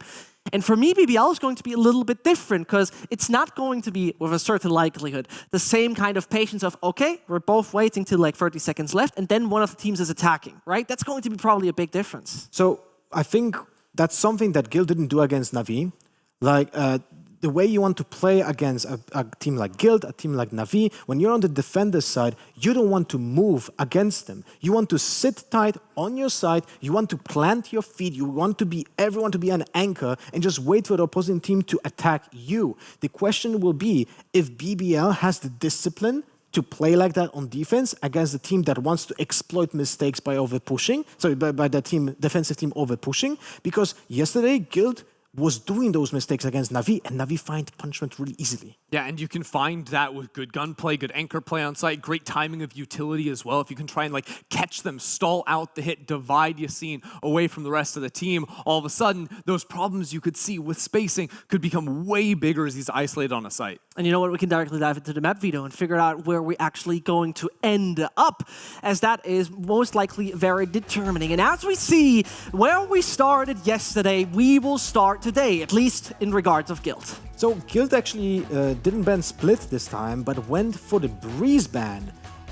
Sorry, the other way around. They banned Breeze yesterday, and now they banned Breeze. Wait, am I stupid? EBL no, ban plan Ascend. Exactly. I cannot read. My bad. So yeah, different ban than yesterday, which signifies a different approach to the map pool. But the Haven pick first is really concerning to me because yesterday that was really not looking crisp. And the thing is, we can directly pretty much dive into the agent select, right? Because that first map, you know, when you have somebody like Yassine just jumping in, right, that there could be a chance, and I'll say that, with 7 days of prac, that you can still say, hey, Yassine, can you play another agent real quick? For example, a Raze, hypothetically. Yeah, I mean, I would personally like to see Raze worked into this composition somehow. The comp does feel a little bit outdated to me in ways, playing both the Jet and the Chamber, two agents with that get out of jail free that would love to be in the op role. Hold on. And I mean, if they're playing, they should play Raze with this for sure. If you're locking in Fade, you're almost certainly playing the Raze last. There we go. This is an actually big change. This is a big change. I mean, the same goes also for the side of BBL, right? With Cydrex joining, he gives actually the smoke duty to Aslan, which is quite important in this sense. And AIM-DLL goes back on the Killjoy, something we saw yesterday on Ascent. Yeah, I think we have enough time to discuss both of the teams, but for me, the biggest change here for Guild is the fact that they go for the Raze instead of Yassine on Jet, so he has a little bit more utility for himself and also the possibility to combat with Trex. But I had a big problem with Trex being on Sova because then he cannot be that really aggressive player with Fade. He's a little bit more self-sufficient. Yeah, absolutely, right? You don't have to be hunkered down in your own drone. You can send out the cats to work with. You can also pair up very nicely with Yassine. Starting on defense, expect those players to be working around A long and A lobby for most of the time. Of course, Safe can play towards the C site with the TP, take one fight, teleport off, and play for retake. That's what this comp is so effective at taking space down long A and then playing 5 players on the retake. And one of those changes is quite pivotal, right? Because once more, when we take a look at Ascent Lothar, Turco has been quite good on this particular agent, something he has not played before with Fade. Yeah, I feel like Turco is one of those players that is so mechanically gifted, and he's great at anchoring. I still remember the Split games like a year ago when he was just standing and just popping heads like it's Aim Lab's routine. You know, it's one of those guys that you expect to pop off, but he needs also a character that will allow him to be a little bit more confident than on Sage, you know. I mean, don't worry, by the way. We have a little bit of a technical difficulty, so you have just to sit tight for a minute or two. And you know this is a good thing, right? Because usually there's this complaint of we cannot talk enough about agent select. Now we can. Now we get all of it. particularly, right? And for me, this adaptation from Guild is particularly cool because there's, to say it in the words of Lothar, a lot of synergies. Yeah, I mean, it's just like my favorite comp that you can really run on Haven right now. There's just so many different pieces working along with one another. I'm a big fan of it. Whereas on the other side, it's a similar look to our first series where it's still going to be the Killjoy. Again, passive mid control, I think very effective. And then in terms of putting down those mollies on site, we talked about dividing Yassine from the rest of the team. Raze is such a quick agent diving into the backline with a double satchel. You can get stranded very quickly if those mollies are lined up back to back. Also, now he doesn't have smokes to hide himself when he's being divided from the rest of the team, so he's an easier target. But what I wanted to point out, something else, is that the fact that one team plays a chamber, the other one a Killjoy, and map control for BBL might be a little bit trickier when they're on the defense side. We're going to find that out. That's the great part. The second best of 3 is about to start, and this means I'm going to send it over to Pansy and Hypoc. Thank you very much, Zescht, and the boys on the desk, obviously joining in there as well. A lot to be said about this matchup, a lot of question marks still around some of the players coming to this, the form they'll be able to perform at. However, we need to remind you who they are, so let's watch the video.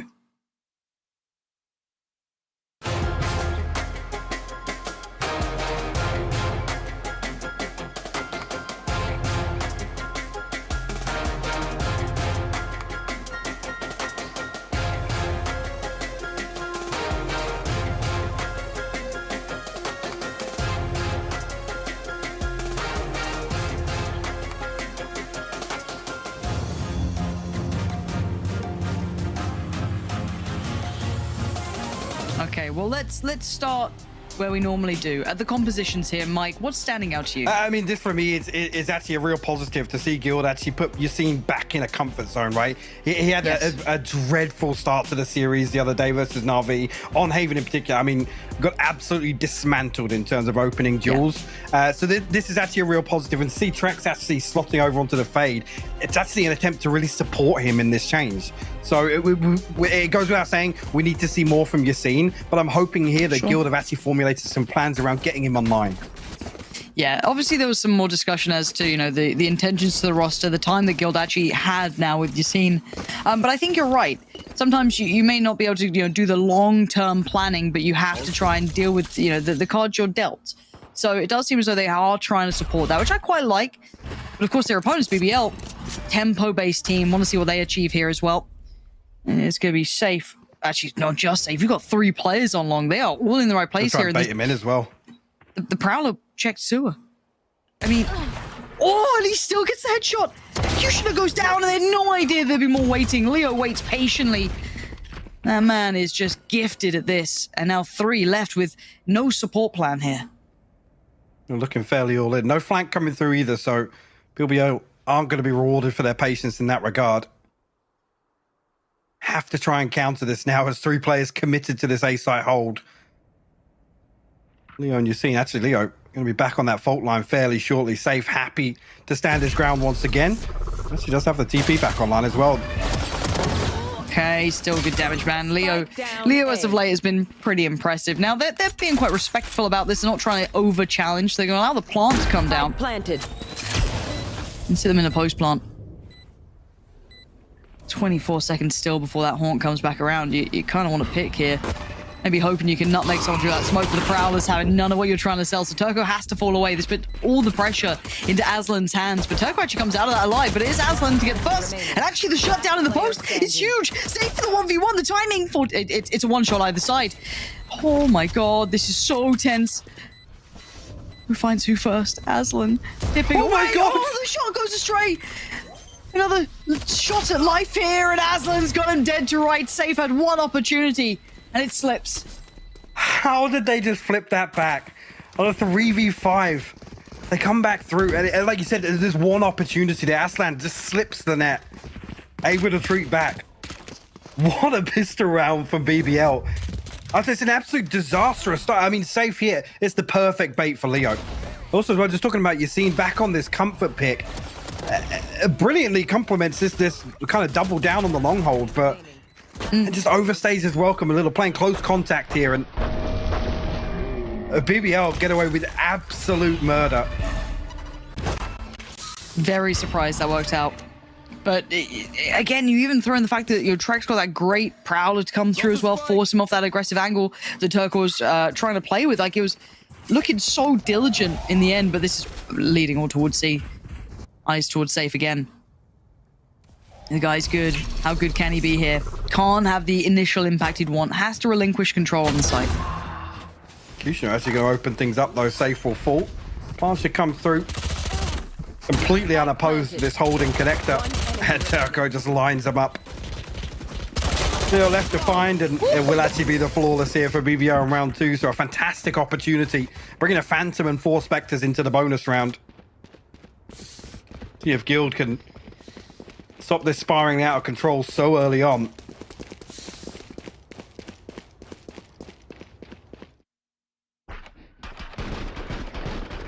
Yeah, and that's what you have to see, right? Can they get a grip on this game? BBL really making a nice debut here. That little clutch in the first round. Certainly a frustrating one. Might even line up here for the first attempt at this combo between Trex and Yassine, and they do send it through. Shell didn't quite do as wanted. There. But information seen. I mean, Trex has seen 2-3 players there. And the ult comes in so early. I forgot that was even on deck. Turco going to invest that. The site's theirs. It's take it. In we go. Kushner mark, though. Yeah, that's a vulnerability for him. Trex good with a quick punish. Again, just slightly off on the smoke. It actually gives Trex a pocket to play on his reveal. See now, Guild actually with the man advantage in the retake here, what they can get done. And Turco's happy to be aggressive. Oh, not pretty at all. Yassine going to find him. Aslan doubling down on this, going to get the Phantom back in hand. The drop down comes in, saves there for 1. Takes out Tommy and maybe alleviates some of that final strainers. Aim DLL back to the wall, Spectre to hand, and 4 players want you dead. Or the Mentor teed up for 1. Goes down. Oh, and the snap. Shot. The snap to heaven. Give him a Phantom, that might have been different, but for now the defuse is going to come through and Guild actually stop the rot. They get the 3 still standing, and they get the defuse. That is crucial so early on as well. With Turco getting his ultimate online, a real danger here for BBL. I say it's unfortunate, but Trex plays perfectly around that slight mistake with the smoke, not being deep enough towards spawn, allowing the punish to come on. I think it was Kushner, right? On the back of that reveal. I think so. Oofed. Okay. Big round coming in. Coldament is still on the Spectre. Light armor for Yassine with the Phantom. Do we have on the other side? Oh, Aslan's not far from his ult, but I mean, it's not going to make a world of difference, but it can do something. Here. This time 2 players up towards that C site. They will be safe, could be mostly dedicated towards the back of Plat, but yeah, he does have Coldamenta just kind of leaning around this way. And Trex on the other side. Trex actually tasked with single-handedly holding onto A-Long, and as BBL drift back this direction in the default, gotta be careful because Aslan's got his TP online here with no kind of contingency to this A-site hold. Trex could get split. Could be left so alone. Now, the first pieces of utility have now been seen. That's at least 2 players, and you mentioned the ult, and rightly so. So, as a little glimpse, he actually commits to it, but the horn off the back. That was such a nice attempt from Trex to try and get that information, maybe the wallbang off the back of it, but Aslan's done a great job already. Gonna buy a couple more seconds, secure safety on this spike plant to probably come in. Try and see that come through. Anything to deny it? Don't believe so. That should be now another post plant coming in. Here's that Rolling Thunder. Also come through, a lot of damage done here, but no kill comes through just yet. Yassine finally finding one Coldamenta, but the trade's coming back and forth. Yeah, big trades, and now it's just Cider back of the site. Again, Paranoia just going past him. But this position surely considered. Yeah, Leo all too aware of it. And the defuse comes in. Once again, Guild pulling off these retakes. They've been looking so dangerous from BBL as well, but hey, this is 2-2 now. I mean, they almost play this perfectly. You think actually there's an opportunity for BBL to actually get full control on the back of Trex being the solo man on a site, but retake with the Rolling Thunder, perfectly timed as well. A lot of damage coming through, actually exchanged both ways, but it's Guild who come out on top in terms of those trades. Gotta say it. Love watching Leo again. Felt a little jealous seeing Tom and Mitch get that game because, man, it's It's good to be a Leo fan. The guy is so talented, and I'm glad people got to see glimpses of that, especially in Copenhagen. Those who weren't maybe too aware of what this guy can do. He's not really slacking in any of that department. So, early paranoia to the haunt. Excuse me, early smoke into the haunt. The first... Okay, safe. Okay, well... You almost feel bad for DLL with that. How he still gets the advantage there on the recoil reset as well, but... A mystery. A true and utter mystery. It looks like they're going to try and progress their way back. Now, that may be just off the back of the rifle being left where it was. But do they find any weakness in this? Because so far, Xilv have actually looked pretty well-rounded. They're kind of weighing things up correctly, leaving the sites when necessary. Late Prowler comes in, going to confirm, okay, someone has taken that space on long. Someone comes through, they've got that mid-lurk coming out. And Executioner this time, no fight on the site. This is similar scenes. Be careful here, Yassine might get caught off with that, but actually good for the first one on the way back through, removing that lurk now on a two-man advantage for Xilv once again in this A-site retake. Gosh, and this is going to be nightmare territory if they keep losing these retakes here. Executioner trying to be that difference maker, but again, they get swept aside. This is clean from Xilv. Like, these retakes are good. Like, they're really getting these retakes started.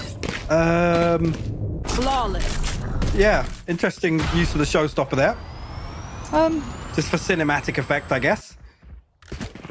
I thought maybe I was like, oh, I just heard a voice line from a different round or something. Is this like a weird replay from somewhere? No, here we are. Oh, it doesn't look better the second time. I'm just like, how's he done that? They're removing a big ultimate actually from the misfire from Yassine. Hopefully that doesn't cause any problems.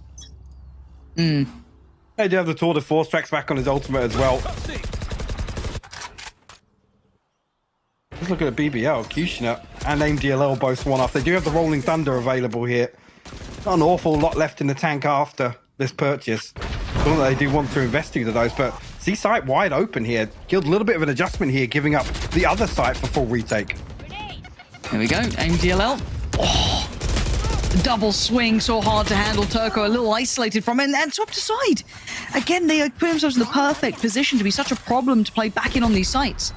Now, Aslan, Kushner, and Cider do at least have a little bit of post-plant utility. Cider, for example, can make some real damage happen with his ult if he has to, but he's still on the site itself. He can't back away anywhere. There isn't real safety. Paranoia comes in, and Kushner has no vision.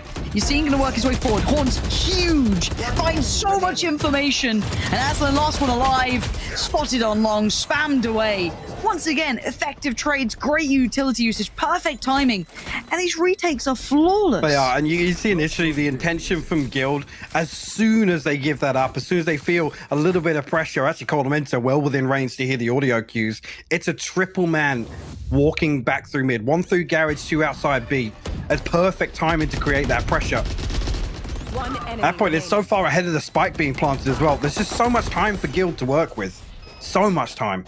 And also at that point, you're hoping BBL are going to get a little bit aggressive to counter that advantage that Xilv have, but it just doesn't come through. 4-2 now. And I feel like BBL need to maybe hit the brakes soon and work it out, because it's kind of tricky, because technically all that theory, it's getting you on the site, it's getting you the plant, but it's just holding those post plants. It's not working out for them. So Pansy a piece here just to try and tee up Kushner, who's blinded, stunned, still takes down Yassine.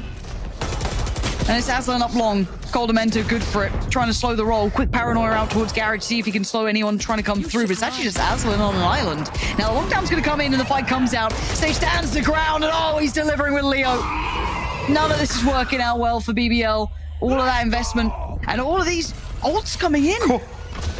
Player What? Target rich environment right now. We'll find the first. He's down to 4 HP though. Leo the next up, and he's going to find the tag.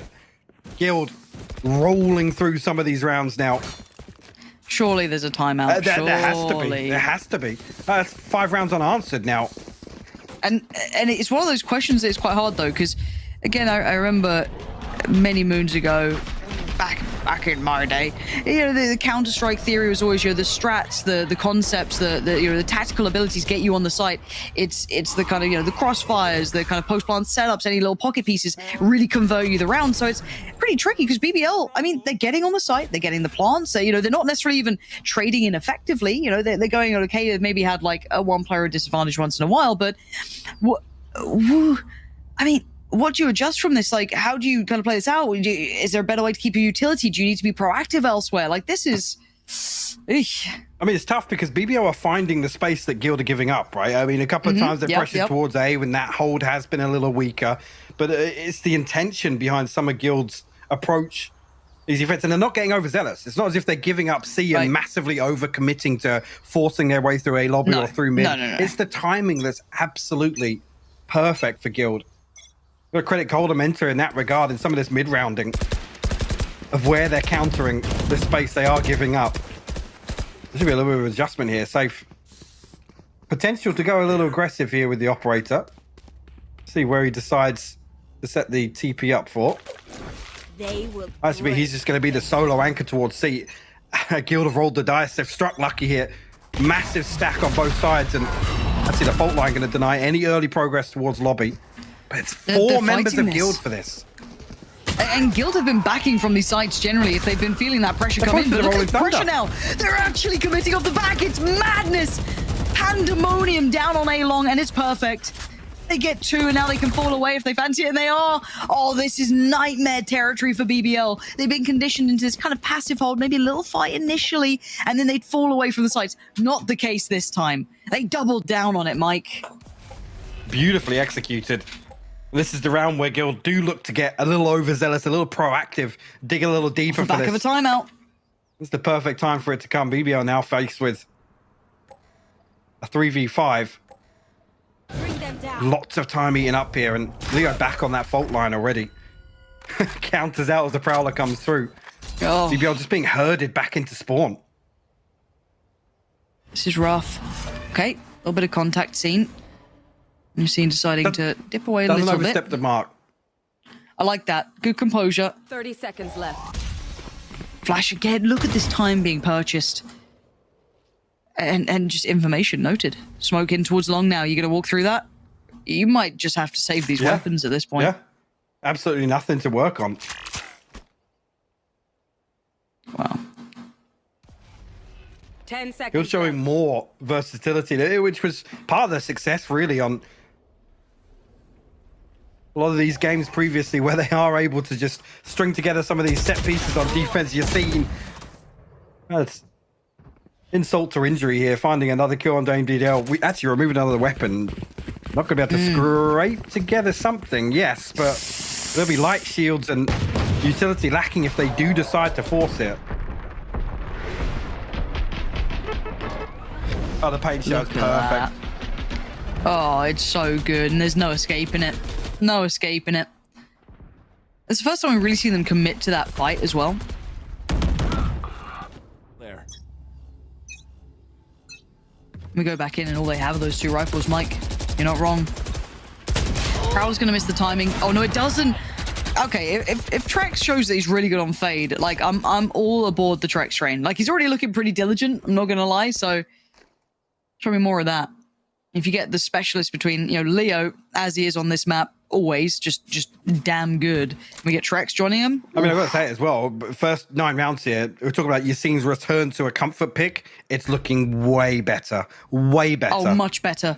Oh, people are happy to call out any, semblance of an underperformance, but you got to give credit here. Looking, as you said, way better, much stronger. Didn't love the random ult, but here we are. Now, right place, right time for this. How much damage can he do? Now, the Horn's going to give away the game. And he's satcheling into, trying to keep them at bay. He gets cleared. Nothing more to be done off the back of the fade utility. And actually, the Paranoia's done really well. But Leo keeps his composure, keeps his cool, and keeps Aslan's head on his trophy shelf. Already, though, a quick trade. B-site's under control until now. Maybe it's not under control. I thought they had that, but it's a spike lost. Oh, safe. So much value in that kill. Perfect trade for Kushner, though. And Golden Mentor from the side. Tries to do what he can, but Trex now. What does he have to play with here? Just gun in his hand. He's just slipped away. Kushner's read it wrong. He thinks there's been a reposition from Trex, but Just holding on. Trex is just checking on the spike. Just holding on to the spike. No smoke, the dash expires now, and Trex comes through, seals the deal, operator saved across. Guild now with a massive lead. Let's see actually where BBL sit behind this. It's they're going to be able to get the purchase together here, but again, there's nothing behind this. And the ultimate's not there either to offset potentially the next round. You look towards Kushner in that regard for the Blades. So more potential for it to be online. Actually, sorry, I thought he was 4 away from it, but look at the bank that Guild have built up now. Oh, it's pretty vast. Okay, we go back through, safe, operate it out. And go the angle, but the pressure, I didn't even note it. Too focused on the action at hand, but they've already taken the space towards long. You've seen just taking acres worth of land here. That's perfect, funneling them towards this A site. Now the horn reveals nothing though. So again, they'll know that there's no one quickly towards A long, but that's going to be filled pretty soon. Another instance though of BBL not really responding to the early aggression from Guild. They still walk towards the site. I just hope that Guild don't react upon the information they're given. Yeah, it's a bit out of character, I feel, for BBL. Let's see what the pace is like. Okay, Jets on the site. They're somewhat ignoring it. They're trying to deal with that next string to the layer of the hit. So Coldamenta readjusts his eyesight towards sewers, but it's going to be safe. And Trex to find the fight. First time BBL are actually getting a bit of a fight on the site. Normally sitting a little bit deeper. And we do see that ult coming in. And Leo's like, have to respect this as well. Yep, nothing to be done about it. They'll get themselves a plant here. Still a 3v3. Yassine does have both satchels and the showstopper available here. Actually, with 2 members tucked in. Yeah. Kushner, no dash, so if you're thinking getting opener here, that should slow things down. The fault line perfectly timed. That's just going to eat up the damage from the turret as well. Yep, this is rough. Gotta do something. Sends it. Actually gets Kushner. Still finds value. It's a 2v2. MDLL probably considered towards sewer here. Oh, that's not bad. The timing's great. Leo still on the swing. And the 1v1, he knows where he is. Classic out. He's gonna go for it. But AIM-DLL, safe pair of hands. Exactly what was needed in the end to give BBL a chance, because this is just their 3rd round. Yeah, they got to build something upon this, and the economy just not there.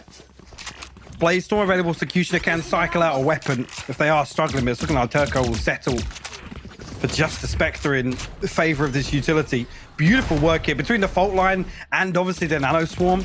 Perfect way to slow things down, mitigate that showstopper as much as possible. That's how you survive. Okay, but again, that was the first time I feel that we saw Guild like really stick around on the site to try and, you know, fight the site take a little, rather than sitting a little bit deeper on the post plant. So again, more adjustments being seen, just leaving safe posted up towards A long. Has everything he needs. Trex is there as well, but you can see the intent of this hit already. Maybe I'll look to follow through. Here's a round where actually Guild dial it back a little bit.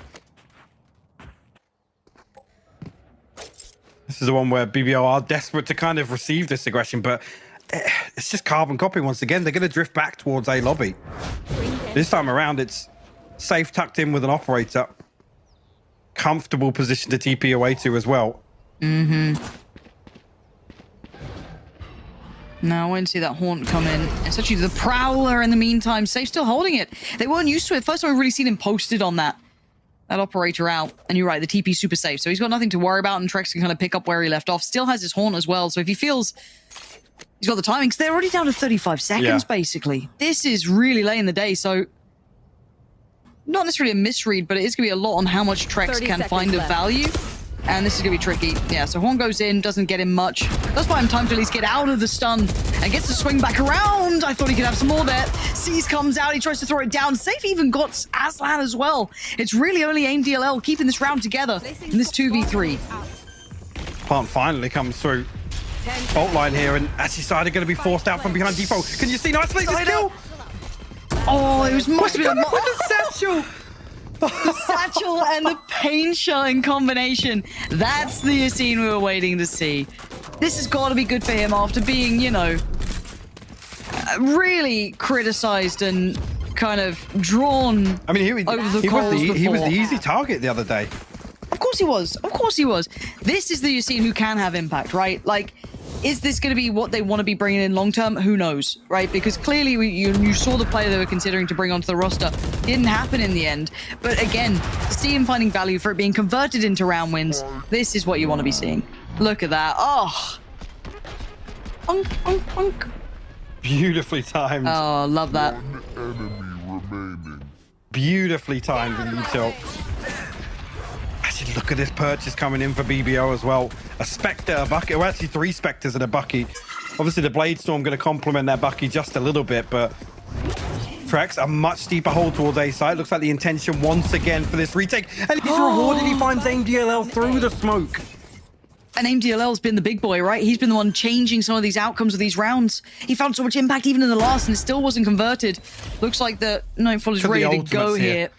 Yep, they've got so much to lean on if they want it, and here we are. They're going to know there's actually only one that close on the site, so they know they're holding deep. Kushner still has to be good for it. He can't do anything. And another comes in. Trek's going to punish him on that. Yassine takes the side control. Aslan towards long. It's all coming into this one now. They're pouring it on thick. Yassine just wants the fire on long, gets the ding, but doesn't get the frag. And now it's all on Aslan in a 1v3. Site now swarmed. Too many targets, too little time. And it's going to be 9-3.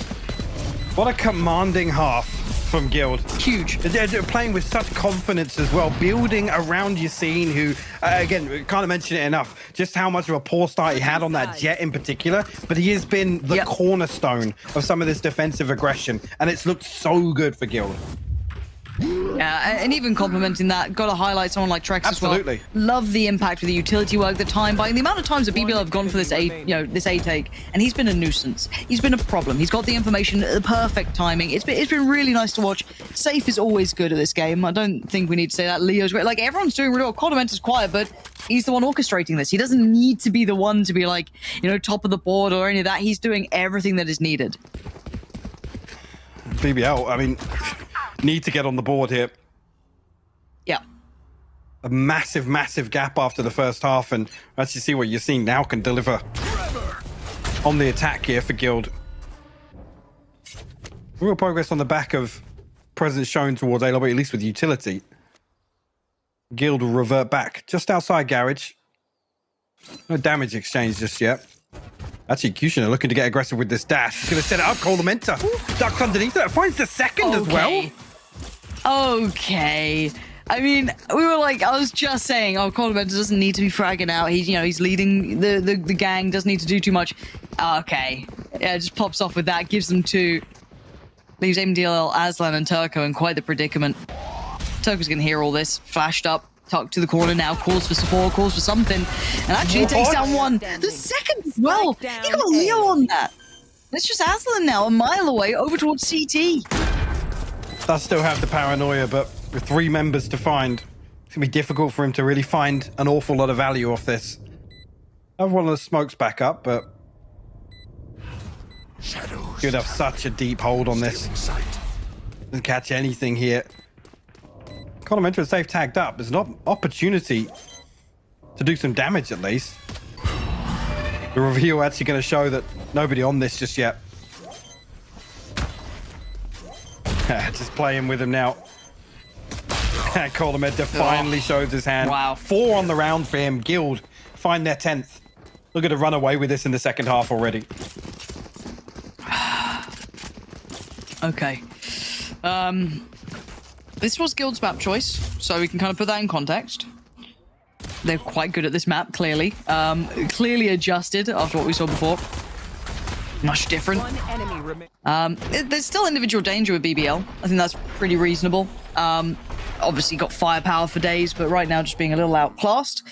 Pause coming in. Is this going to be a BBL timeout? Yeah, so just because of the overall scoreline. I mean, faced with... Yeah, I mean, it's with 3 members under 2K. The forced purchase is not comfortable at all. It may be argued if it came down to, just 1 member surviving on Guild, but it's always difficult when Guild obviously get that plant through is an even bigger advantage here in terms of what the purchase is going to look like. And actually, Condamentor and Safe both bringing Phantoms into this. But if BBL do that this side, it's basically 1 buy round away. A really tough decision here. Yeah, it is. I don't think there's a good decision to be made. You know what I mean? Nothing's great about this. What do we have? Chico? Alright. It's the best they can scrape together here, Mike. And it's probably going to be 11. I mean, we've seen stranger things. I will reserve judgment, you know, until the result is there, but... Okay. And patience. And Guild, I think rightly so, it's off the back of a pause. It's in an amount of money where it's a little bit out of the ordinary. They don't know what's they want happening. to feel out whether or not there is anything into this round for BBL. Because if BBL are going to stack up towards A, whether or not they do want to push through here. Not looking as if that's the intention, at least early on.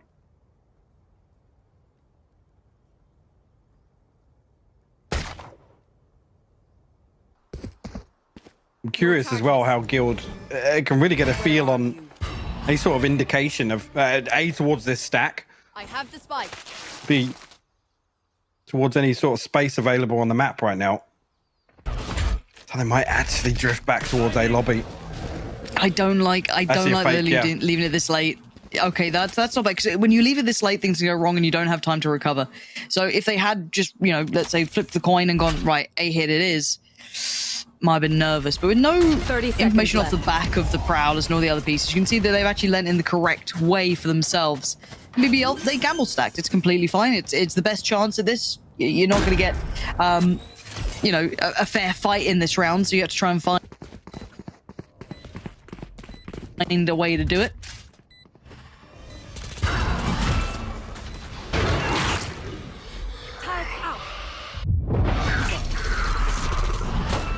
They've actually come to again. These rifles doing work here, and it's a flawless round for Guild to convert. That might be the nail in the coffin for BBL here on Haven, at least. I'm back in, and obviously on the back of the Sheriff investment, just light shields to complement these rifles.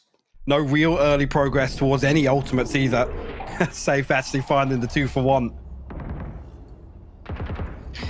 Yeah, okay. Well, stand and deliver, right? This is the big one. Rifles out. This could be a straight up blowout so far. If this doesn't get converted, it could be the case. And Yassine's taking all the space he can. He wants pressure. He's going to take away the utility, aim DLL, put on notice, paint shell the follow. He's committing off the back. He's got Leo just teeing him up, man. Must be nice to have a breach like that. Get you a breach like Leo. Yassine's just like, oh, it's so nice. Like, everything's flashed. Whatever I need here. And he can just sit deep towards that side of the map. Now, on the other side, though, BBL had answered this, right, Mike? They'd taken space elsewhere. Yeah, but with Yassine's progress, they know that they actually have an advantage coming on to B. Feeling a little bit of pressure towards A lobby. There's a massive gap created here. Actually, depending on which way they lean, do they pressure towards C-Link? Does he get the first shot? He does, but outgunned by that Phantom. And Yassine obviously wants a reply, right? They want to win some space elsewhere. It's the trade-off, and Yassine gets it. Just closes on down, and oh, it wasn't pretty from Aslan, and Coldemans has got the better of him. BBL still have a shot at this, though, but it's getting a little rough around the edges. Sider's HP ain't pretty. Kushner trying to take a fight towards Garage. They have so little to try and take towards this site. Leo, just look at him at the back of the site. The little B-site goblin just waiting. Yeah, it's so ratty. He buys so much time. And then Safe gets to come all the way back around towards window. Nowhere to run, nowhere to hide. Guild are on 12, and BBL, they only managed to take down Trex. Beautiful backstab from Safe as well. Just backfilling that space from BBL. And this is one that ultimately Guild just read this to perfection. Yassine doesn't overstep the mark until absolutely necessary. Like I said, with all this time in space, Guild have a number of different options. They can aggress in so many different directions across the map. They completely give up mid. BBL send 3 people forward. They're only rewarded with the 1 kill onto Trex. Which quite often, you know, when a team opts to plant on B, if you have 3 people on the flank that quickly, you're usually rewarded for it. Yeah, man. And you know what, the narrative in my mind was like, okay, Guild coming off a big event, everyone's seen all their stuff, you know, it's hard to rebuild yourself. And that's really true. It is very true. You go to somewhere like Copenhagen for Masters, all eyes on you because suddenly you're taking big results, right? You looked super dangerous during that group stage as well. So everyone's now caught up, but this little switch up, man, this is just a reinvigorated side. You're seeing, gonna find Aslan. And I mean, it's dreamy. You got to pick above a minute. You're so happy. This is great already. BBL, this has got to be deflating for them. Nothing seems to be working. Now they're taking a little bit of space towards middle. That could work well for AIM-DLL. But that window's being watched and it's by Leo. And this guy is always just a little bit aware, but the shot from AIM-DLL is gorgeous. Catches Leo, and that's the backline now a little more vulnerable. There's still the trap there though. Yeah, that's rewarded for it on the other side. Pick up the pace a little bit. You'll find a free plant here. No pressure coming back through from BBL. Now these smokes actually, and potentially the paranoia. I mean, difficult retake. You look towards Cider to make use of this utility on the way back through. Okay, what's he got for this one? Codementor's waiting like, anything you do, I'm gonna invest this. You don't get to springboard off the back, and here it is. Timing, good. Catches side up. There's the drop down though. Oh, the cover! You've seen bails out his in-game leader, safe on the back lines, and it's a shutdown, and it's a shut out. 13-3. What a redemption arc coming out for Yassine in this map as well, Mike. This has been huge for him. Yeah, absolutely. One of the biggest concerns coming into this matchup was, like I said, just how poor that performance was. Comes back to a comfort zone. Guild actually made the adjustment to put Trex onto a more complementary agent here, and it does wonders for them. Absolute wonders. I think actually just casting my mind back, was he something like -13 or -14 overall in terms of kill differential, 0-6 in terms of opening duels. A stark contrast today. Huge, big changes, and Guild get rewarded for trying to adjust around their new fifth. I think that's a great tick in the box. Who knows what they'll look like, maybe deeper, but that's beyond the point. We are in the here and now. We're going to head to a break so the desk can talk about what just happened and tee us up for map 2.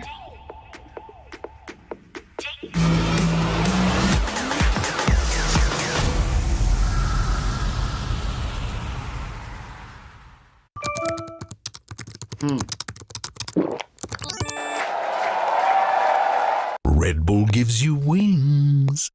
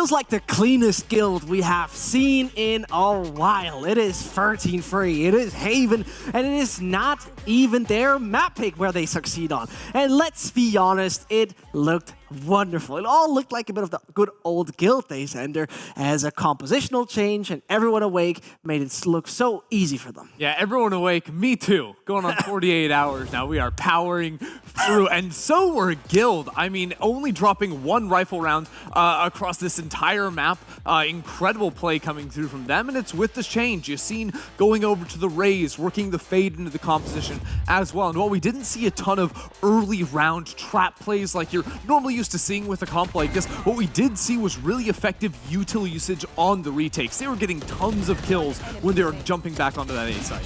And also, talking about the attacking side though, when they were actually doing executes, I really like the fact that Yasin was on the Raze because he was a little bit more self-sufficient than on the Jet when he relies on the utility from the other players. Here, when he was making an aggressive play, at least one corner was being completely isolated by the paint shells, and it was very effective here when attacking on A side, it was effective when attacking C side, and it feels like the entire team kind of learned from the game yesterday when they had the spacing a little bit awkwardly planned out. Right, and one thing that I found particularly good when we talk about the defense of Guild was some moves Yasin did, right? Yesterday we saw him often be very aggressive on C-Long, right? Super exposed. This time they finally played that move together, for example. Yeah, I mean, when the breach ult was on board, it absolutely worked out. And it was interesting too because it wasn't Yasin playing with the fade most of the time on the defensive side, but it was still finding ways to get utility kills, get chip damage, push forward, take control around A-Long as well, and when the ults came out, it was just unstoppable. I'm very happy that you're actually mentioning the lack of synergy with the fade, because I think that's something that baited them into like conditioning the opponents. I'm just gonna go straight up to the telestrator. Oh, by all means. And show you something. Hey, wait. No? Yes. Oh, yes. Okay. I mean, you caught me so by surprise. Go. Explain.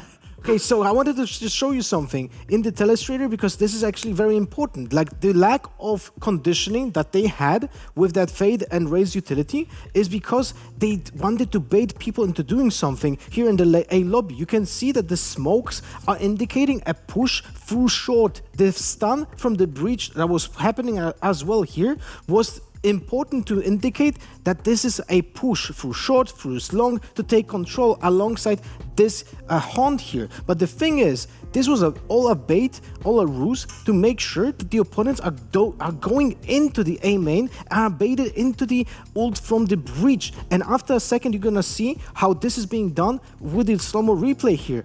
Opponents are just baited into this position because of that combo utility that they planned for the second wave, and that catches completely BBL off guard.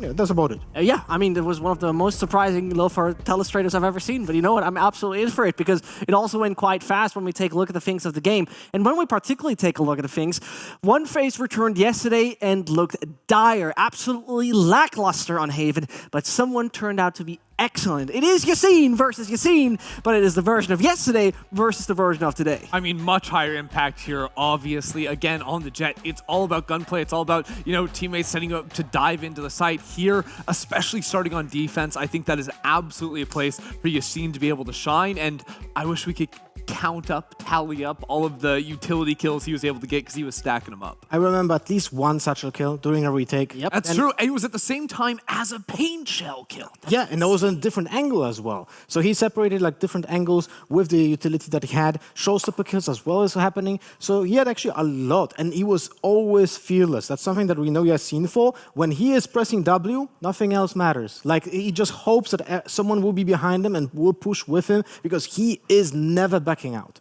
And now it gets a little crazy, right? Because when we take a look at the map Vita once more, we're going to realize one thing. And if you paid attention, you have realized it already. This map right here, named Haven, was, let's say, not even their pick, not even their decision. No, not at all. It has now been swapped over to Fracture, a map that was working quite decently. For examples, at Masters Copenhagen, where it was an overtime loss, okay, a win versus FPX. This looks like the absolute 2-0 promise. Yeah, I think Guild got some practice against Paper X, which you're absolutely going to love to see right there. I'm actually interested, because obviously like Guild, comfortable on this map, playing Raze plus Sage recently. On the other side, BBL played Neon and Sage, which is a little bit strange to me, because I always found that if you're incorporating Sage onto this map, her wall becomes a really good choke point, especially when you're attacking. If you just plant that wall up and the defenders try to retake, that's a excellent choke to funnel utility through, whether it's breach concusses or raised paint shells. It's a really nice combo, so I'm not quite sure what to make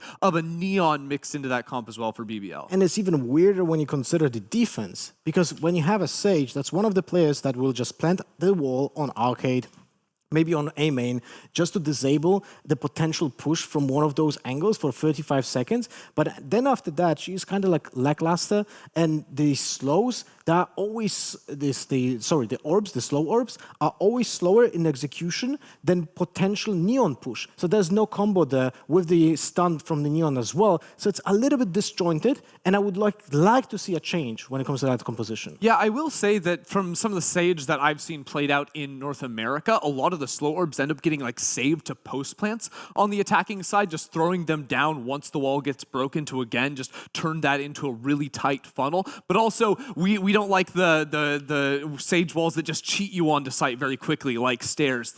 Over in NA, they like to put them much deeper over towards Generator, which I personally think is more effective. I think that close Sage wall, it's like a split Sage wall on B site. It doesn't get you much in the long run. And one thing we obviously have to remember, right? This is the first time they're playing this map with Cyrex, right? This is once more a big change, where Power previously has done more of the breach duty. It is pretty much an invitation for me, Lothar, that we're seeing another composition once more. Yeah, and also I think there's a similar position for Guild as well, like just to describe for BBL, because Russ was playing here on the Sage. Now the question is, will Trek still play on the Raze here on Fracture, and Yassine will take care of that Sage, because we have seen him on the Sage on Icebox just in the past match. So maybe that's going to be the angle for Guild here. I think that's a interesting angle, an interesting question as well, because when I look at Fracture, I think this is one of the hardest maps to sort of plug and play new players as well. No matter if you're changing comps, changing agents, or what, so much of how this map is played out on both attack and defense is about timing plays right off the rip. What can you get done with a Neon, with the Raze, the supporting utility around it too? It's one of the maps with the most defender-sided aggression early on, and that's hard to execute with a team that's bringing in new talent. The kind of interesting part, though, when we talk about agent rotations, right? Because this is a thing with Guild that is absolutely apparent. When we talk about that Sage usage, I think if there's one player that I would love to see it, it would be Leo, right? Because he has been obviously playing this agent time and time again. His split looked perfect on it. So when we talk about this rotations, I think Guild still has enough options without making it awkward. Well, I think that's hard to predict without actually seeing, because with Yassine, this guy was always on a duelist, right? And I feel like the rotation of the agents is always gonna be awkward to some degree, because if Yassine is not in his comfort spot, right, then we have a Yassine that cannot really play the style that he represents, which is the fearless attacker warrior, right? But then we have Trex and Safe, who typically want to play the aggressive agent as well, or something that allows them to be a more aggressive and more self-sufficient with their own utility. And if they're pushed into agents that are not, Chamber for Safe probably is going to still stay there, but Trex might be in an uncomfortable spot when it comes to his own team, slot in the composition. For sure. I would say, yeah, Safe very likely going to be on the Chamber. But when it comes to bringing a new player in, I think it's easier to put them actually on the Raze. It's easier to sort of maneuver that Raze player and say, here's where my utility is going. You just have to go in off of it. Or just put two Razes, Whoa. That's genius. It's all of a sudden, it's replication. Okay, but we're going to have Yassine on that Raze, so the comfort slot goes to him. All right. Leo Safe on that breach, and the Rex on KO. Still doing it. Okay. So this is the only change, actually. It's only Strex who's making a bit of a difference here. And on the other side, we have exactly what we described. No KO. That Sage is instead of the Chaos slot, so that's a little bit less counter utility against the Chamber, and now Chamber has, let's say, way more comfort when it comes to taking the angles to take gunfights, because you're not worried about pop flashes and you're not worried about the knife to disable your guns and TP. Absolutely. And for this Sage starting out on the defensive side, I would expect to see this used a lot for like early orb control, whether that's in arcade or in a main. That's usually how the Sage ends up getting used. A lot of the time, it's not quite as popular on this map to play offsite and play the post plants from very deep away. So unless it's going to be players playing down towards B stairs, hard to get a wall like you would have on an icebox, for example, where you're trying to full stick a defuse and you're trying to hold that onto that late into the round. It's going to be quite exciting because, I mean, Trex has already done this duty over there on Split. He has also adapted on that map there, and it looked quite decent. So we'll see, right? I mean, very honestly, everything for me, Lothar, looks right now, it should be a 2-0 Guild. But at the same time, we know that those best of 3 series with Guild turn out to be interesting. Let's just hope that Guild doesn't lose the momentum that they had from the first map. They look on point, completely different team from yesterday. But, you know, you have to expect it when they just play with a player for the 6 past days, 7. True. We're going to find that out. That's the great part. Is it going to be Guild 2-0, or will BBL fight back? Pansy and Hypoc, they will give us the answer. Well, we can try and frame the answer. I'm not sure yet, because I was mistaken. First map I thought was, you know, Guild's choice. Not the case. BBL's pick, and that was a blowout. Fracture coming in here, Mike. Talk to me about these compositions, because they're a little bit differing on either side. They are, and I'm glad Ender actually highlighted towards this Sage. What you've got to look towards here is BBL's ability to achieve something on the back of that wall, right? Because they actually lose out in terms of the mid-rounding once his cooldowns come down. For example, you know, if you were playing the Fade or potentially a KO as well, don't really have any information gathering tools. So it's going to be really, really critical that BBL achieves something in the early round on the back of this. Okay, I'm making note of that now, because I want to readdress that point later into this if they've actually been able to do so. Outside of that, however, tick in the box for me on the pickup of Trek so far, leaning into Fade before, now coming out on the KO. Quite like this. Don't mind that at all. If he feels comfortable enough, that's great. Liking his scene so far on, Raze. Not surprising there. Obviously, he looked great on map 1. Everything else looking pretty good. Like, this composition looks quite nice. So I think I'm with you that I'm more looking at BBL here to prove to us what they can bring in this composition, because we dive into this. On the attacking side, it will be Guild. Of course, that then means BBL will be on the defense. And, well, let's see how this shakes down. Yes, early on, actually. I mean, no secrets about this. We'll come forward, deal with the trap towards this. So, trying to actually pull this rotation nice and early on the side of BBL. You see, actually, Cider toying with the idea. They're not taking the bait completely, though, are they? No, they're still committed 3 towards this B site hold. Was expecting Guild to pivot back and forth. Hassan's got to be careful, actually. You can see the pinks coming out potentially for some smokes to be invested. They might just follow through on this, and there's a real opportunity to at least punish Aslan or force the TP back and relinquish site control altogether. This is so much space. Like, they've got to know that Aslan is now pretty much stuck. Yeah, Aslan has to stand and fight. And he's going to get checked on. The sun finally wears off, and he gets a fair fight, at least on the first. Good trade for Safe. Chamber battle 1 for Guild so far, but the plant going to be facilitated too. Those smokes great at causing that cross some safety. And now BBL, well, they were late, right? They were sticking towards that B piece, maybe expecting it to all be a ruse, but now they have to deal with the consequences to their actions. A comfortable plant as well. Open for main. Guild, actually 2 members committed to top site here. Goldamenta going to find the first. Actually, but BBL comes through. Look at the 2-for-1.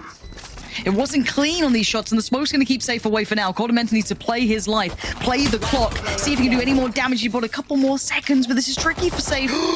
Anything more to do here? Can't deny for now. Has to play it forward. Diffuse ain't stopping. The wall's in the way. And that is perfect work from BBL. We asked, how will that wall look? Well, that's a good application of it for now. Beautifully done there to still have that available, but slight oversight. Early on, you could see BBL committing to this split, and Hassan's position on the TP almost actually being their demise. I mean, it's a miracle he goes 1-for-1 in that scenario. Dealt with here again, just a lack of follow through on the fault line, because it actually does catch Aslan in main. Really awkward engagement as well. Goldamenta gets the first here, but he's got nowhere to back away to once that smoke goes up on main. Yeah. So first round for BBL, critical round as well.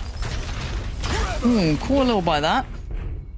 So the initial angle will be favorable towards BBL. Only catching one of the two players here as well on the suppress.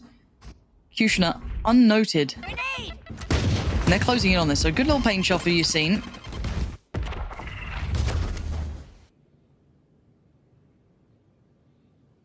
And then patience being shown elsewhere, looking for opportunities, Guild. A couple of sheriffs invested on this, so Frenzy as well in the hand of Trex, so Guild can close the distance. Opportunity to do some damage. They're still trying to probe towards A site. No progress towards B though just yet, and the smoke coming up at the perfect time for BBL. Really good. That's precious time. There is a pop flash and all of that utility still in play though, so Azam will have to relinquish control towards the site, leaves it mostly in the hands of AIM DLL towards tower. It was great to find Yassine, but the flash... What a flash from Trex. Wow. Trex comes out of it cleaner than AIM DLL, so gets the fight won. Now, is the spike down? No. 25 seconds to achieve this. Smoke's still up, though, for Guild. This is a good post-spawn they're going to be in, but there is that, obviously, weapon diff, right? They've still got that Phantom with Kushner. They've still got all they need, but the cross being toyed with, and Safe going to punish Cider on that. Now, where's the other string to the bow? It's not going to come into effect. Aslan with a big boy shot towards Coldamenta, and Kushner being the bodyguard on this site, and the HP is dreary for Leo and Safe. I don't think there's much to deny this now. They have to just sit and watch. Spike will be defused. I just want to get in there, get the job done. Kushner does find Safe, and there it is. Safe nearly finding that one, but Kushner just at the last moment gets the headshot. BBL escaped there because Guild looked as if they were out to pile on the pressure, especially... They were getting close to that. Especially with that opener from Trex. Oh, if we get more of that as well, love to see it. See, the first flash catches, the molly's there, and look, it's... You can't even see it, dude. It's pixel perfect from Trex. You can't turn that. And look, I've casted CS for years. Pop flashes when they're done that well, where you can't escape them. That was so nicely done. We go back in though. 2-0, BBL doing exactly as prescribed. Following it to the letter. We wanted to see their value in this, but this is the first big challenge. Rifles out for Guild. Decent amount of utility to work with. Not perfect, but enough to facilitate what they may want to achieve here. Big gap in this hole though. Sand completely open for the taking right now. It's a double sight stack here for BBL. We're going to go up behind the smoke, but very quickly dealt with. Broken quick. Nice. Didn't let that come through. But again, no chances for that pick here, really. The smoke's in the way, hampering progress. And Sand, yes, a little vulnerable, but not the end of the world. And now they're going to try and explore that option. Not a bad shout. Probably feeling that strain from the site itself. Knife even going in towards it. I don't know if it got the reveal on that. Probably, yeah, it definitely has. So they should be softened up. Easier to be noted and found. That's so good. Identifying that lack of threat that was coming from Sand, maybe even just noting that there's a lot of pressure from the site there, and then going, okay, well, let's explore the other options. Beautifully done. And Mike, you highlighted that early. Just a beautiful clearance on the back of it, though. It's almost still brute force behind it. I'm not even sure, actually, if there was a lineup there for the molly to top site, but they eliminate AIM DLL so quickly that Turco is just faced with, I mean, he's just overwhelmed at that point. Aslan and Kushner just almost committing to playing exits very early on here. Not a Guild are going to be able to escape unscathed for the time being. Teleport's ready. Well, they're sacking up this way. Aslan actually holding first contact as well. I think they're just about... Something scared them, man. Something went, I think they just about survive inside main, so they don't even need to swing this, but... Go. Okay, so everyone gets to keep the weapons. That got pretty tense, but 2-1. So what we saw from Guild, I still feel like that initial look from BBL was quite good. I think they'd handled that main pressure coming through. But that, whatever mid-round call it was, whatever it was of just maybe that consider, oh, even that molly's really nice, man. Nowhere to go, right? Like the timing on Safe there, just to swing on it too. That was beautiful. What a like picture perfect sight take coming out, because as I said, BBL weathered that initial storm, which is sometimes the hardest part. Yeah, the brilliant clearance from Guild.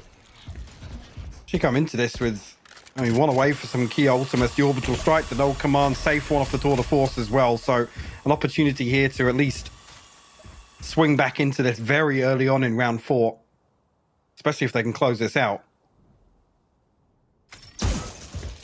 Okay, so above a minute, they're trying to clear the utility that would have been the early indicator of presence towards Dish or an indication of that A hit coming through. BBL clearing all the way through main, though, should give them a very early idea of what's going on. The wall's gone up on B main on the back of actually progress through A main. So they know that the majority of this stack is actually going to be towards bridge or potentially Dish. They're committing behind this. They're actually committing to it as well. And all the adjustments on the smokes, I'm interested because they have no control towards A main. As you noted, it got explored and very much kept in mind. Okay, pop of the ult. That's what the plan is. Kushner going to keep his head down, try and stay unnoted, but he's been seen. Yassine drops in and finds him. The trade did come out, though, because Coldamenta went down in the meantime, so it's not completely for free. Spike plant going to come in, but the close plants are going to be uncomfortable unless they take back some of this space. Looking like they want A main, but Aslan might have something to say about the matter. 3 around the corner. Oh, it's good enough now. 2 oh my God. BBL burst back in. Leo now at a 1v4. Does have the aftershock, but no fault line just yet. He's got to work hard for these kills, Lauren. Yeah, 10 seconds. Just under till he gets that fault line back up. Maybe still a chance at it. No! What a shot from AIM-DLL. Just steps the wall. No problem for him in the end. And Leo just unable to make it happen. But that fight towards A main was everything in my mind. It was. And actually, BBL are able to counter that pressure so effectively and keep numbers up. Really, really well navigated by BBL. Come through and actually only the null command burnt up. Yeah, Aslan does so well to find these 2 kills. It's ahead of the fault line as well. That the bonus onto save coming through from Turco. That's nice work from it. BBL. Good awareness of how to take space on this map and why it's so essential, right? Like why we talk about that. So for now, let's see what the early work is. Deep smokes towards A main, so that's going to take time to re-clear, but may not be the biggest problem yet. So maybe eyeing up their options. That B site still on a platter. See the smoke coming in towards B main. So safe's options are substantially less. You have to respect the smoke for now. And see the wall on the other side, keeping them fully focused towards this. That one little bit of safety. Yeah, and this Turco is the sort of round that I look towards when BBL obviously drift away from this setup. See now the smoke goes back down, but that wall's going to come down pretty quickly. Turco might even be isolated here with the fault line. Oh, shot comes out from AIM-DLL. Still standing, still holding on. Yes, taking a whole lot of damage, but Guild don't make it past the starting blocks really. Yeah, Yassine got in, but no one else did. And these smokes are still in place. They've gone for the mad dash towards A, but you know who's going to beat them there? Kushner. And there's no smokes to work with on the side of Coldamenta. Have to come through, and actually they're pushing sand. Oh, this is such good timing for Kushner.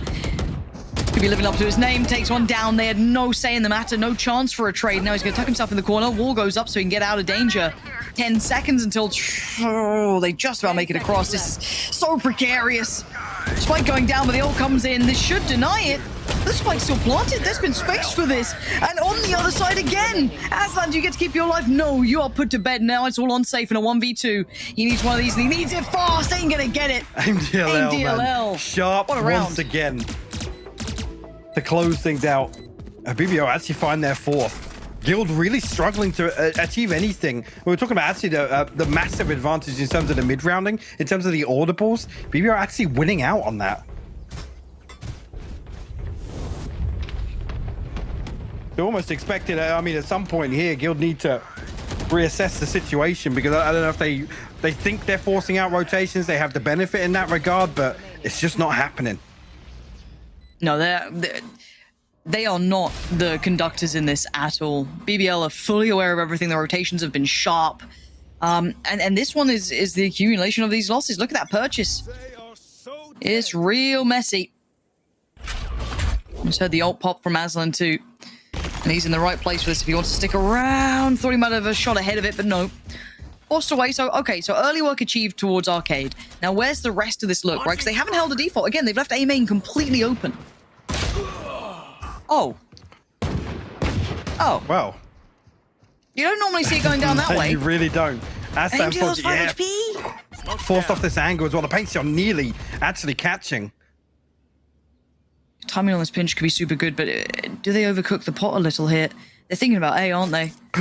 Turco just gives up the angle. Oh, seconds away from disaster. I'm surprised they've actually committed to this. Yeah, gambling here. They're going to... Healing. I mean, just for the heal? Just for the heal, going to give Game's up over? A site completely. Now, Guild have been kind of thinking about this for a while now. We've seen those stacks towards the site weighing heavy in their minds. So space being taken by Yassine, it's going to dip through towards CT. Might just post that towards the end of its lifespan. There it is, away it goes. Finds nothing, gets dodged, and he gets traded. So a little bit of time bought to at least allow for a safe plant, but look how much utility Cider has. Coldamenta going to sit deep on this molly as well as the Rolling Thunder comes through. It's actually going to stop Kushner from progressing any further, though. Oh, and they have no idea about Leo. Leo's still on the back lines. Excuse me, it's Coldamenta on the back lines. That's a sweaty little lineup, isn't it, Coldamenta? Does it work out, though? Yeah, it does. He's bought precious seconds, but he doesn't have many to play with. Had to try and make his move. I will not die. And it'll be done. BBL, continue forward. This is going to be 5. Actually, BBL starting to run away with this half. Yep. Down to back in, and Guild just really, really struggling to win out. And even in some of these advantageous positions, right? I mean, here, A-side completely cleared out, and then on the retake, just getting absolutely dismantled. You're seeing desperate to find something with a showstopper in here. You got to argue, if he just sits and holds onto that CT elbow. Space, yeah. Could have just posted right towards the end of it, maybe, or just, I mean, not even banking on that. Again, the showstopper's going to clear all that space. BBL obviously sit back. They're already at a man disadvantage. They have to respect that. This is good from BBL, though. It may be a little bit of a reminder for those who don't watch so often that BBL are a seriously good team. Map 1 could have made you maybe believe otherwise. But now you're starting to see them in a little bit more of a strength. And look at the space they're taking. Oh, but does Trex has noted this now. And now there's a little bit of trouble here because it's a double swing. They commit, and so do Guild off the back. They want to try and get the hell in here, but Yassine made mincemeat of him. That's a spike lost. This round's done for unless Safe or Leo pull off a miracle. And Kushner's going to spot Safe. One enemy remaining. To deal with it now. Leo will find one in response, but lots of things left to deal with. Actually going to find the second here. A 12 HP, not left with many options. He's such a good player, but I feel like this one might be a little bit beyond his reach. If you're sitting on 100, hey, fair game, but taken so low in that exchange, it'd be very tricky to try and carve out 1v1s from this. 30 seconds remaining too. Not feeling like this one's going to really accumulate too much. And I don't know where to put not blame, blame's the wrong word, but BBL are exploring this map perfectly. They're taking all the right spaces. Observer, you went for something a little creative there, and still had that little, outside of the map thing. I appreciate the creativity. 10 seconds but left. BBL are doing everything right, and I feel like Guild just keep leaving space open for BBL to explore. But again, how do you address that in a competent way? Well, I mean, it's another example where, you talk about in the previous where BBL over-rotate away from A site and Guild unable to capitalize. Yes, you could argue it's a lesser purchase, only really pistols and I can't remember if there was an SMG or maybe a rifle to work with, but just unable to convert like one of those advantages. And we've seen Guild create advantages early on. It's in the mid-round that things fall apart, which with this composition, you got to argue they do have kind of by default an advantage. This was a weird engagement as well. Again, you can see the position of these smokes. The intention was to actually cut off sight and make that push through spawn. So that was the intention initially from Yassine and Coldamenta. All that good intent. And you're sat at a 6-1. The money's great as well. AMDL's on 7.8. You got 5k on Cider. You're pretty happy. You got a res in the pocket too in case you need it. And on the other side, you're pinching pennies. Coldamenta 1 off the ult. Trex 2 away. So it not like they can't achieve these things, but Guild just look pretty flat on this. Looks a little disjointed in my mind to an extent. Just not getting what they need. coming out of the back of this timeout, though. Let's see what they adjust, right? Because, again, this always is a question mark into this round because BBL could decide to do something completely different, kind of double down on the aggression potentially somewhere. But we'll see. Bizarre, because we've seen some decent reps from Guild on Fracture, but this is just not what we've been used to at all. No. That works. Okay, let's see. So BBL going to put Aslan towards that B site, joined by AIM DLL towards Tower. And it is a 3-2 split heading this way for now. Bearing in mind that DLL probably going to get the jump spot on that. Yes, indeed. So now the smokes can be invested.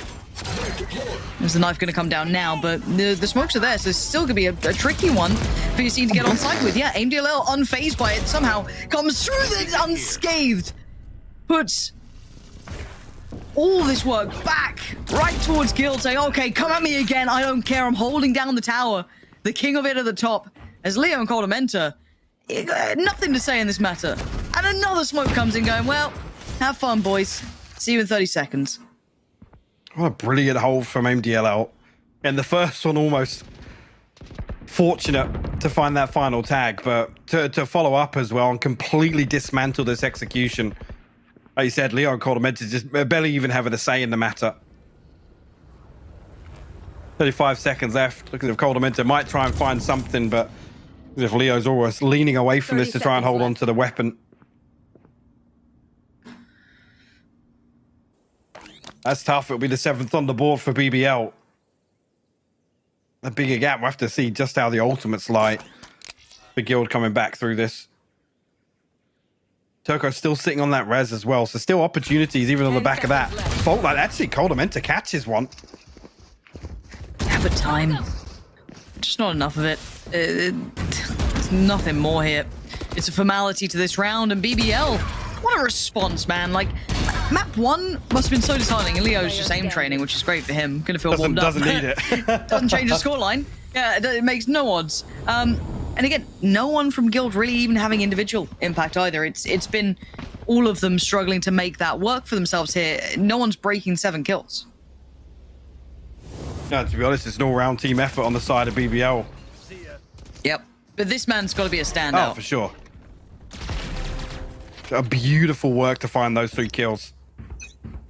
Just not seeing an awful lot of depth in the Guild attack as well. I'd see a face-off here, a 3v3 almost for Arcade. Massive exchange of utility. Leo finally going to shut Kushina down as he tries to progress any further, and actually finds a second as well. All right. I said no one was standing out individually. That's a Leo moment for you.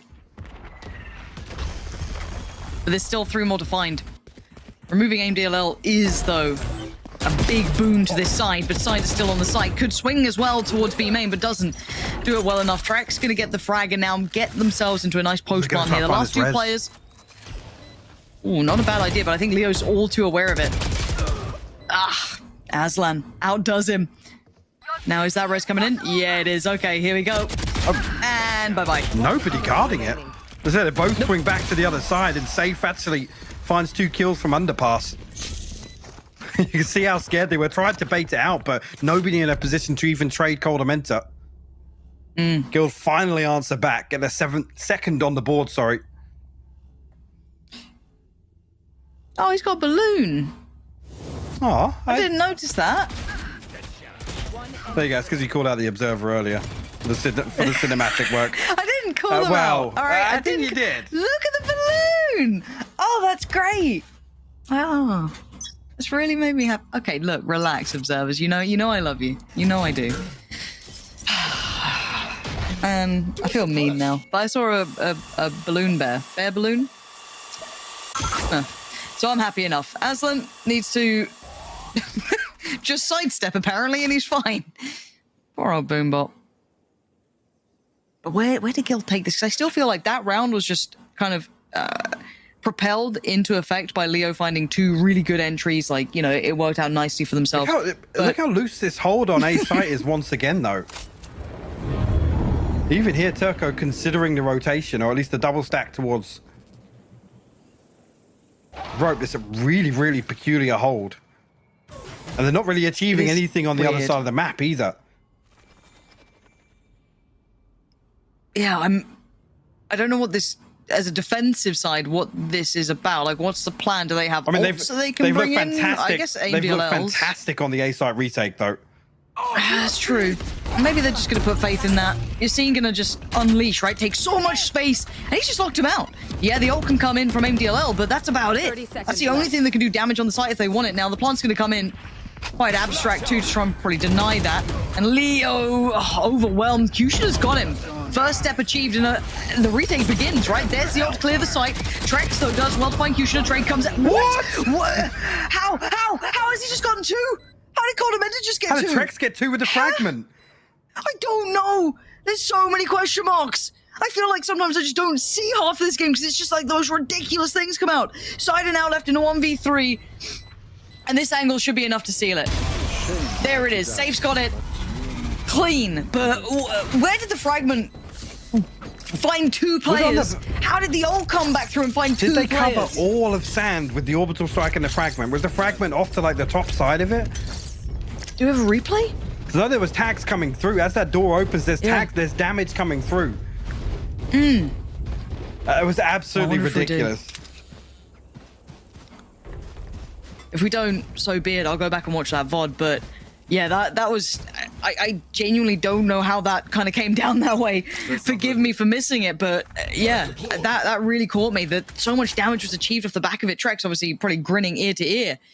But, man, peculiar rounds now. But Guild converting a couple, giving themselves a bit of room, right? Like, this is now not a complete blowout. Now, if they get the rest... Game back on, and Aslan going exploring.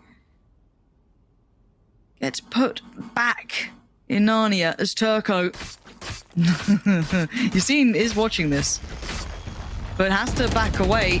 There is a player down below. Okay, so everything's been noted now. Turco buying time, though, and this is a fact-finding wall deep enough that it has to be an indicator, but... Well, again, they can still back from this. First time it's really been challenged as well in terms of where it's been invested early on. MDLO has to try and slow this down though, because again we see BBL lean towards pretty much a full retake setup after losing Aslan. We'll get this site. We'll see if Gil can convert this post plant now. So the Molly's still got the fragment, couple of bits of utility scattered across the board here. How do they clear tower? I'm looking towards it. How do they get them in? And Leo's positioning. It feels like that ticking time bomb that's coming through as well. If he times it right, he can catch him completely unawares as well. I'm out of here. Just giving it up. Nothing. They're back in. Yep. Fair enough.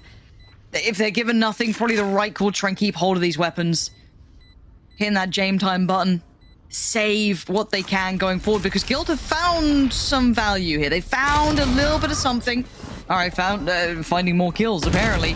And if this gets more costly, what's the money like? Still okay to repurchase, and yeah, that's really costly. Actually, Guild have just swept them, and they kept 3 standing. I don't know what the repurchase looks like actually, because there's a couple of BBL members that are on down like a 3. Yeah, look at it. They were quite low. Yeah, that's such a valuable hunt.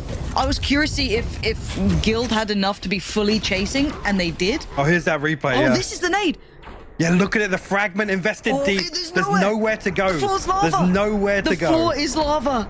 Mike, that's ridiculous. Like Turco, and then the rest of the damage coming through. Bang. If that's Thank you so much for that replay. Actually prepared and rehearsed, that is disgusting. Whoa. That's actually sick. And that big flash gets them into sand early. I see it. Okay, but look at this flank. 4 players. They're coming through. They're aware. They know what's coming their way. Oh my word, there's 4 players. Safe tries to take a stand. He loses his life for it. Aslan's got him dead. And now Guild trapped. And Turco just trying to stay alive. He's like, guys, just don't come through. I swear. I'm a big deal. I'll take you down. Are they They're running actually CT? running CT. They're going to hit B. Let's go! See Turtle this. And he goes for the fight. He takes one with him. A second for Yassine. And now they're just left on the site. They go for the double pump. What? Why have they turned around? Why did they stop? Why have they turned around? Why have they done this? Like, what is going on? And now they're going back. Now we should go B, guys. Yeah. What? But AIM-DLO almost got a decent read on this. He's very early back towards B main. Got to be careful with the plant. What location actually going to plant safe? Considering the possibility. And off that, actually, you see we'll have the showstopper online. So a massive tool in the post plant here. AIM-DLO's like, no. Oh and Trex was waiting. Oh, he stepped around to the side, but he does know about Kushner, so that should be a kill. It is. Okay. Oh. What a game. Okay, Guild have recovered. Like, what did Barbar do in that timeout? I don't know. I just what a turnaround in this. I'm hoping we can see the round timeline come up because BBL were just in total control for the first like 8 or 9 rounds of this. Oh, unquestionably in control. As soon as Guild actually, like it was stranglehold. As soon as Guild identified that there was a little weakness to this A site hold, they actually exploit it time and time again in a number of different ways as well. Like I said, if that is actually prepared in terms of that sand crunch with the orbital strike and the fragment, that is ridiculous. And to find that much value off it as well. We were actually at 7-5. It blows my mind because it looked like BBL had that stranglehold on this game. They had everything right, all the info, everything they need. And the fight by Dish, it ain't for free. Safe's over here. Utility invested. Okay, TP taken, so he gets out of danger. But Coldamenta also keeping eyes on the other side of the map. This is actually big information for BBL as well. They're still keeping track of this. And wait and see if that punish from Aslan comes out. Maybe if he gets the timing right. He's not going to know anyone, but that's confirmation of a lack of presence, which still is information in itself. Both teams getting so active in this. Actually, this double walk through. Aslan in position to punish this. Plenty of shots in the headhunter going to find the first you've seen. Actually does find the trade though. That's key, but look at the pressure coming back through Arcade. Oh, that's a player. Hello. Hello and goodbye. Kushner actually spots him there? Surely. I mean, surely? I think so. Because I think a couple of shots came through to that smoke in the end, but actually MDLL gets caught. Safe must have just seen him above that, even though in Turco on the wall. Okay, is there any more layers to this? They have to break through that wall, which they've done, so they've got entry to this. You're seeing just, tries to stick on that one, and does eventually lose out to Kushner. You can see the gap being closed, BBL holding on to this as best they can. Cider and Turco still sitting pretty, have to hold this back. And Safe's still going. He's still powering through this, and they're on the defuse. Kushner trying to break on in, and Safe is saying no. They draw him off the defuse. Cider doesn't know it though. Oh, just as he went for the utility, Trex went on the fight. Beautiful. And Guild are gonna get 6. Beautifully done. To get the half defuse as well, create that pressure so early on. Trex comes through and manages to avoid the fault line as well. A second tap on the spike actually, just to draw Cider in. What the hell was that pistol round though? Whoop. You see, I'm not sure if Kushner turns at the wrong moment there, but...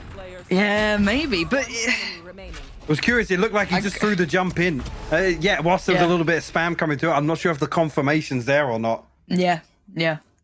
Man. And quietly, Safe has been having some big impact here as well. Like, as much as, like, obviously a lot of the utility work's been kind of, like, predominant. And look at that. Oh, deep fragment. And the space taken off the back. That's big info found. They can try and supplement this A kind of, not over-aggress, but A commitment that came down towards A main. From your scene, that's going to be 4 players coming through. That site taken.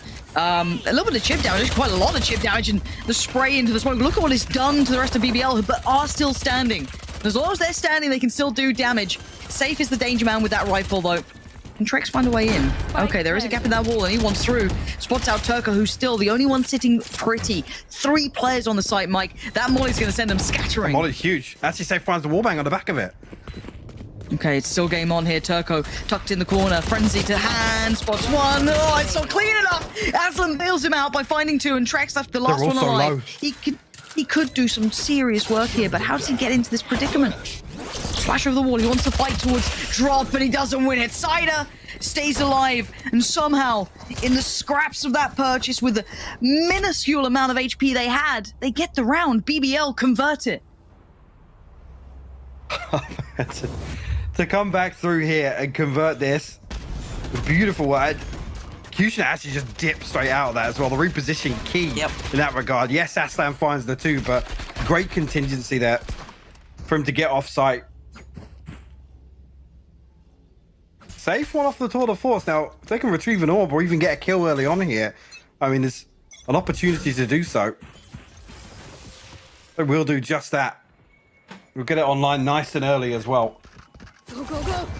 Shortcut! All right, here we go. Straight towards the side. Condiment can't do anything about that one. Good luck, Leo. Oh my god. Safe! Flick of the wrist towards Aslan, but good trade so far to keep it safe, but it's not completely safe. Condiment panicked, man. Where's that Condimenter off to? Tries to find anywhere, lost in the source. We're seeing him just send that pain shell in and actually now Trex has the angle. Good flash as well. Gives him maybe another fight here. He's living on borrowed time. He can't stay alive for too long, and now you're seeing with just the classic. Maybe if he was even a sheriff or something a little more, they could have done even more damage, but a scrappy round in response. Execution gets the plant off of that as well, so the ultimate will be available. An opportunity, yeah, they're going to cycle this through, but he's just going to drop one across. I'm out of here. Leo, man, so unfortunate. I mean, this flash comes through. And just not turning enough there, and well, nice clearance from Kushner. Precise work from him. Whoever's on the replays at the moment is having a good time. They've been trolling for the last couple of days. Incredible work. And it looks, I don't want to say all in. That's a big knife, though. I think they got 3. The observers just show us how many players got it. Observing team. I like you. You're doing really well. Ooh. Wherever you are, mystery people. I'll figure it out at some point. Good job. For now, though, with that knife revealing so much of the intention and kind of playing behind it, it's just Aslan here. The rest, heading on out, heading on over towards the north side of the map. The swing's good. Nicely timed. A little unfortunate for Aslan, but it was a double swing anyway, so the best you feel he was going to get was maybe that 1-for-1 trade. Not the case. Now they can clear him in and go, no one else is here, guys. Where the hell are they? Well, it's over to Dish. See the ping come through from safe there. He actually heard the audio cue. Just comes back in time, but can he find a kill? He still finds it on Kushner. What is that fucking scene? Down A. What? The utility is just an MVP in itself this game. Oh man, and Cider's done for. Surround, he's like, I'll just get this ult orb and just chill, man. Like maybe I'll get another kill, you know. Trex, you wanna help me build towards my ult? That'd be great. I mean, even if he falls here, he gets the ultimate online anyway. He's fine either way. I think actually they have the buffer as well with the economy. Trex gonna challenge it. Flash. Right. Well, that's huge actually for Guild to bring through a flawless round victory here. And again, in that fashion, like that knife coming in was so good. Like Trex, his utility work, just chef's kiss. But and then the follow up off the back, like the re-explorer right there, they kind of pin that down. The stun is Oh, beautiful. the stun! Oh, it's good. And like the utility work that comes out from Trex and Leo is just on the money. It must be a dream for you scene to have them be like, I can just throw a paint shell and it'll probably work. Nice. Like he's having a quieter game here, but it's still, you know, as long as it's doing the job at hand, Trex forced to respect this. A much pacier start for BBL here. Yeah, and actually they smoke off safe on top here. No, they'll get him tower, but that's it. Does actually get the flash is beautiful from Trex once again, and he gets 2 kills off it. Oh, he's still going. Aslan was so blind, and he's traded out on. Still with the assist. Trex is such a wizard with this utility. Nightmare to deal with. And Turco's still, okay, he's up towards tower. Can he do anything more? Nice little upgrade there. That could be something. And Coldamentus just playing him like a fiddle. Last player standing. Not gonna happen for him, and AimDLL noted earlier on. It's Leo on one side, Coldamentus on the other. Oh, it's perfect work from Guild. And again, I've got to say for me, Trex has been a quiet MVP in this map. Even there, the flash onto Aslan is perfect. He just dies full blind, but the trade comes through so quickly. Flash again. Look at Kushner. He even adjusts. I mean, it's perfect adjustment there on the crosshair, but he's still moving, unfortunately. One enemy remaining. Oh. No slack when you're playing up against these Turkish players on BBL, is there? Because aim-wise, if you miss that first shot, you're just dead. Straight up dead. For Guild to claw this back, I can't believe what we're seeing. Genuinely. Like, really impressed. Actually build back in on this. BBL, I guess, feeling the pinch a little bit now in terms of the finances and the pressure building as well. Kushner and Aslan both have their ultimates available here. The Guild definitely feeling a little more comfortable in this second half, that's for sure. Oh, hello? Yeah, I've got the observers on the line. They want you to know it's Xilv and Harry. So, you know, got to give them a shout out. That's why we're being trolled. Okay, no, hey, look, until the UI tells me who's been suppressed and all this other stuff, I shout out the observers who do that hard work because it does make my life easier, so that is damn good. But let's look at this half, right? So there was that kind of trade out of rounds, you know, they kind of converted the second, which kind of got BBL back on track, right? It looked like. But since these rifles have come out, Guild have looked nasty and they've quelled the money here enough that BBL have to respect it. They're down on sheriffs, they're down on a couple of ults here and there, but that's about it. And very quickly as well. Look at the reinforcement behind this A main push. It's just safe on the other side of things. Actually, BBL hoping to find favorable timing back through dish here. Nobody on the side of Guild watching this, but I mean, how do BBL really navigate into a post plant here with such deep A main control? You have nowhere to go back to, right? There's nowhere to sit into those post plants. You can't come back into dish. That's the problem with this. No. Yep. BBL, I guess, working with what they've got, and it ain't much. The clear sight, and they've got to be now worried, right? It's like, okay, we're clearly can.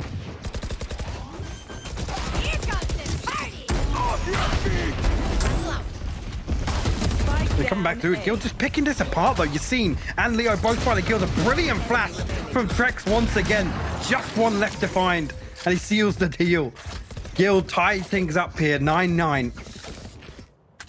Absolutely picking that apart. Like I said, BBL just had no comfort. They had nowhere to reset back to. I'm just so impressed with Trex. So impressed with this guy. Like, again, he's one of those players you think, oh, you know, the potential's there, and you're kind of hoping, or you're a little worried with the roster coming in that maybe he'd be put on the back burner a little bit, but the guy is still so good at this. Great to see him having a performance. Okay, so Trek's going to avoid the initial stun. Kushner's going to take the space. Now, there's no information for BBL here. They don't know the Guild have actually challenged on this one. Now, they're going to at least ward away the first. So that's enough. That's the initial job achieved, but the spike isn't near this A site. Still them just trying to probe once again, draw this rotation, but it's still 3 members of Guild positioned towards B site. That spike just getting closer and closer. Coldamenta and Yassine with an opportunity to really actually shut this down altogether. The fault line comes through, going to slow it down, but no challenge coming through on the back of either of these bits of utility invested.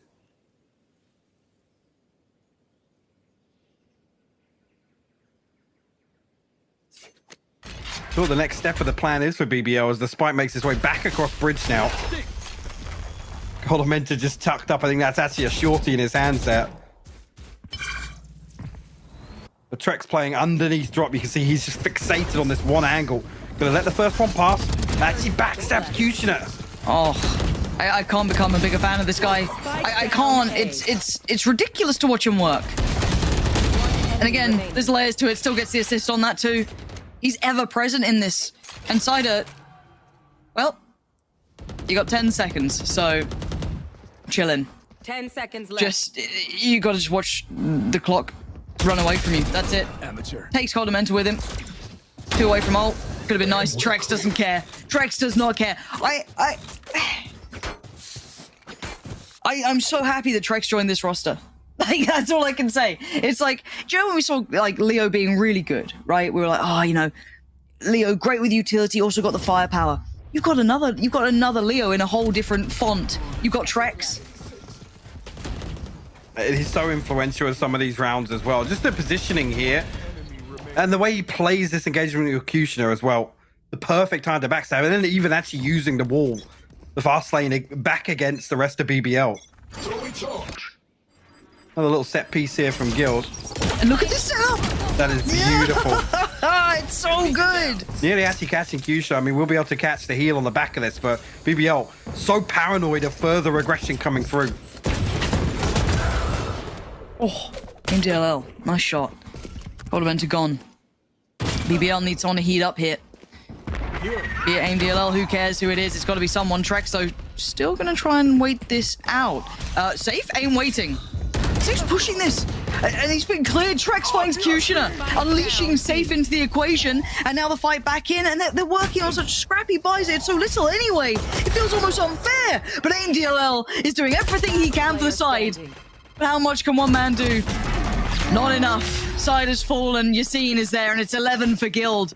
The game's starting to run away from BBL now. Showing real resilience here on Fracture, and actually just basically one buy round away from closing this out. You look at what's left behind this. The ultimate's now off kilter. Cider throwing the Rolling Thunder out in that round, almost on a whim, hoping for the best. What a beautiful lineup this is as well. The timing on the flash coming through as well. So close to closing out this kill. And rewarded as well, because actually Guild repositioned back after this initial attempt to push through B main. They still in a position to greet BBL on the other side of Arcade. Oh. Kind of weird information though, but it's like, can this rope go any faster? Because they're about to clear me. You can see them having a look all the way through. So they know. They 100% know, but the timing window, they haven't completely just then spiraled off the back. Obviously, they don't know that 4 players just tried to clear the north side of the map.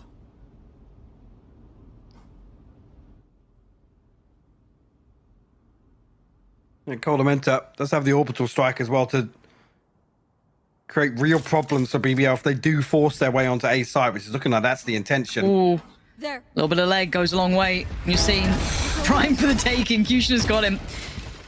And Leo now on duty. One's already crossed the... Oh, no, the ult's in hand. Coldamenta, what can you do with this? He checks the back. No one's there. Still have the fault line as well? And here it is. No. Was used up. Okay, a little bit of chip damage, but it denies the plant. Wall gets chipped away at. Second try, and the second shot from Safe hits it towards Kushner. 4v4. Backline fight. Big One by win. Trex. Okay, that's huge, Mike. Big win to actually retake control. Now BBL have to try and take the initiative here in front of the kill. Aslan swings ahead of the res. Wide swinging from Aslan, and that's what they needed in this. Someone to have influence. The flash ain't gonna help this time. BBL dig their heels in, and Aslan being the proponent in that round. Beautiful conversion after Guild actually set up so well. I mean, the only thing actually there, slight overstep from Yassine. He's spotted out. You see the fault line immediately invested to try and deal with him. And he's desperate to get the paint shell off, just to stop this pressure coming through from main. Or the adjust to Leo there. Real nice from Aslan. Bloody hell. Didn't see that, really. No, it looks at the snappy. time, how far that was. Snappy. Yeah. Bloody hell. Okay, that's enough to keep this game close. Because that was 5 rounds back-to-back for Guild. What a time to find that answer. It's a B play. So far, so committed to this. 3 players for Guild here. What do they do to slow this down, though? I don't think you can. I think you're already behind the wire here. Oh my god, Leo's just found Kushner. I mean, the fault line just completely separates them. Completely separates them. And the paint shell's good. Cider. Oh, okay. Doesn't take as much damage as I expected. And a backline for, again, one by Trex. How many times is he doing this? Now they're left with 3. But, yeah, BBL will not beat Guild here. Guild, Trex can put down the knife if he wants to really assure it. All 3. And he's got all 3. All 3. He's still got both flashes.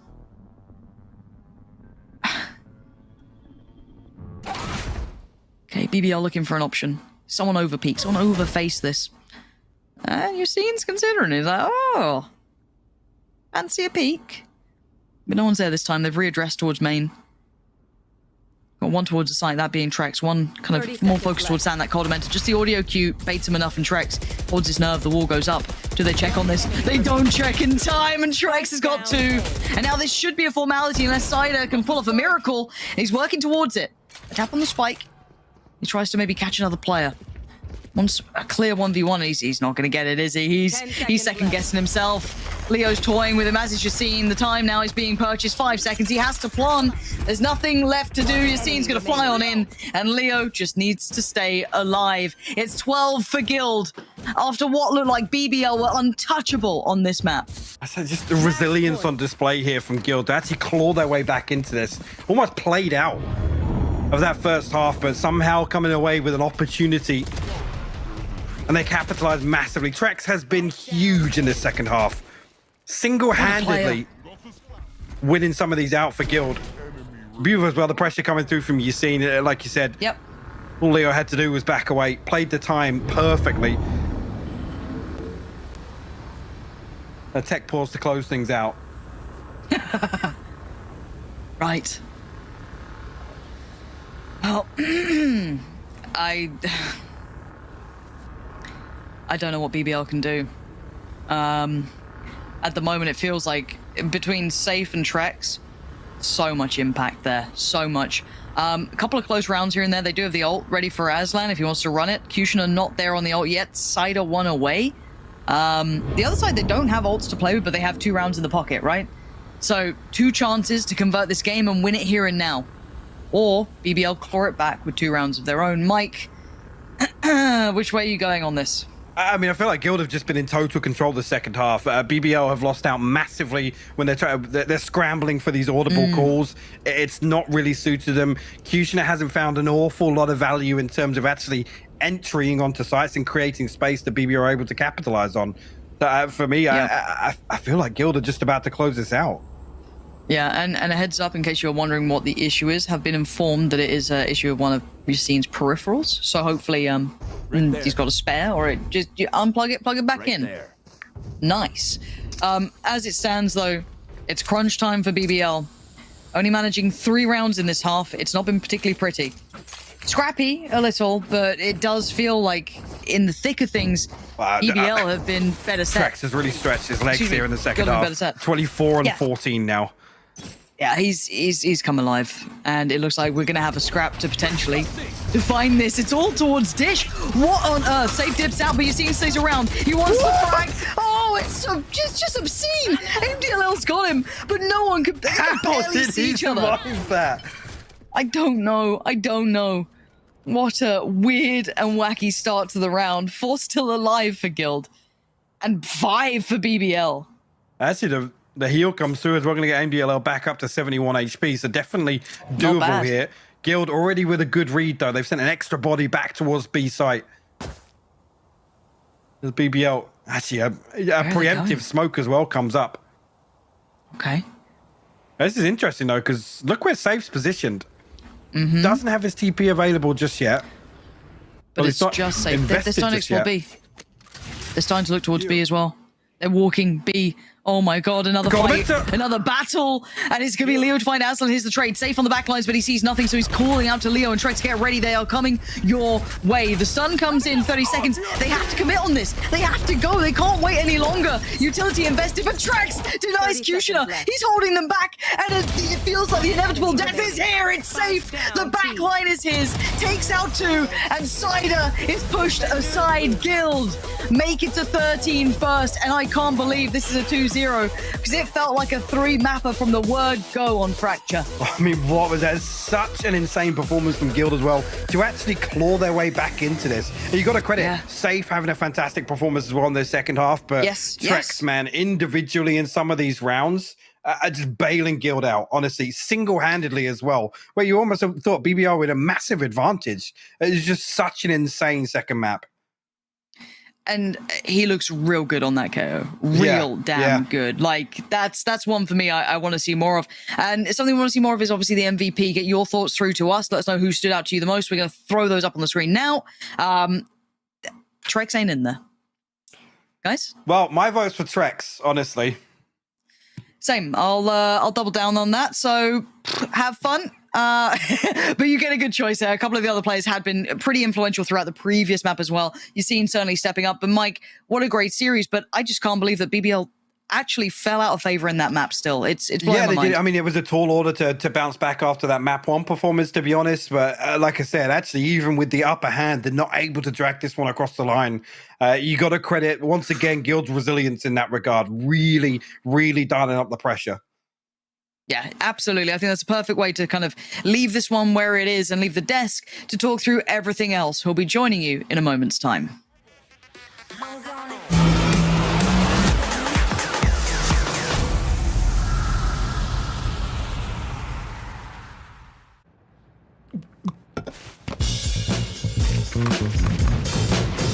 Red Bull gives you wings.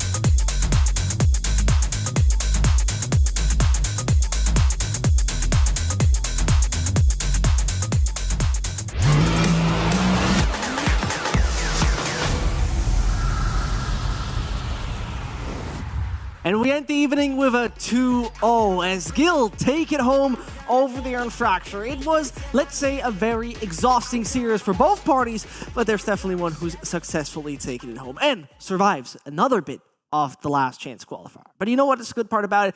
I can talk to one man who I talked to already at the beginning, named Safe, and he has been an absolute pleasure so far in this game. Welcome back, my man. You know, this was a very interesting series. How are you feeling after that? I'm feeling good. I feel like we look better, so I'm happy about that. I feel you. You know what? I would say the same. You look significantly better, particularly on Haven. Talk me through this, right? You had this Haven game and you had the little change that were made. How do you feel? What was your thought process in like, hold on, we need to make adaptations. This is the one we're going for. I feel like Yasin has played, obviously, the most raids out of any player I've ever seen in my life. And especially with the Bonk core, I mean, we know how to play Haven. It was probably one of our best maps, even in last year's LCQ. We just know the theory behind it. We know what we want to do, especially when we're playing that raids. Sure, we changed Soba out for Fade, but it was still kind of the same theory, and we just followed along that. Right. One thing that is maybe not the easiest answer, the easiest question to answer. When you have already a stand-in, right? And how do you fill in your scene, particularly when you do in such compositional changes? Is it something that's more on the fly, or is it at least one prac you go in? Well, I mean, we usually try to give it a prac, but for this one particularly, it was on the fly. So right. yeah. FPX style, you know how it's going. Considering Fracture, right?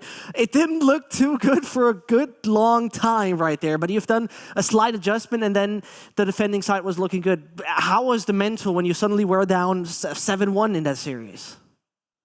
I didn't mind. I was laughing to myself because I was like, this guy's in tower and killing everyone. He's alone. He's alone and I can't kill him. I even got a gun. He was like 1 HP. I walked up, I died. I was like, okay, dude, just take tower, dude. I don't want it anymore. You know, that kind of vibe. But I was always happy. I was always looking forward. I don't think the score ever matters to anyone in the team, really. I think we have good resilience. Right. I mean, it feels a lot like that. You know, talking about you overall as a team, right? You still have to face some opponents coming up in the tournament. Who do you personally rate, let's say, the most dangerous team so far in this LCQ? Mech. I think they're out for blood. Really? Okay. You know what? Yes. Maybe you're going to find out. Maybe you're going to meet them sometime later in the tournament. So for the moment, thank you very much for your time, Safe. I wish you a wonderful evening and enjoy. Thanks, man. Take care.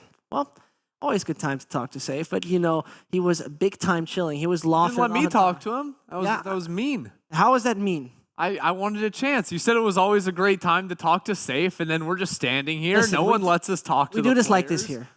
Okay? Sorry, man. This could only be one. Anyway, enough of the nonsense. Getting into the game we had right there, because Fracture initially did not look splendid at all here for the guys of Guild.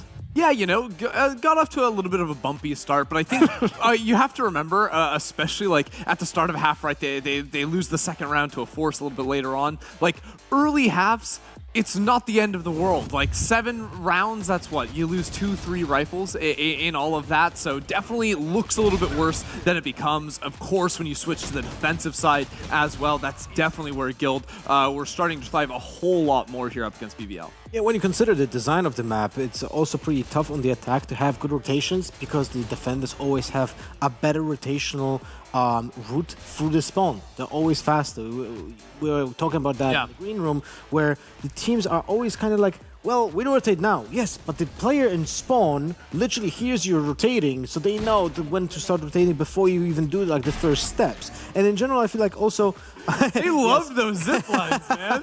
Yeah, but you know what was missing for the first rounds? For the first rounds, I was missing this. That Guild represented later, the utility usage that was in combos. I feel like they had more stuff prepared for the defense than for the attack. There was more combinations of utility between the Chaos, the Breach, and the Raze prepared for the defense because it's easier to have an opening move planned when your opponent is pushing into you, when the other round is represented on the attack. 100%, especially like that KO lineup on top of like the breach stun and everything right at the start. That was fantastic. We saw a couple that seemed a little bit more on the fly, where it was like the Brim ult down in sand with a KO molly on the ground too, just completely containing the players jumping out of down rope. There was a couple over towards Dish as well. The Brim ult actually got monstrous value in today's game. You know what I would like to know, right? When we right now compare a little bit of yesterday's Guild with today's Guild, what stood out for you the most? Because that previous Guild we had was looking way more lackluster comparing to that one. You know, overall, I thought the previous Guild was really struggling on their initial hits onto a site, especially on their attack. And we saw some glimpses of that. Like, if Yasin was going to die early on, that posed some problems. But I think their defense was just so much stronger, plugging the Raze into their comp. Like, their defensive side on both maps seemed very difficult to crack. So even though their attack still has some room for improvement, their defense is just solid all around. I feel like Yasin just felt way more comfortable on the Raze than on the Jet because he had just more utility to play for himself and deal the damage. Like, he actually had an insane amount of kills with the utility, but I feel like also the difference was that they played a different playstyle of an opponent than they played yesterday. Against Na'Vi, I feel like Na'Vi represented a playstyle, the static attack with holding defaults, a better counterplay to Guild's typical defense strategy than BBL. BBL just didn't wait for Guild to push into them that much, so they didn't punish them when they were on the defense. Yeah, I think there was definitely a combination of like better playstyle lining up and the individual players. Yassine stepping up, Trex too. I got you, Pansy. I agree. Trex, great game, especially closing out that half there with the KO. So many big impact flashes converting into a couple of kills. And you know what? Talking about closing out, we're going to close out the day pretty much, but not yet because we still have a telestrator from Lothar, and you got to show us what you got. Wow! Show us what you got. Dumped. Go on. Anyway, first thing that was something that I wanted to point out that sorry, Ender described it already during the like summary of the round. But look at this small synergy between the KO and the push on B long. I think the only thing that is missing here is an actual breach stun, because if the breach stun would have been played in this position, this player is dead. And I feel like Executioner was also dead on any other different character than Neon, because he lost a little bit of time to use the wall here, and then he just speeds up and runs away with 40 HP. But those small plays represented here by Guild are very effective. Another one is gonna be here on this clip right here, when I think this is improvised, by the way. I think this is not something that they pre-planned, but the positioning here from Safe in CT gives them the positive information that people are already on Sands, and because of that we're gonna see the combo of Trex's fragment in this spot, which isolates the players that are also jumping down from the rope and going in front of the doors. So they cover a lot more space with this ultimate from the Brimstone because of this KO grenade that is placed in this spot here. So they essentially trap all of them in that small confined area, but they do that because I'm guessing Safe is giving all of those informations how many players are going through rope and jumping down. I couldn't agree more. Circles and arrows. Circles and arrows, exactly. That is pretty much a Lothar lap. But you know what? We mentioned a man that stepped up way more, and he is the player of the match. No, it is not 2021 and still Bonkers IGLing. No, actually, reality check. He's back on the server. He's back online. And I gotta be honest. Yeah, it feels weird. But I gotta be honest here, and it feels well deserved after particularly that Haven. The most improved player in 24 hours. I mean, what a guy coming in. I mean, just the instant. It wasn't tough. Huh? It wasn't tough. Hey, let the man speak. He has a point. Just lock in the Rays, all of a sudden, like, abilities don't kill, like, there's a whole slew of memes. But honestly, overall, like, he was such a big difference in their performance from the last day to this one. And the utility, we've just been praising them for. Even if it is on the fly and they're just busting it out of nowhere, you love to see it. He was very effective, like, dealing 200 damage over each round with the Rays is something that you want to be doing because every single piece of utility delivers damage. I feel like, though, Guild this time was a team effort, and not like yesterday when they kind of were still trying to glue themselves together with this new addition. And you know what, gentlemen? It is time to step away from what happened today and move over what we'll see tomorrow, as this bracket gives us a clear idea. Obviously, BBL is out. Same goes for Ascent, which means that the number 1 and number 2 seed of this LCQ survive. But this is not what we're going to see today.